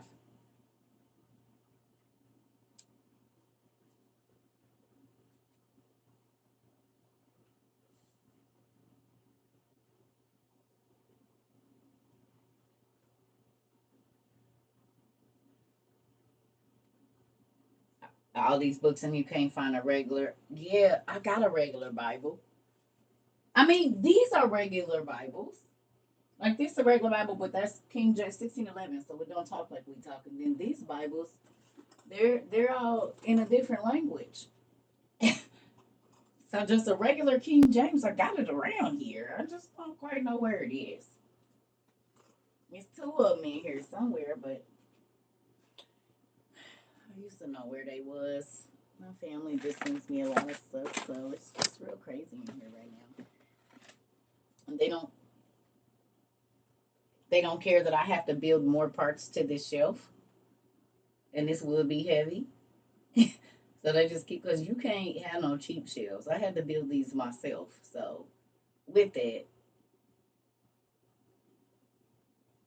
there's thousands of pounds of books in here for sure.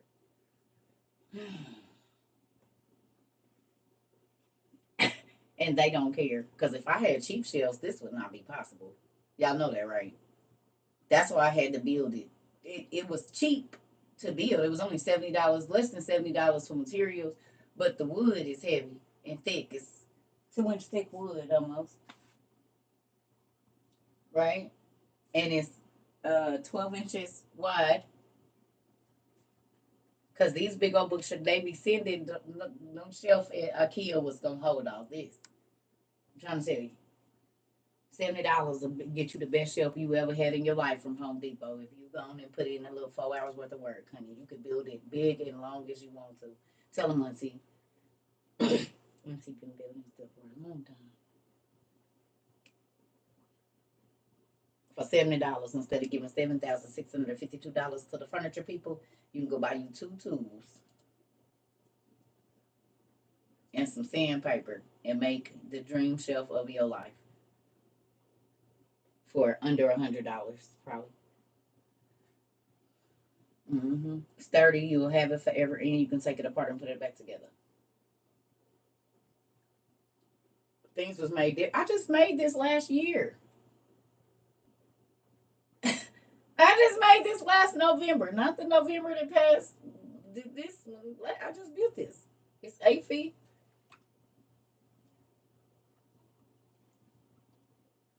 Oh, the books. Oh yeah, the books. I was gonna say that ain't old. It look old, but it ain't. It's only a year old. That's it. I thought you was talking about that. I was like, no, that's not old. I said Genesis 5. I did. Did you find it? Go through there. When I tell you I love, when you love it. Geez, y'all just be wanting me to be mean. No, I'm just playing. I be trying to do it nice. I be trying to do it nice. That part, Anthony Ezel, can you have him make me one too? How far is you? And can he ship it in pieces? I can put it back together. How much he'll charge me? So then I don't have to build mine in my living room. 2-inch thick pan. The tallest book need to. The tallest bookshelf on the bottom need to be 36 inches because that's my tallest book. Oh hell! I can come get my shit. Yeah. You're in Indy. West side, east side, north side. Where you at? Where you at? I have to go get my shop. Where your daddy shop at? Don't get an address, but is it east, north, south, west? Where is it? What you done said? West side. Let me write that name down. Email me your daddy shop, please. You mean CERCA ain't gonna have to? I don't want to be. I don't want to. Ooh, and I could just go pick it up and. Look at that. Dad answered my prayers. And it's in a place I can get to. Let me write this name down so I can remember.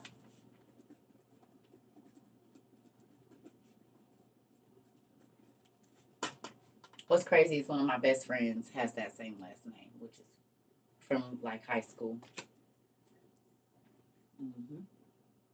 Look at God. Yeah, he be answering my prayers.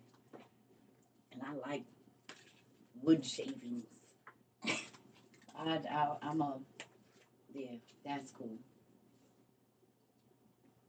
Because I can run me a little truck or something and drag that big and wheel. Ain't nothing. Then we could be related. We related right now. We family right now. That's why I hope I'm getting the. Oh, y'all could be family. You and my friend. Oh, okay. I was about to say, we family. Can I get the family discount? He talking about my friend.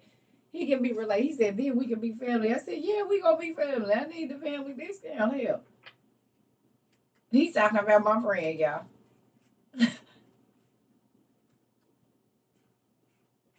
We is. Tell my uncle I need a discount.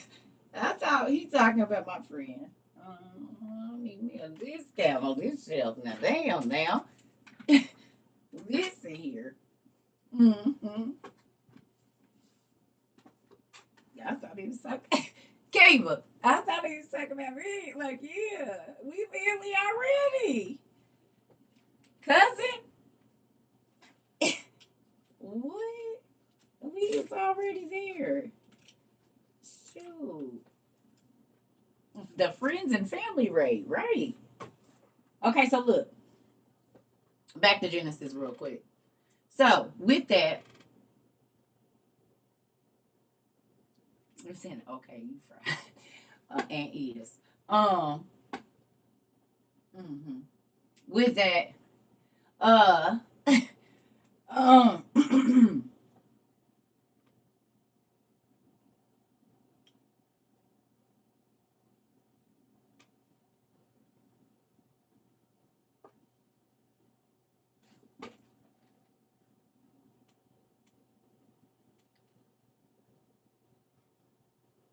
yeah. Ooh, yeah, level up. Listen here. You in Indiana too? It's a lot of people in Indiana. That's crazy. We got a lot of Indiana, Chicago, Michigan, Ohio areas. And we in Cali. We everywhere. We in Hawaii. We all over. We got peoples everywhere. We do. I just want to tell you, I'm proud of you. Isn't that crazy how they'll put you in situations, and people do it, women do it, men do it, everybody do it. They put you in situations to where you could really be hurt. Trova Circa at Gmail. Trova. No, just do chat on place. That's easier because I don't be remembering which one it is. TATNAIPLACE@gmail. Tanai, please. All right, here we go. Come on, let's bust this real quick. So, what I wanted to say was, good morning. What I wanted to say was to the person who was asking me about the studies, Genesis 5.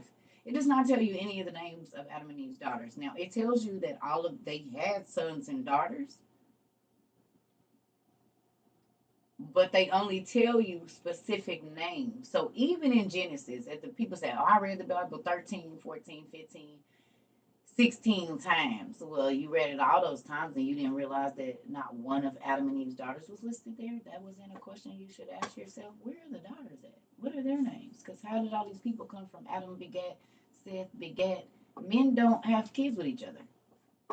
There needs to be a womb involved.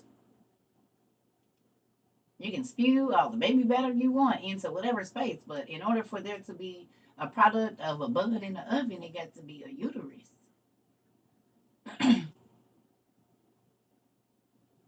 So then how were they begetting this if there was no uteruses around? You hear me?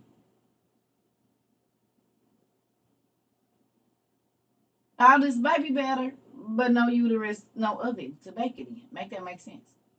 Just in Genesis, right there. And instead of us wondering and really going in and saying, damn, well,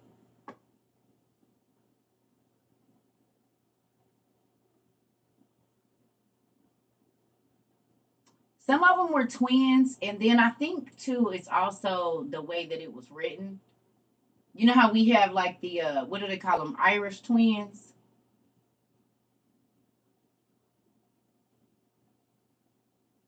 Kid, like me and my brother would be considered Irish twins. We were born less than a year apart. We'd be the same age for like 3 weeks.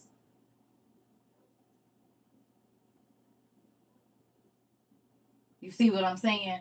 So even if they weren't specifically born, they're Irish twins. They was born in the same 12-month period in the same year. Like if she had a baby in October, I mean not in October. If she had a baby in January, then she had a baby in December, because it's possible. My mom did it. My mom had a baby in October and she had a baby in June of the next year.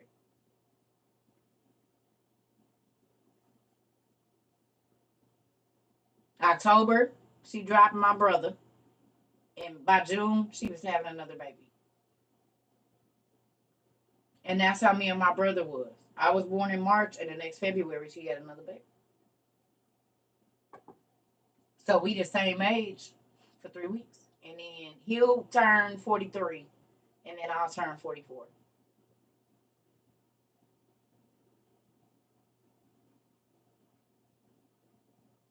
Mm-hmm.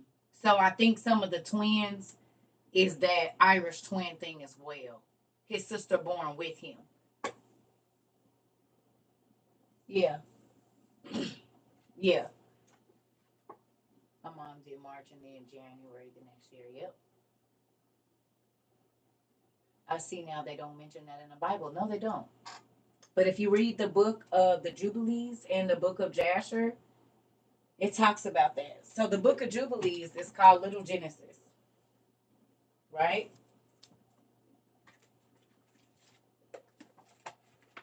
This book right here.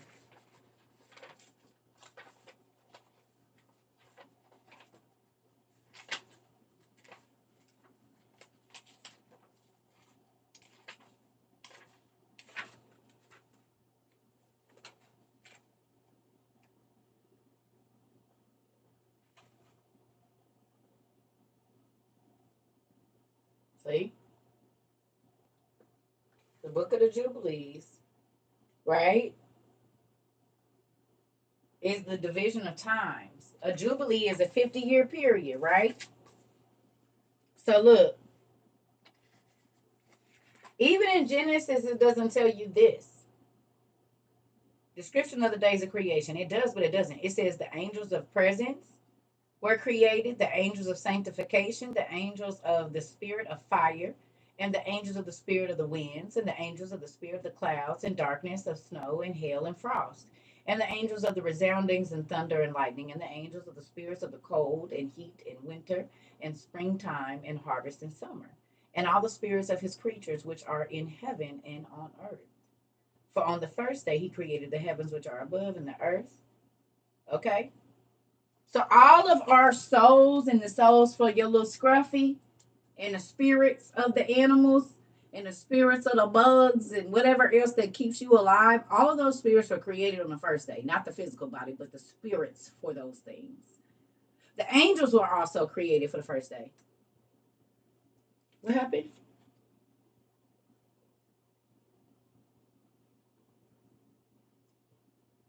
What did I miss?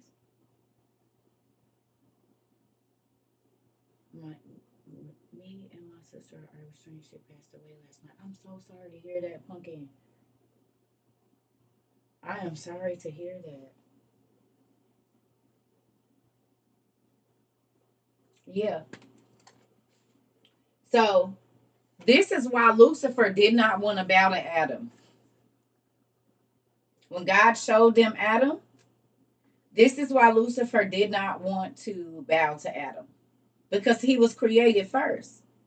But now do you understand also why there was the gods of lightning and the god of thunder and the god of and the god of and the god of and the god of the god of agriculture and the god of this? Because there were angels of, there's the god of fire, the god of the rings, the god of the, because some of those angels were kicked out of heaven and they still had their gifts. This is why Thor's hammer could conduct electricity. And Poseidon's son could sit at the bottom of the ocean and then walk on land.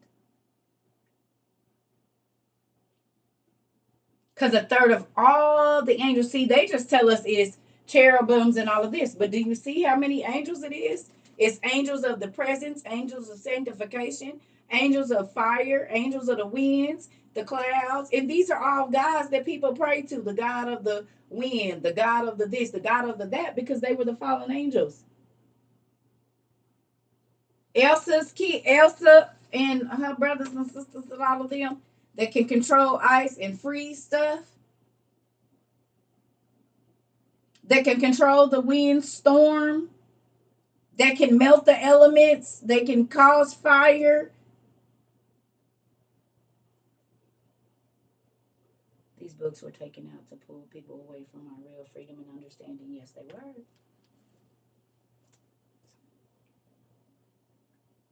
Right. What book is this? The Jubilees. Are you talking about this book?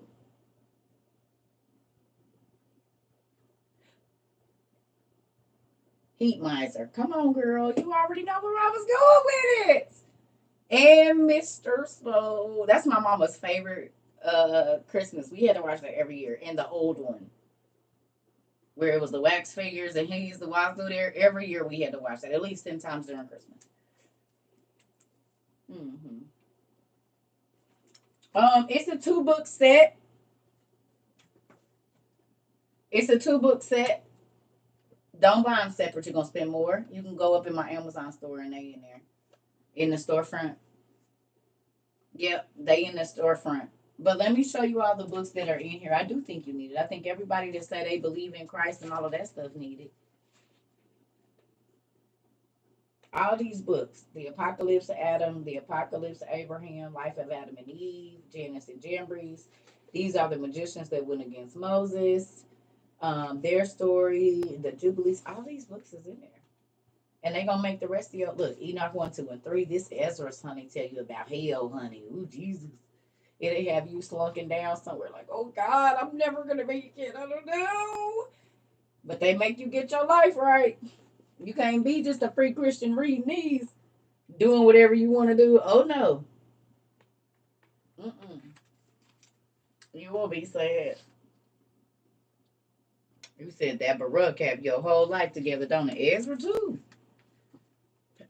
For people that be wanting to let their kids be on this internet saying whatever they want, I know the punishment for that. If you knew. How long have I been studying these books? Over a decade. Over a decade.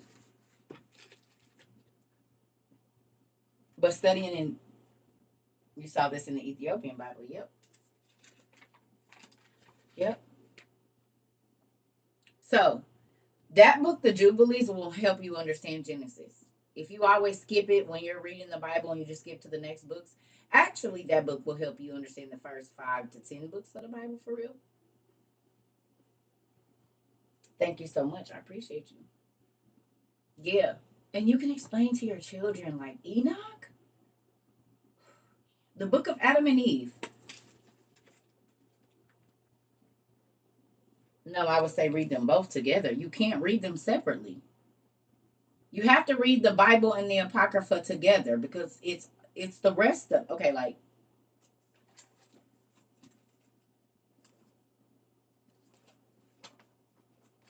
this Bible, this book right here definitely needs to be.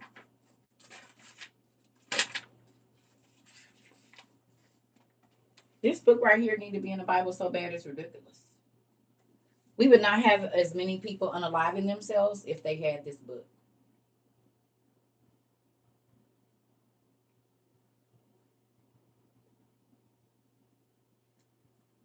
I promise you we would not have so many people unaliving themselves.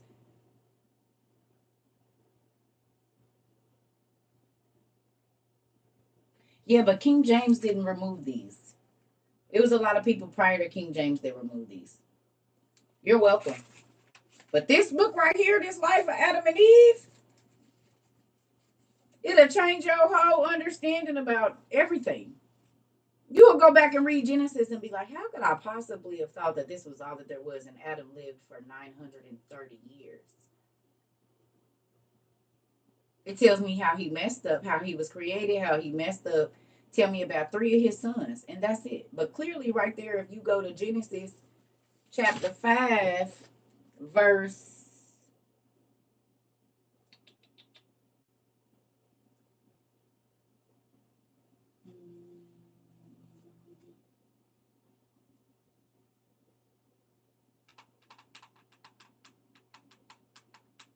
3, it says, when Adam had lived 130 years, he had a son in his own likeness, in his own image, and he named him Seth.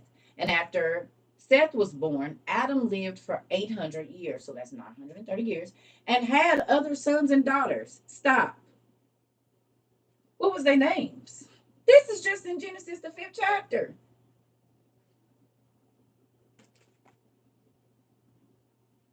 Not one time when a person was reading to me about Genesis and when they was walking through the church, with their red, and Adam created man, and all of that.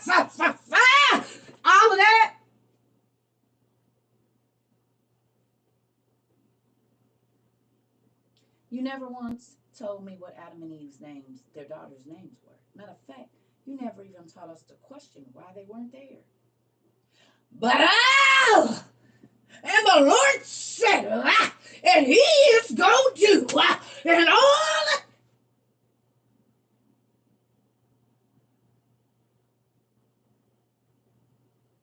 Excuse me.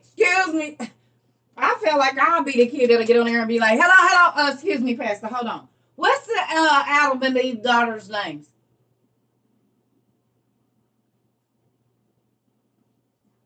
Who married who? How did those other generations get here? Since you're doing all that yelling. Tell me that.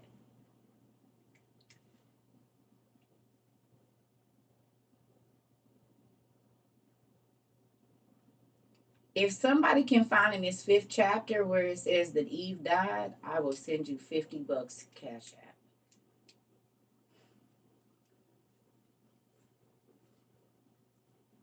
Right now. Go to your Bible and tell me where it says Eve died.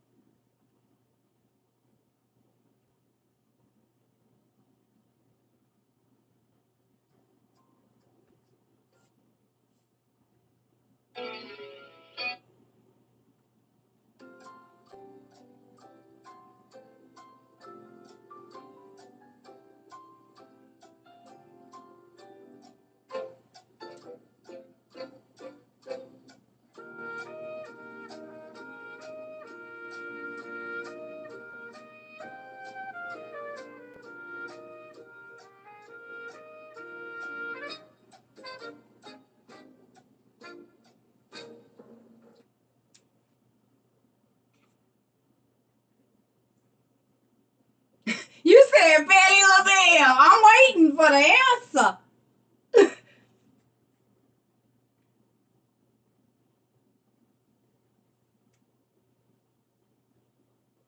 You said, hey, we need a trap remix on that. And do?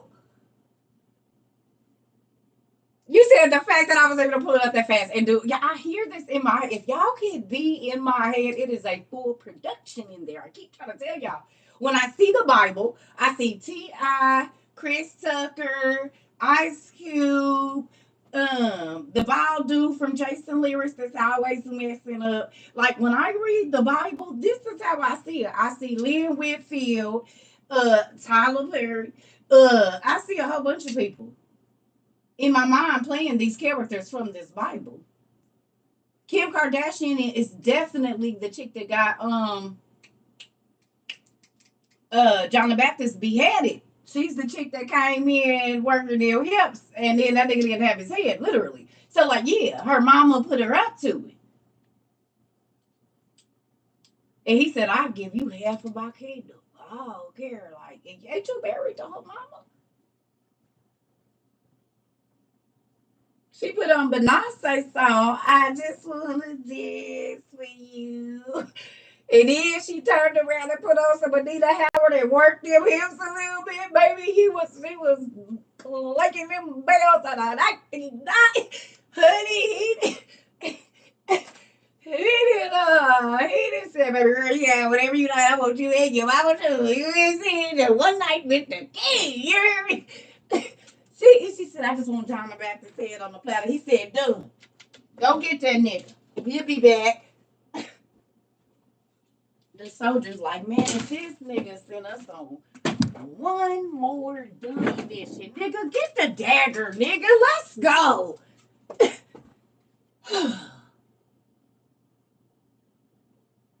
You hold him, and I'm gonna go and get on down, John. Come on. Sorry, bro. I know you a good dude, but she didn't strip tease the nigga, and now he ready to give up everything. So I'm sorry, John the Baptist.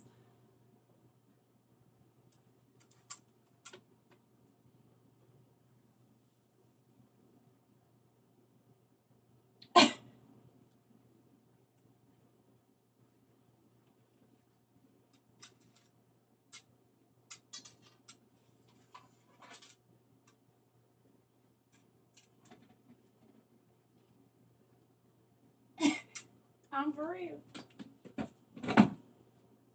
And then here they come.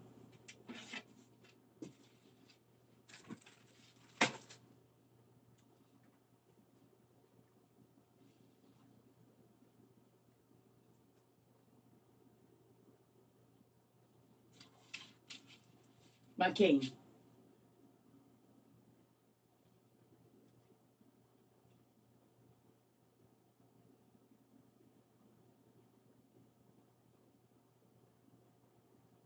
That's how it happened. Someone, a seducing spirit, stripped and danced.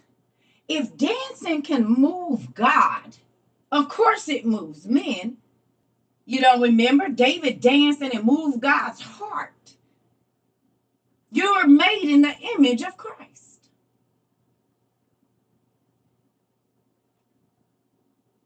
So if dancing can change God's mood, it definitely gonna change yours.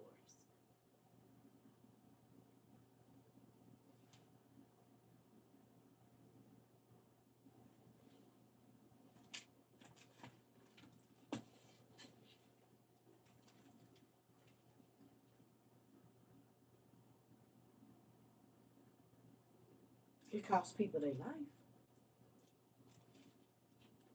People have been assassinated in behind seduction. Samson.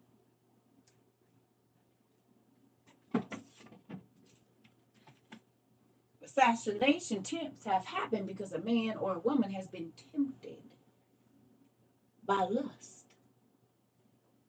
So much so that their appetite for it became so insatiable that they were willing to take life to make sure no one else had it. David.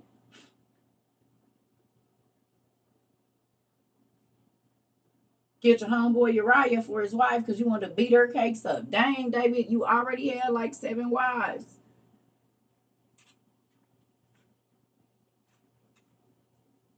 You already had 7.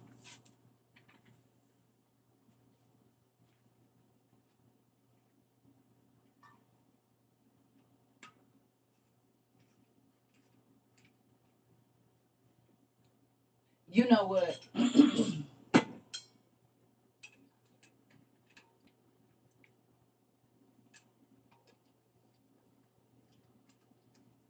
How many people, I need more coffee too, y'all. How many people understand that these stories are still going on? He was trying to beat her cakes up. He had already beat her cakes up. He had already got her pregnant. So evidently they just creeped out. I mean, it only take one time. She had just got off her period too, so she was ovulating. He saw her washing on her last day of her cycle. That egg was already ready. And yet, ladies, y'all already know before and after. It's a wild time. So now let me ask you a question. Why didn't God stop that?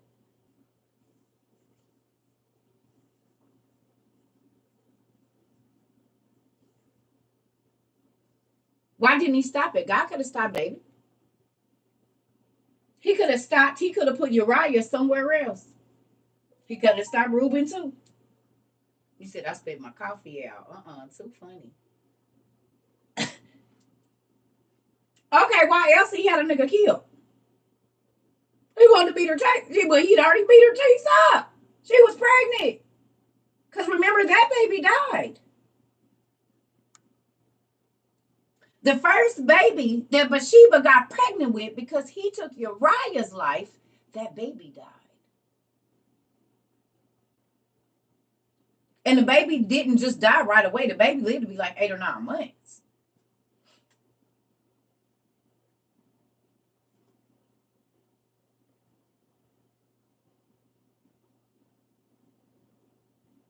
But he still let him have Solomon right after that.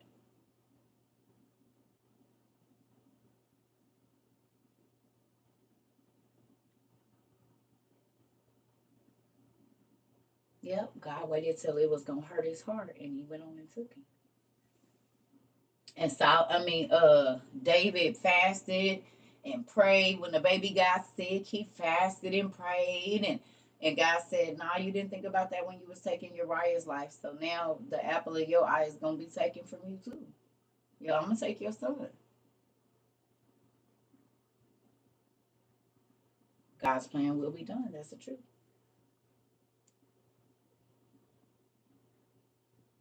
You used to think that Bathsheba lost her husband and her baby. Yeah, yeah. You reap what you sow. So you want to sow some destruction into somebody else's life and hurt and pain. You got that coming back multiplied.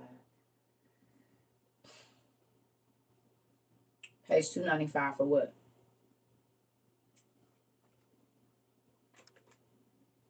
Are you talking about that's where it is in the OTP or something? Mm-hmm. I don't play. Mm-hmm. Mm-hmm.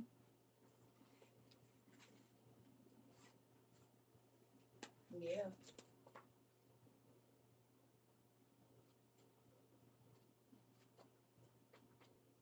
I don't think so, but she could have been. But I doubt it. He was the king.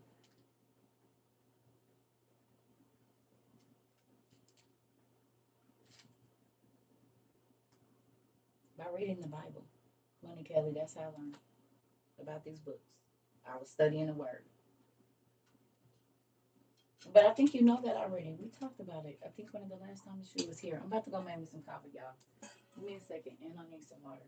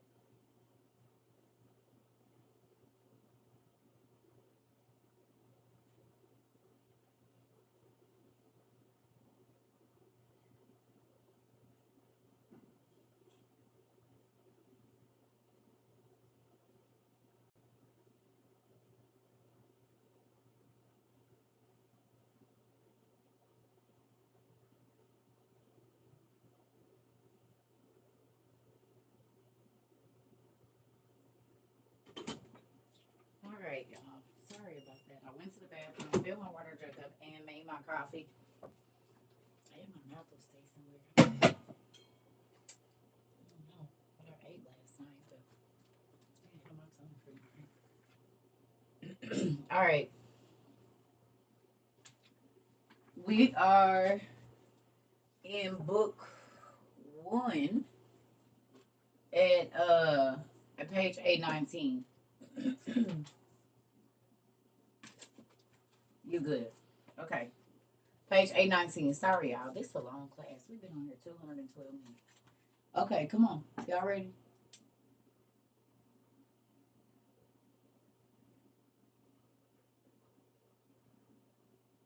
What happened? I got a Keurig. I got a 1 cup. I don't need to make a whole pot of coffee because it'll go. I just make a 1 cup. You just getting up. We've been on for 212 minutes. All right, here we go. Because I'm about to get off and go find me some food. I'm going to find me some potatoes today. Be sleep. It's the new year. I'm chilling. I'll just get this class out early. All right, here we go. Why is it turned to this? What? Oh, there we go. I got so many papers in here. Okay, here we go. Y'all ready? It says, they wanted to kill me. We at verse 4, 5, 4, yeah. Excuse me, they wanted to kill me, but the God of my fathers preserved me. Into a cistern they lowered me, the Most High raised me up. They sold me into slavery, and the Lord of all set me free. I was taken into captivity, and the strength of his hand came to my aid. I was overtaken by hunger, and the Lord himself fed me generously. I was alone, and God came to help me. I was in weakness, and the Lord showed me his concern for me. I was in prison, and the Savior acted graciously in my behalf. I was in bonds, and he loosed me, falsely accused, and he testified in my behalf. Assaulted by bitter words of the Egyptians, and he rescued me, a slave, and he exalted me.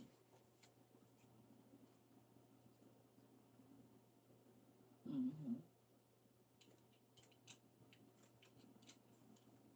Ain't that crazy? So people kept putting him in bad situations. People kept doing stuff to him. People kept. He kept, when we about to read about it. We about to read about the things that he went through.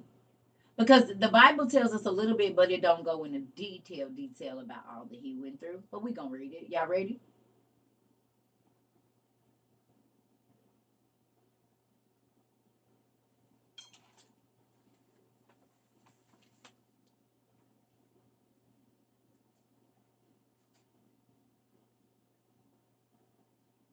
Most people that God used go through a lot of stuff. And the world shuns them, but God be right on their head. Right there with them. Hmm. Okay, here we go. I don't know why I keep putting these glasses back on because I gotta read and talk to y'all and read and talk to y'all and I gotta be able to see. Okay, here we go. So it says, and this chief officer of Pharaoh entrusted me to his household, and I struggled with a shameless woman. Please give me the definition of shameless.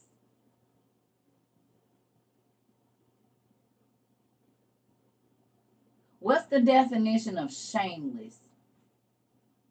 I need to go get my massager, y'all. My leg is cute. No, but we want the real definition though. We look at real definitions.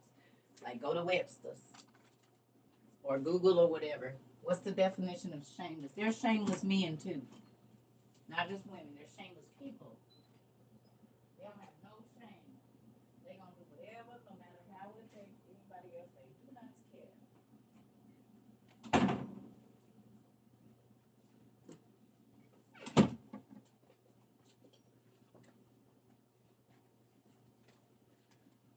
A lack of shame of a person or their conduct characterized by or showing a lack of shame. Lack of empathy. Hmm.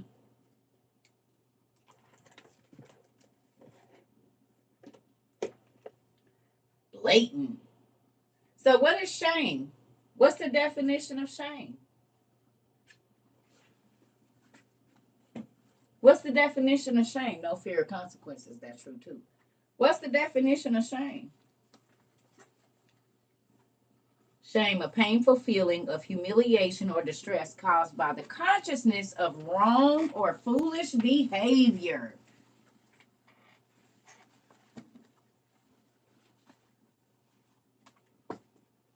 You don't know how to be embarrassed. You don't understand that the things that you're doing are wrong. Okay? You hear me? You don't understand that you hurt people when you talk, and you don't care if you sleep with somebody, man or husband or wife or whatever, because that ain't my problem. I ain't ashamed.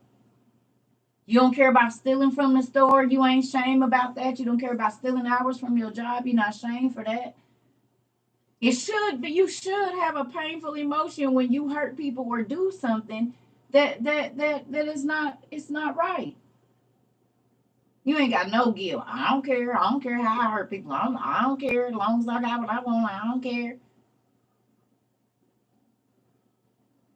But I'm supposed to listen to you in 6 months when you crying your eyes out about how this nigga screwed your friend. But you knew he was, married, or you knew she was married, and you want to be mad because she done slept with your daddy, but you knew she had a husband and she was sleeping with you.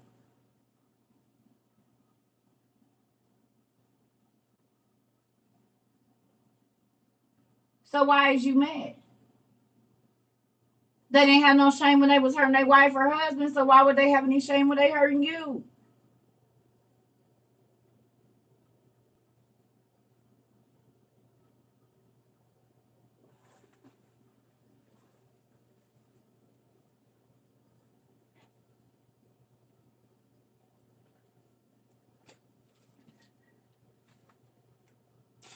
Real life, y'all. Oh shit. Breaking stuff already. Here we go. Joseph. So this woman didn't have no shame. How many women do you think and men right now don't have no shame in our society? They will walk through the store in a thong with their booty out, not caring about how the 2-year-old little boy looks at that. They will walk in the store with a see-through shirt on, sometimes naked underneath. They don't even care.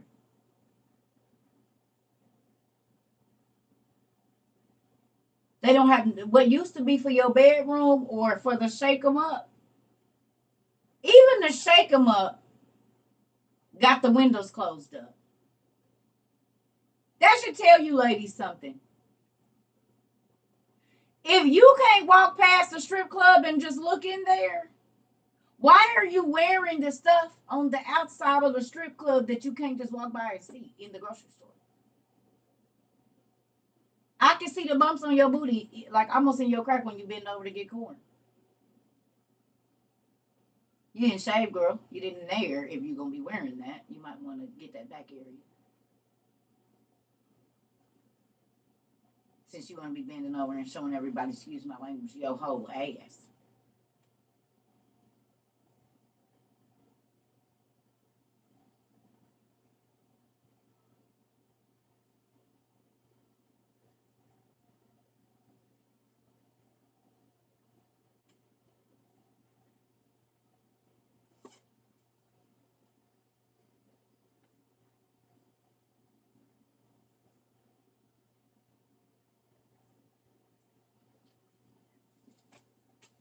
That stuff used to be for nightclubs and peep shows and strip clubs.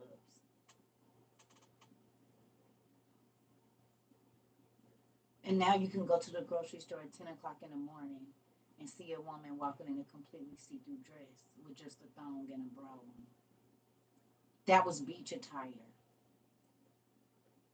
It wasn't made to be worn unless you was in Florida or somewhere like that in your bedroom.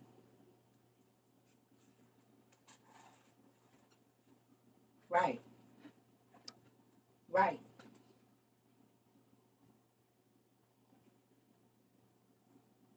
Because there's no shame.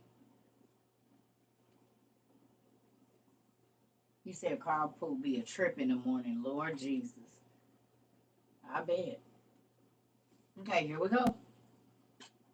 So we know that there's a lot of shameless people out here. We know this. Okay. So Joseph had to deal with a shameless woman who kept prodding me to transgress with her. What does it mean to prod?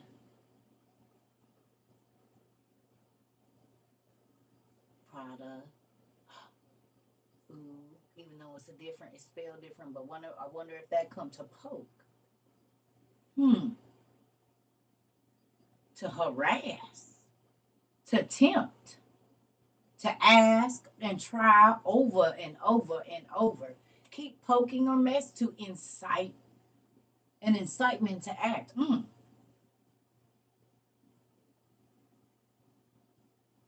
morning. To entice.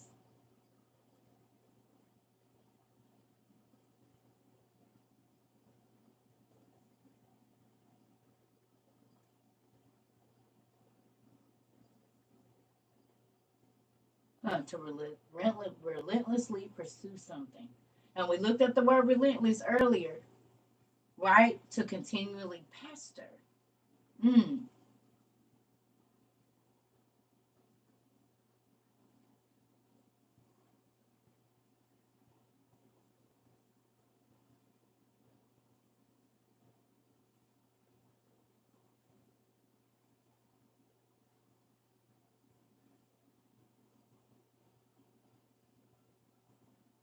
So,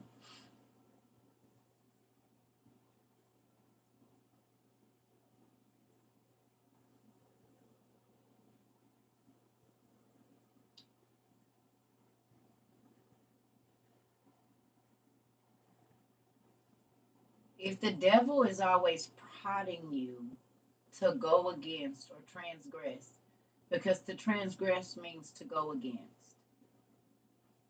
So she kept inciting him, enticing him, um, asking over and over and over and over and over and over and over and over in different ways to get him to sin against God. How many times has that happened to you?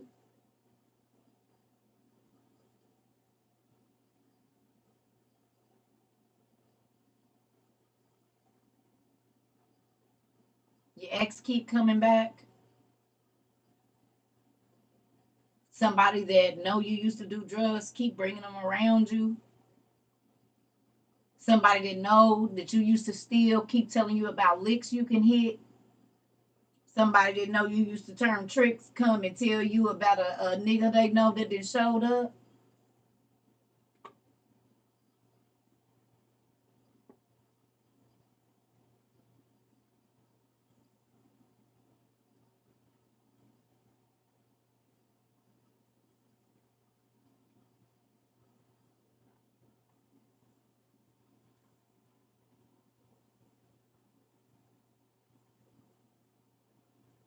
Somebody who knows how to push your buttons and excite you to anger or send you back into depression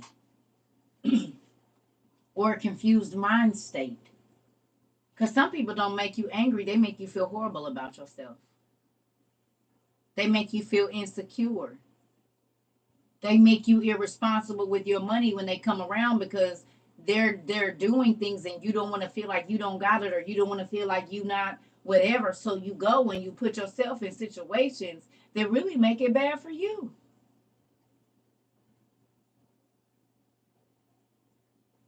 Because some people are energy vampires and they don't want you. They just want what you give them so they can feel good about themselves. They don't care about how you feel.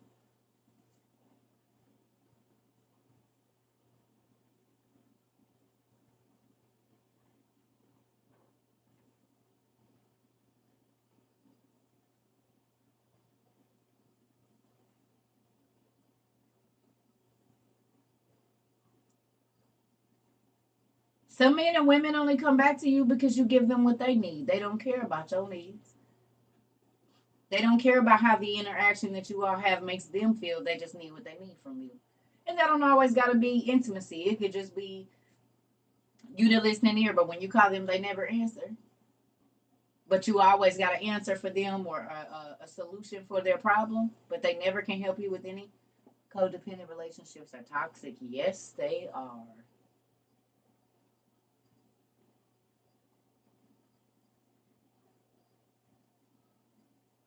especially if that person's mindset is not like, listen, because you're supposed to be codependent on your spouse. That's how it's supposed to happen. You all are a team. But when that person is only there for what they need, yes, it's very toxic because you're constantly giving out and then you always feel famished. You always feel like there's nothing left and they keep saying, no, dig deeper and give me more of you. Even though I don't care how bad I'm messing up your emotional, whatever. And this could be friends too. Every time you come around, I'm angry. Every time you come around, I'm irritated. Every time you come around, I need to go smoke. Every time you come around, now I'm tired and I'm just mentally drained, exhausted. Get off the phone with him or get off the phone with her and you be like, ooh, I woke up in a good mood and was about to move around. I'm about to go to sleep.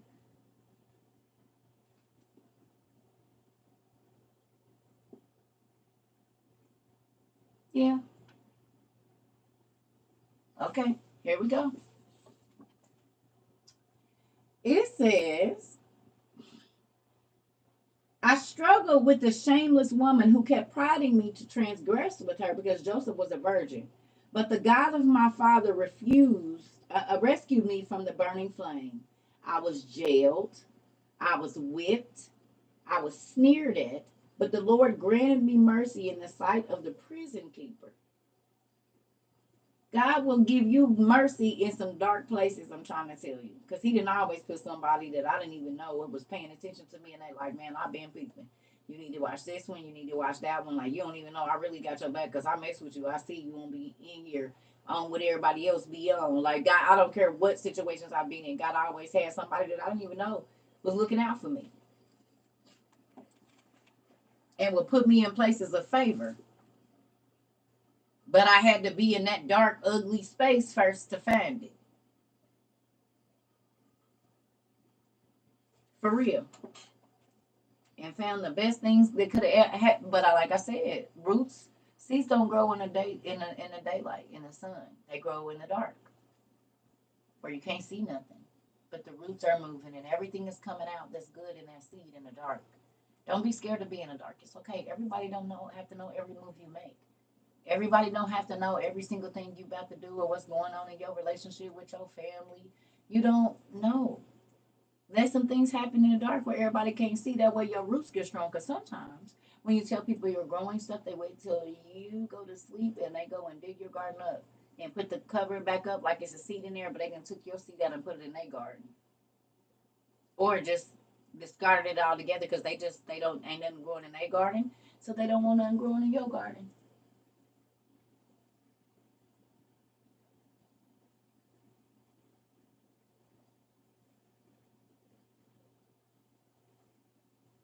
They'll wait till you tell them. They'll sit there and watch you plant all them seeds and wait till you go to bed and go in there or be throwing stuff in there that's going to cause your stuff not to grow.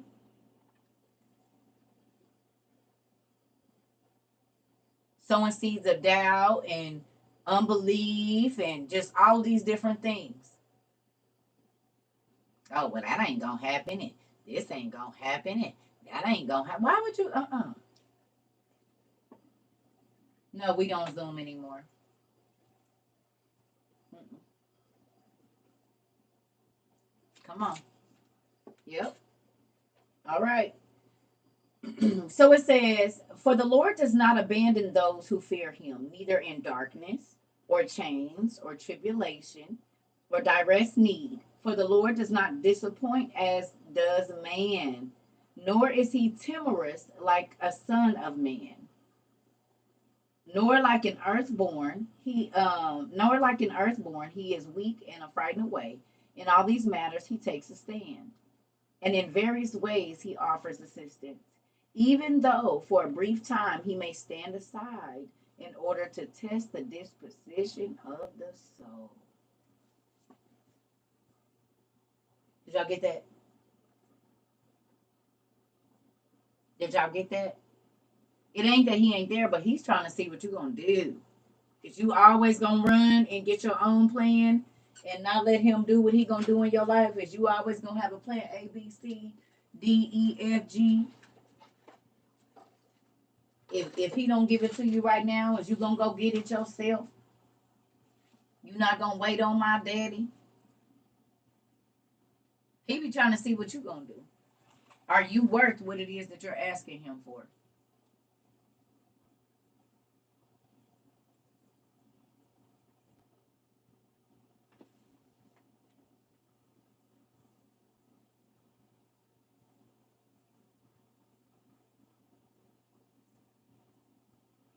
Because how many times have you told him if he do this for you, you won't go back to the other stuff?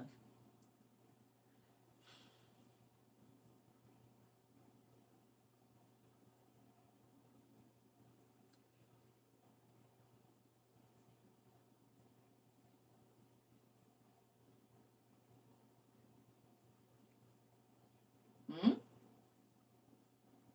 God, if you just do this one last thing for me, I promise I won't do it no more. I won't go over there no more. You said you just smacked me. You said my daddy did. Hey, get up. That's you. It's your bus ticket. Come on. Get on. This your seat right here. No, you want to sit back there. Come on up here. After you said you wouldn't. Come on. And a few times I went back. Everybody over here like, yeah. I can name about 4 things that I said I wouldn't do anymore, and I had fun doing them again. After God already changed my situation.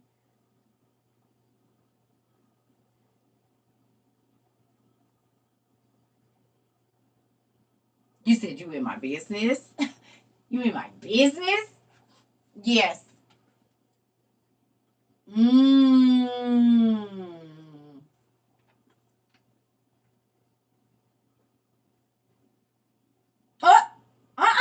Blessings all. I don't think you've ever thrown fruit or vegetables at me. That's new. Not a watermelon. Oh, Lord. Wishing you all a wonderful day. I'm waiting on God. He sent good news last night. Come on now. You said that was definitely me. Come on. As Rick James said, give it to me. Listen here, that part. Come on. So then he'll step aside and see if you really about business, if you really standing on business. Words don't mean nothing. Who has not been let down by somebody that said they was gonna do something and they didn't do it? My shoes, Miss Ida. Be nice.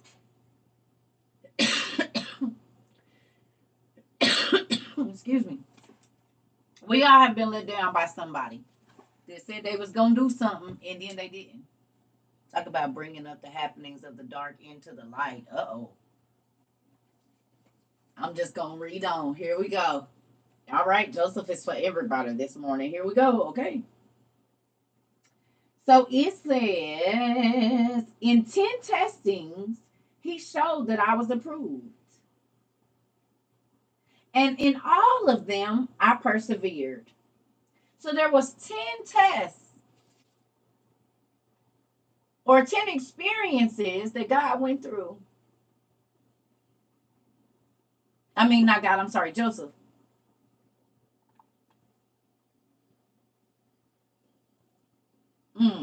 Let's see what they was.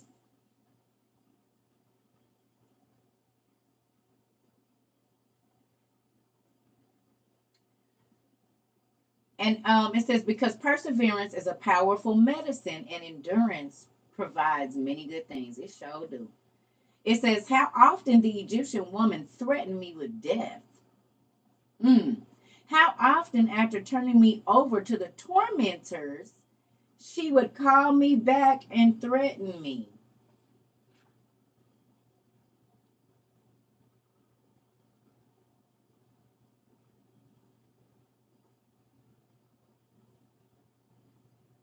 Can we look up the word tormentors and tell me what comes up?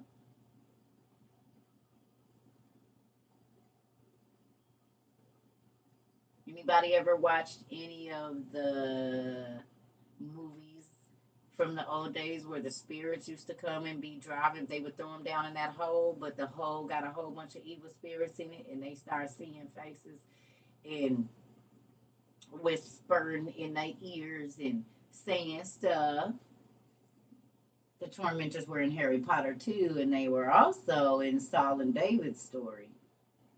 Person who inflicts severe mental or physical suffering on someone.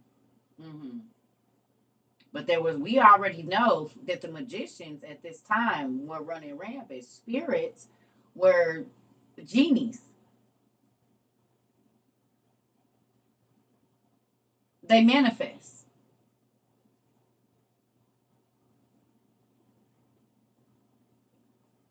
And how many times did who was Janus and Jambres? Where did they live?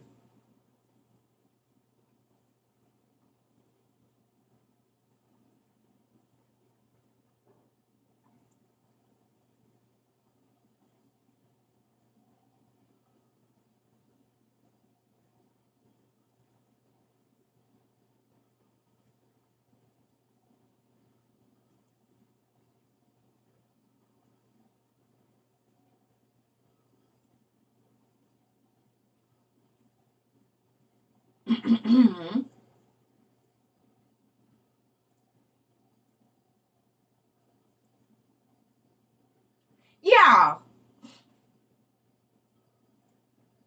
Where did Janus and Jambres live?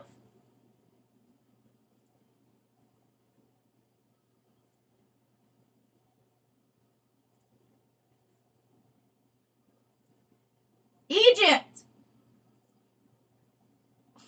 And what were they able to do?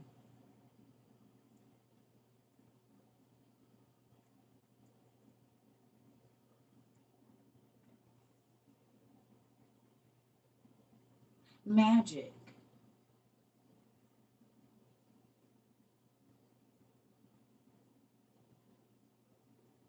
Sorcery.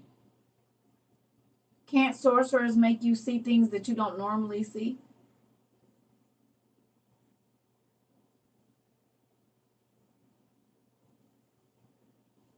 We know this because they give you pills and they say they make you hallucinate. What is that? If the word magic means spell, incantation, or pharmacy means spell, incantation, or poison, they turn rods into snakes, psychedelics, all of that. Not even just psychedelics. I'm just saying the regular medicine a doctor tell you if you start to hallucinate. Don't y'all medicine? Some of y'all got medicines in y'all cabinet right now that say it can cause hallucinations, right? If you start to hallucinate or this or that, right? Don't operate heavy machinery or death. That part. This thing works so good on that back muscle on your leg. Okay.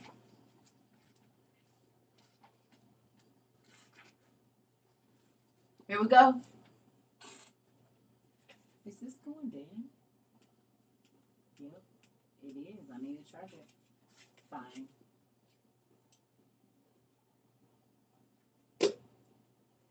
All right. So it says, how often the Egyptian woman threatened me with death? How often, after turning me over to the tormentor, she would call me back and threaten me. But since I was unwilling to have intercourse with her, she kept saying to me, you will be master over me and all my household if only you will give yourself over to me, and then you will be our ruler. How many women have lied on a man and said that he slept with her and he didn't because they wanted him to? How many men are in jail because a woman lied about a sexual encounter that didn't even happen?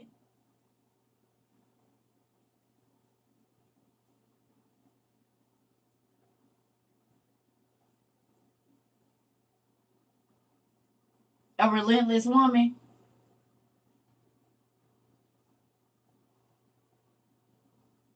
Hmm.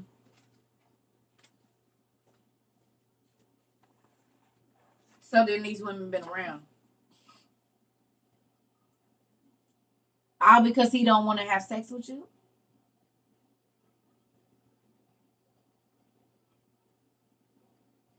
You gonna ruin his relationship he got right now because he won't give you no play? You gonna tell him how you will give him all your husband's money and your dude money and this and that if he just lay with you?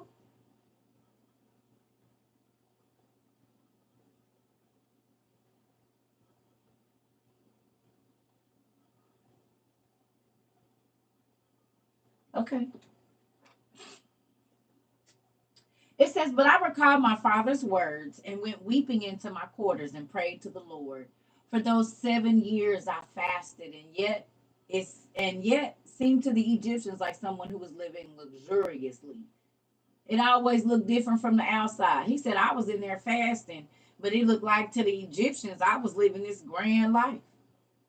It ain't always what it seemed. And people's perception don't make it true. You hear me?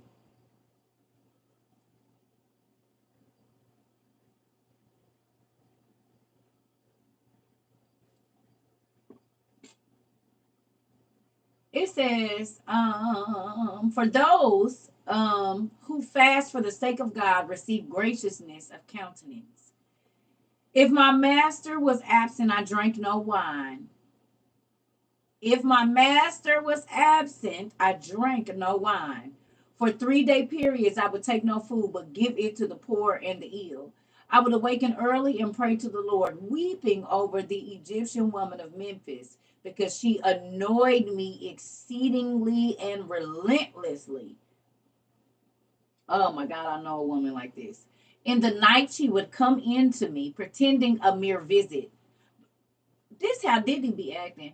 For a time, she would embrace me as a son. But then I realized later that she was trying to lure me into a sexual relationship. Is this not just what Prophet Bernard Jordan's son just said? That certain people got people calling them daddy, and then they ask them about their fears and their desires.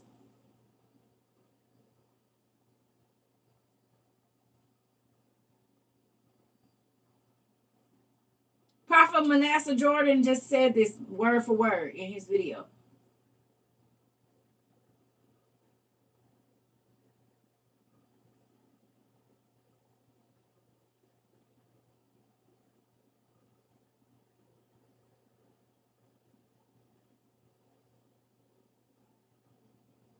How many times has this happened? You just watched that video and it's tragic. And didn't they just read it right here? She tried to act like he was her son, but she really wanted to sleep with him. So she was going to take him, she was going to mentor him.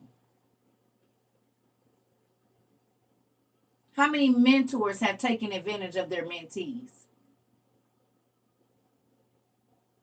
And I'm not just talking about in the church. Ain't this what coaches do? We got people, the musicians are doing it now. You got to sleep with them in order for them to put you on in the music community and the acting community, and they supposed to be taking you under their wing, and really they're there to abuse you and have sex with you.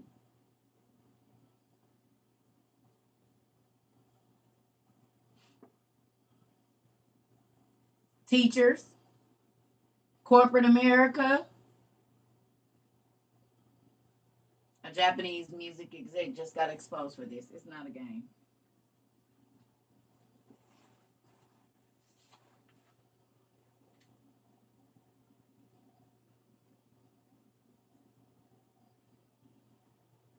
Ugh. Where is they doing this? TikTok and they.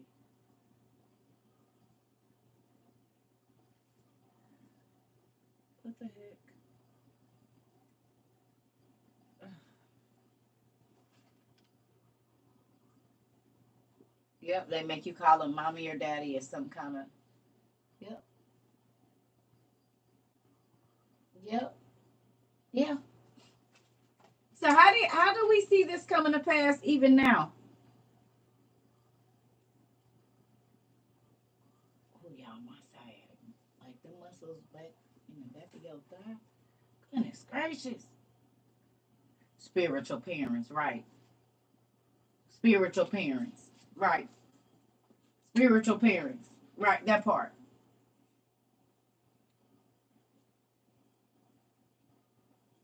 fasting for the sake of God, receive grace and countenance. That's true.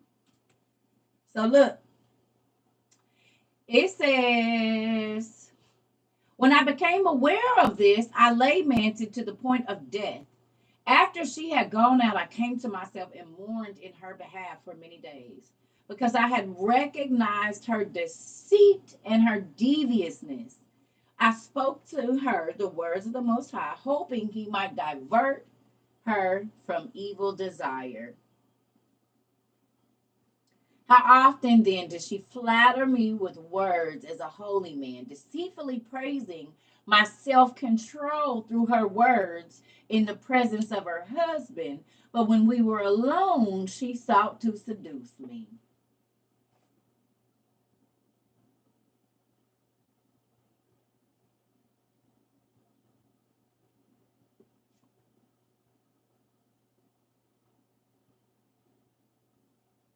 So in front of your husband, you be like, "Oh, babe, I'm so proud of this young man. He loves God.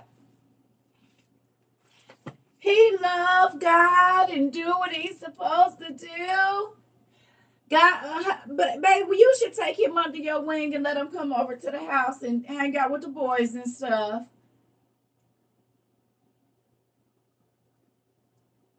We in book 1, y'all, the Testament of Joseph. And come to find out, she been sleeping with that young man the whole time, her son's friends and everything.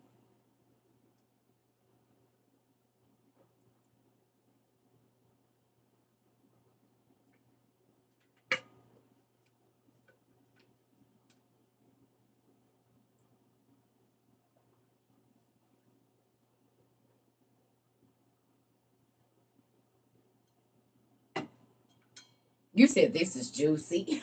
Trishanda, oh, just wait, honey. This heifer is relentless. Just watch. Look, it says publicly she showed.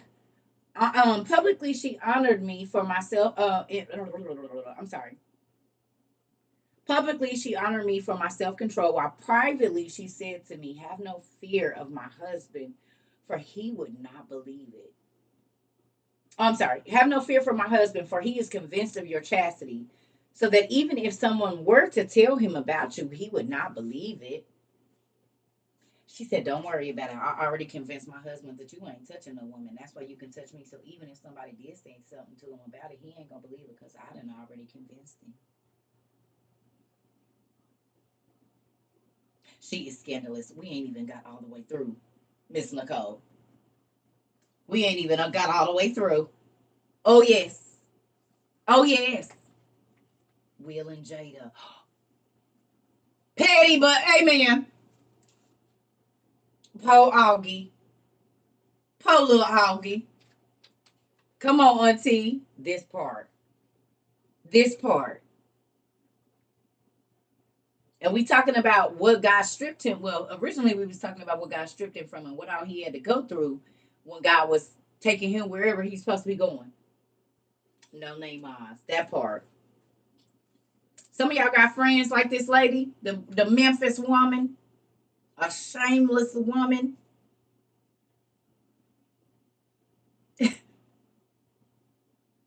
And I heard that the girls in Memphis, I heard they strip clubs. I ain't never been, but I heard the girls in Memphis go hard. You hear me?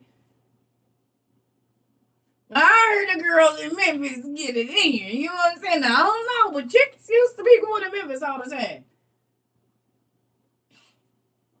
You know, it's hard out here for me. We ain't trying to get the money for the money. Look, I'm just saying. Wasn't I in Tennessee? Oh no, they wasn't in Memphis. I'm from Memphis, Maine. Listen here, I'm just.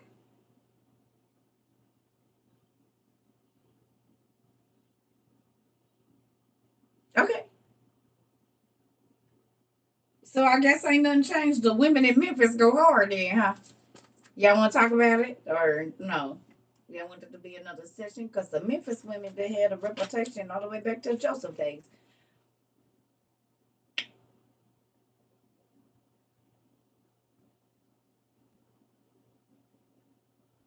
Let me quit messing with y'all, cause I don't know. I'm just messing. I'm just playing. It's hoes everywhere. Listen, it's relentless women all over the place. I'm not coming from Memphis. Don't do it, ladies. It's just here in the book, and I just thought we'd talk about it. I just wanted to see. You said housewives of the OTP. You ain't lying, because there's some treacherous helpers in here. This is why I don't know why don't nobody be wanting to read. Do y'all see how juicy this is right here already? She remind me of Eartha Kitt. You know how they always make Eartha Kitt play like how she was chasing what's his name, Eddie Murphy? Like that's the vibe she gives me. Or Lynn Whitfield.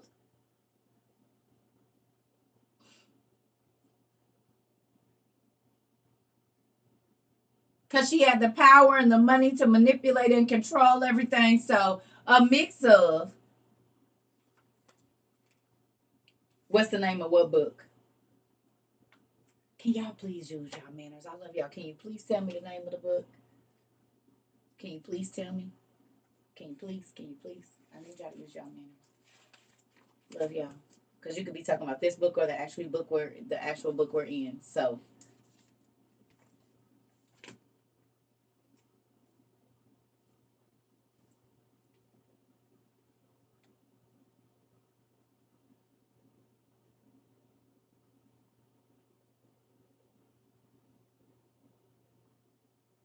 the page is page 821 or 820. 820.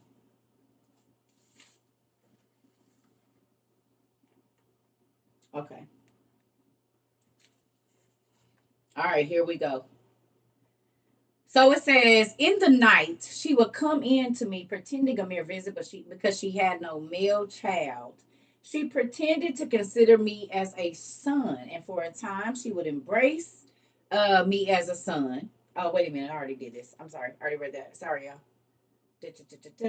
Have no fear. Okay. Have no fear of my husband, for he is convinced of your chastity, so that even if someone were to tell him about you, he would not believe it. During all these affairs, I stretched out on the ground, praying God to rescue me from her treachery. When she achieved nothing by means of it, she began to approach me for instruction so that she might learn the word of God. Ooh, wee. How many people have come in under the guise of religion and trying to act like they want to know more about God to get into a sexual relationship with you?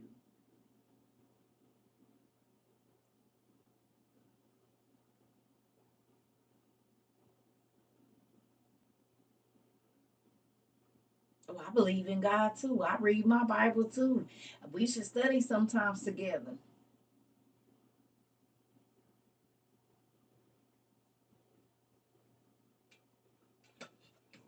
Excuse me. Who sent you? My God, right. You said my ex. Uh oh. Uh oh. A lot of predators use religion. Silly women. The Bible talks about silly women. Mm, ain't that crazy? Ooh, that part. Okay. So it says, excuse me. And she kept saying, if you want me to abandon the idols, have intercourse with me. And I shall persuade my husband to put away the idols, and we shall live in the presence of your Lord God. She said, if you want me to stop sinning, have sex with me, and then I'll tell my husband to knock all of this down.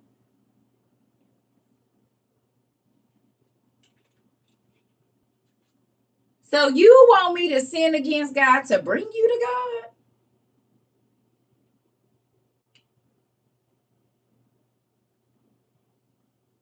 Go on a date with me and I'll go to church with you. Give me a kiss and I'll go to church with you. I'll read something with you.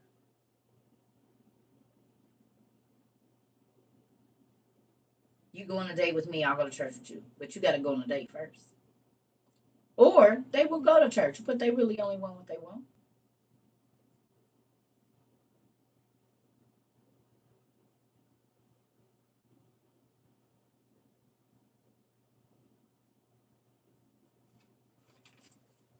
Okay.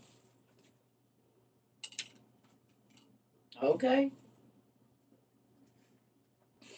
He says, but I kept telling her that the Lord did not want worshipers who come by means of uncleanliness, nor would he be pleased with adulterers, but with those who were pure in heart and undefiled in speech. She was consumed with jealousy, wanting to fulfill her desire. But I devoted myself the more to fasting and prayer that the Lord might rescue me from her.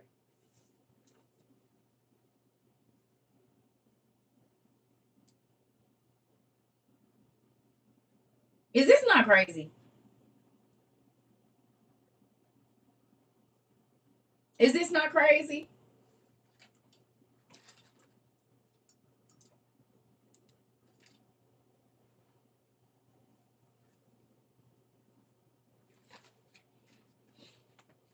Yes. We in chapter 5 on 820. It says, again, on another occasion, she said to me, if you do not want to commit adultery, I shall kill my husband by a drug and take you as my husband. Do anybody watch the Discovery Channel? Have you ever seen antifreeze placed in somebody's drink so that they could go be with the person they want to be with? She said, okay.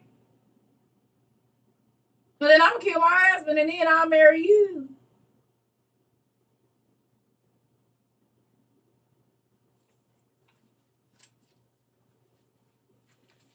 Unsolved Mysteries in the whole nine. The movie Arsenic.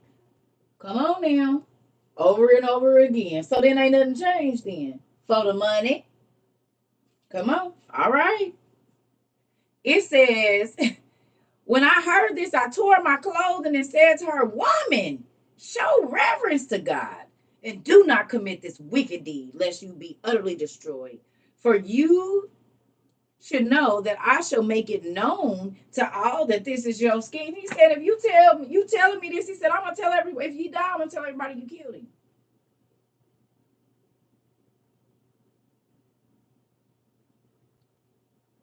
Y'all remember me told y'all don't do nothing in front of me you don't want me to tell, because I'm not going to hell for you.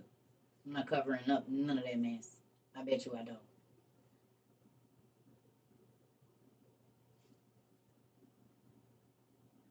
He said, if you unalive that man, I'm gonna tell everybody you did it.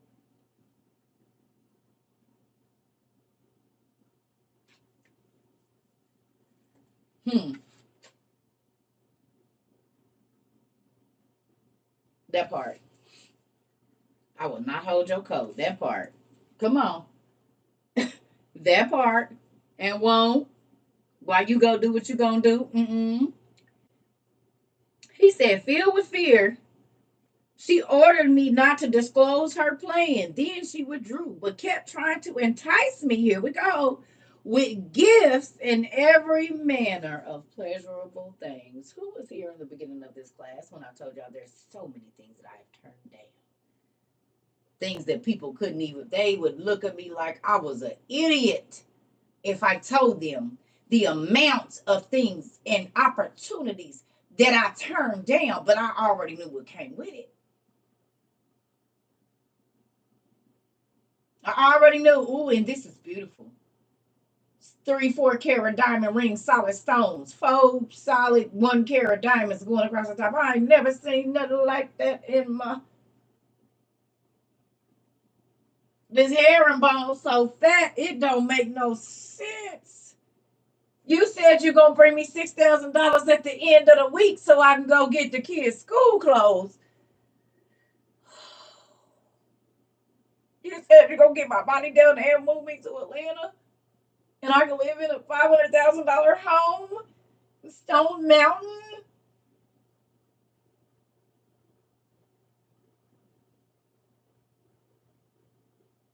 or wherever it was close to that area.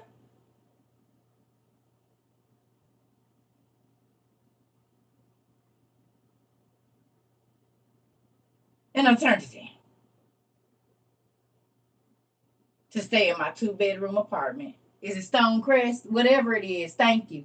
One of them areas down there. You know what I'm talking about, where they got the beautiful homes at and all of that. I said, no, I'm going to stay here. And my friends called me stupid.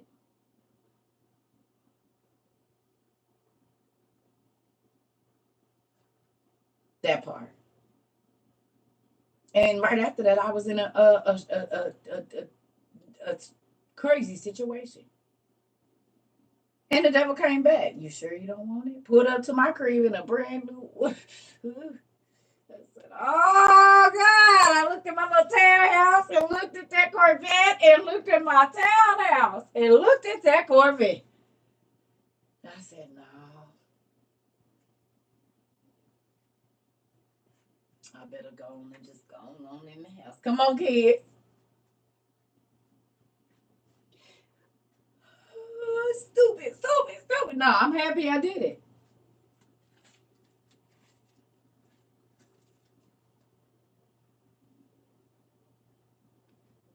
Beautiful. Everyone's like, oh my God, did you guys see that car that was parked outside? There's somebody outside, because all the neighborhood people was talking about it. Whose Corvette is this? And I'm the raggediest one sitting on the block like this. Everybody out on their porch. I know exactly who it is. I'm like, that nigga, this nigga done found me. How did you find me? This apartment ain't in my name or nothing. None of my mail comes here. How? He said, as long as you enroll your kids in school, I always know where you at.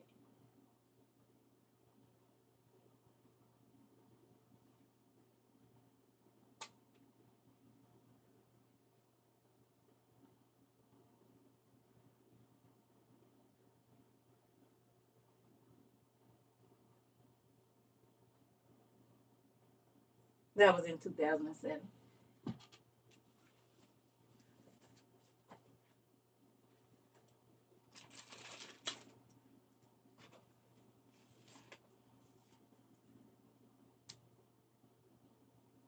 Real life.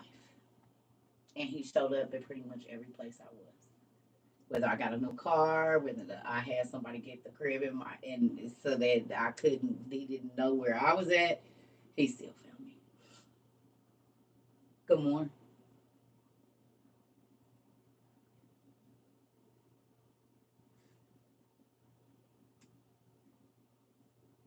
Mm-hmm. Pulled straight up to my crib and called me on the number that's unlisted. Like, how do you do this stuff? How do you that part? How do you find me? He said, I always know where you at. Always. Mm-hmm. This is the same person I told you when I was crossing over the Albuquerque border. He said, you should be in Albuquerque right now. How do you know that? And we stopped for like a day or two. How do you know exactly when I crossed into Albuquerque? Because you had a tracker on my car. This is how every time I went somewhere, you already knew where I was at. And back then, this was in 2003, 2004, 2005, 6, 7. I always knew where I was.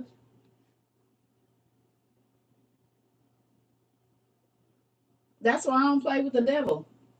Because this is the same man. Remember I told y'all about these cups? Yeah, I'm sorry. I cannot. This ain't gonna work.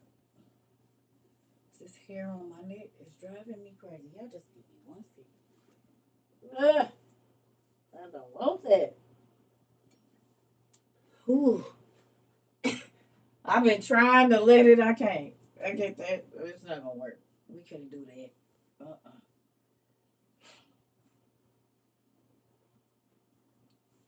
There we go. Okay. See, now we in business.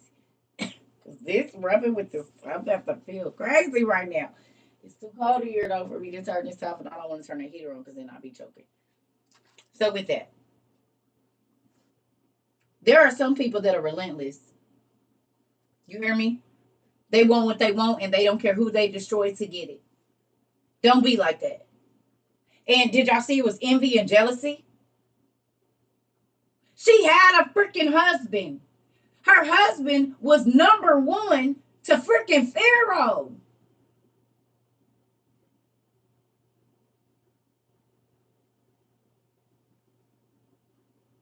Wasn't nothing off limits. She had access to everything in Egypt. Everything. She could have had a slave boy. She could have had whatever she wanted to. The other officers.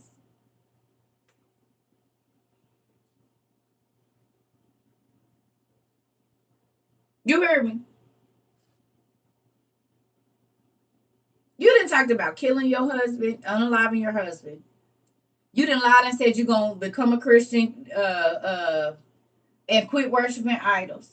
You didn't said you're going to poison this dude. I mean, you didn't lie and said, okay, we can act like we a mother and son, like I'm mentoring you, and nobody will know we sleeping together. They won't even worry about if we close and spending a lot of time together because they'll think I'm mothering you. And I'm going to tell y'all what's crazy. I know that this happens. You want to know why? Because there's a young man that I actually mothered. And he tried to sleep with me. And this ain't been more than 4 years ago. When he lost his mama, I met his mom. I got the screenshots to prove it and everything. I said, what the hell? I said, boy, you cannot, what is wrong with you?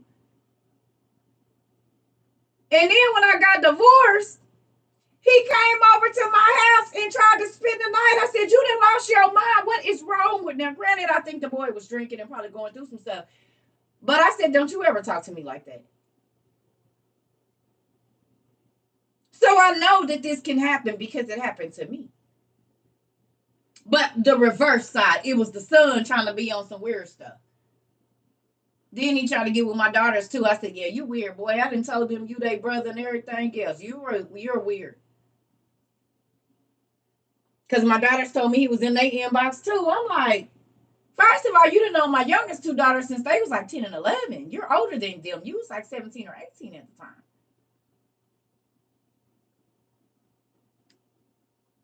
So you've known them since they were 10 and 11, and they used to call you their big brother. And now that they 17, 18, 19, you're trying to sleep with them and they mama, and we took you in as a boy. Well, and my daughters are like, "Ma, he weird." I said, "Listen, baby. Some people don't respect the boundaries. You literally call me mom on our other social media, mom, and then you're in my inbox trying to sleep with me. Boy, what is wrong with you?" So these things do happen. I actually have a friend, and I told y'all the story. She said I could tell y'all she didn't really raise her son. This was last year. Remember I told y'all she might be in here. She told me I could tell this testimony. Her son tried to sleep with her, and she gave birth to him. Like, was obsessed with his mother. Telling her if he has to take it, he'll take it from her. Because he didn't grow up with her. He grew up with his dad, and his love for his mom turned sexual. To the point where she didn't know he really was tripping like that until he came and stayed with her. She was like, boy, what is you gotta go. He was like, man, I'm gonna get that. And his mama looked young. I'm gonna tell you exactly what it's like. The Blade story. The Blade story. It's almost just like that. The Blade story.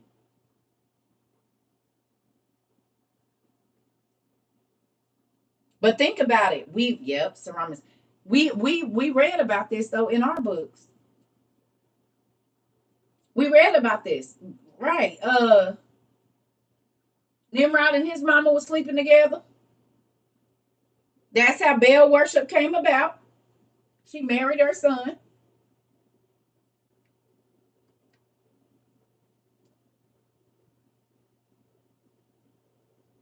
That's why them scriptures in what's the name is in there about that. I got this not in here.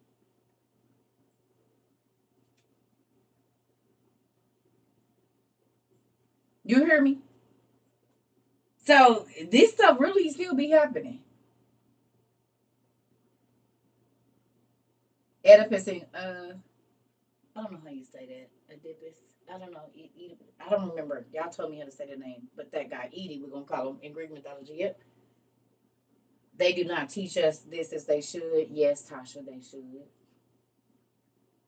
Who else feels like that? That these stories need to be in the Bible because we see them on other social medias all the time. I think she did. I don't know for sure.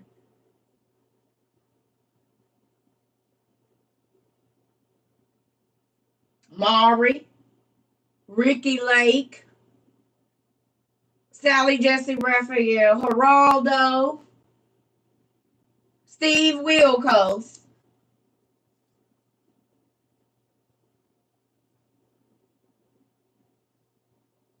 Lot was hit with his daughters, and they raped their dad.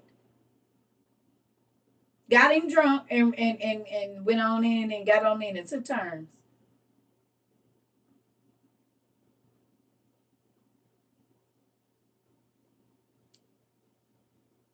Yep. Yep. Sure did. That's why when people be like, the Bible ain't juicy, I be like, which one you read? Can't be. Even the Holy King James got all the drama in it. It got two short freaky tales in there and everything. Yeah. Cause Solomon was a freak. So what did y'all talk about? Him and David, they songs and stuff that the stuff that they wrote, y'all didn't see it. It's better than what is it with Uncle what's his name? P Valley, hell. What's his name? Uncle, what's his name? Y'all know what I'm talking about. What's his name? I can't think of his name. Oh, his name, no, not Uncle Luke. His name wasn't Luke. Uncle Clifford. Clifford, honey. He's juicier than the Clifford stories. And I ain't never even got to watch P Valley. I think I watched like a clip of it one time on some social media.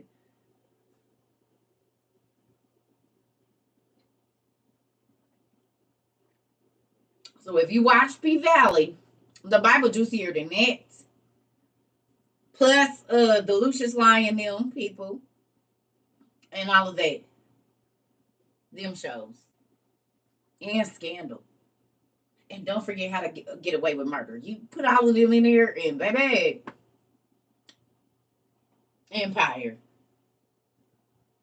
That part. Right. Solomon had over 1,000 concubines. He was blowing somebody cheeks in several times a day. That's what I'm thinking. He had all the hoes from all the area codes around the whole world. He didn't have folks going out and bringing in from every continent, every race of people. He had one. And did he said, I got them Asian, bro. I got them blazing. I get it. You understand? I get the dum dum. I got them all over here. He said, what you need, what you want, what you got, what you need. But think about this.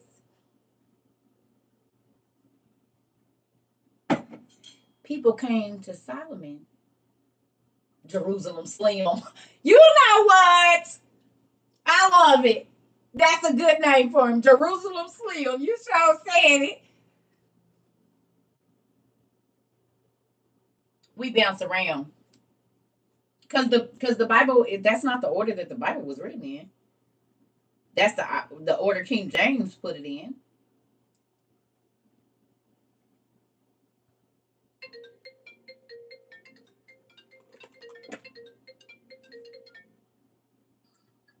Good morning. I'm live. Oh, you're live? Yes. Hi. What do you want to show me? Hi, Edna. Isugama. Hi, Edna. I was going to show you stuff from birthday party, but you called me later. Okay, yeah, because I stayed up late waiting for y'all to call me, and I could have went to sleep when I got home. I showed up an hour and a half late to my own baby's birthday, so if that gives you any context of how yesterday went. Hi, and why did that do that? Who did that? It's the thumbs up thing. Where did that come from? We knew this. It's an update. Like when you put a thumbs up, sometimes it does it. Oh, okay. Is that my grandson on the side of you? It is. Let me see you. Go Dan, say good morning. Hi, it's Ugama, Granny's son. Grandma didn't get to make it to your birthday. He mad at me. Look at him. I still got your gifts. Yeah. You like okay. And your cars. Oh, yes. Okay. Grandma's gonna call you back so I can see your cars. Bye, Edna. Look at her looking like a big girl. Is you well, what's going on over there, Punky? Hi, pretty girl. She looks so unenthused. She's just like, I don't even. Oh, dear. Hi, it's Ugama. It's Ugama. You see her being weak? You gonna run your fat legs? She ain't like that. Yeah. Bye, girl. Bye. Sorry, y'all. I'm about to go. I need to go see what my grandbaby got for his birthday. I'll call y'all back. I'll call y'all back. Let me call y'all back because I need to go see what he got. I'll call y'all back. I love y'all. I gotta go.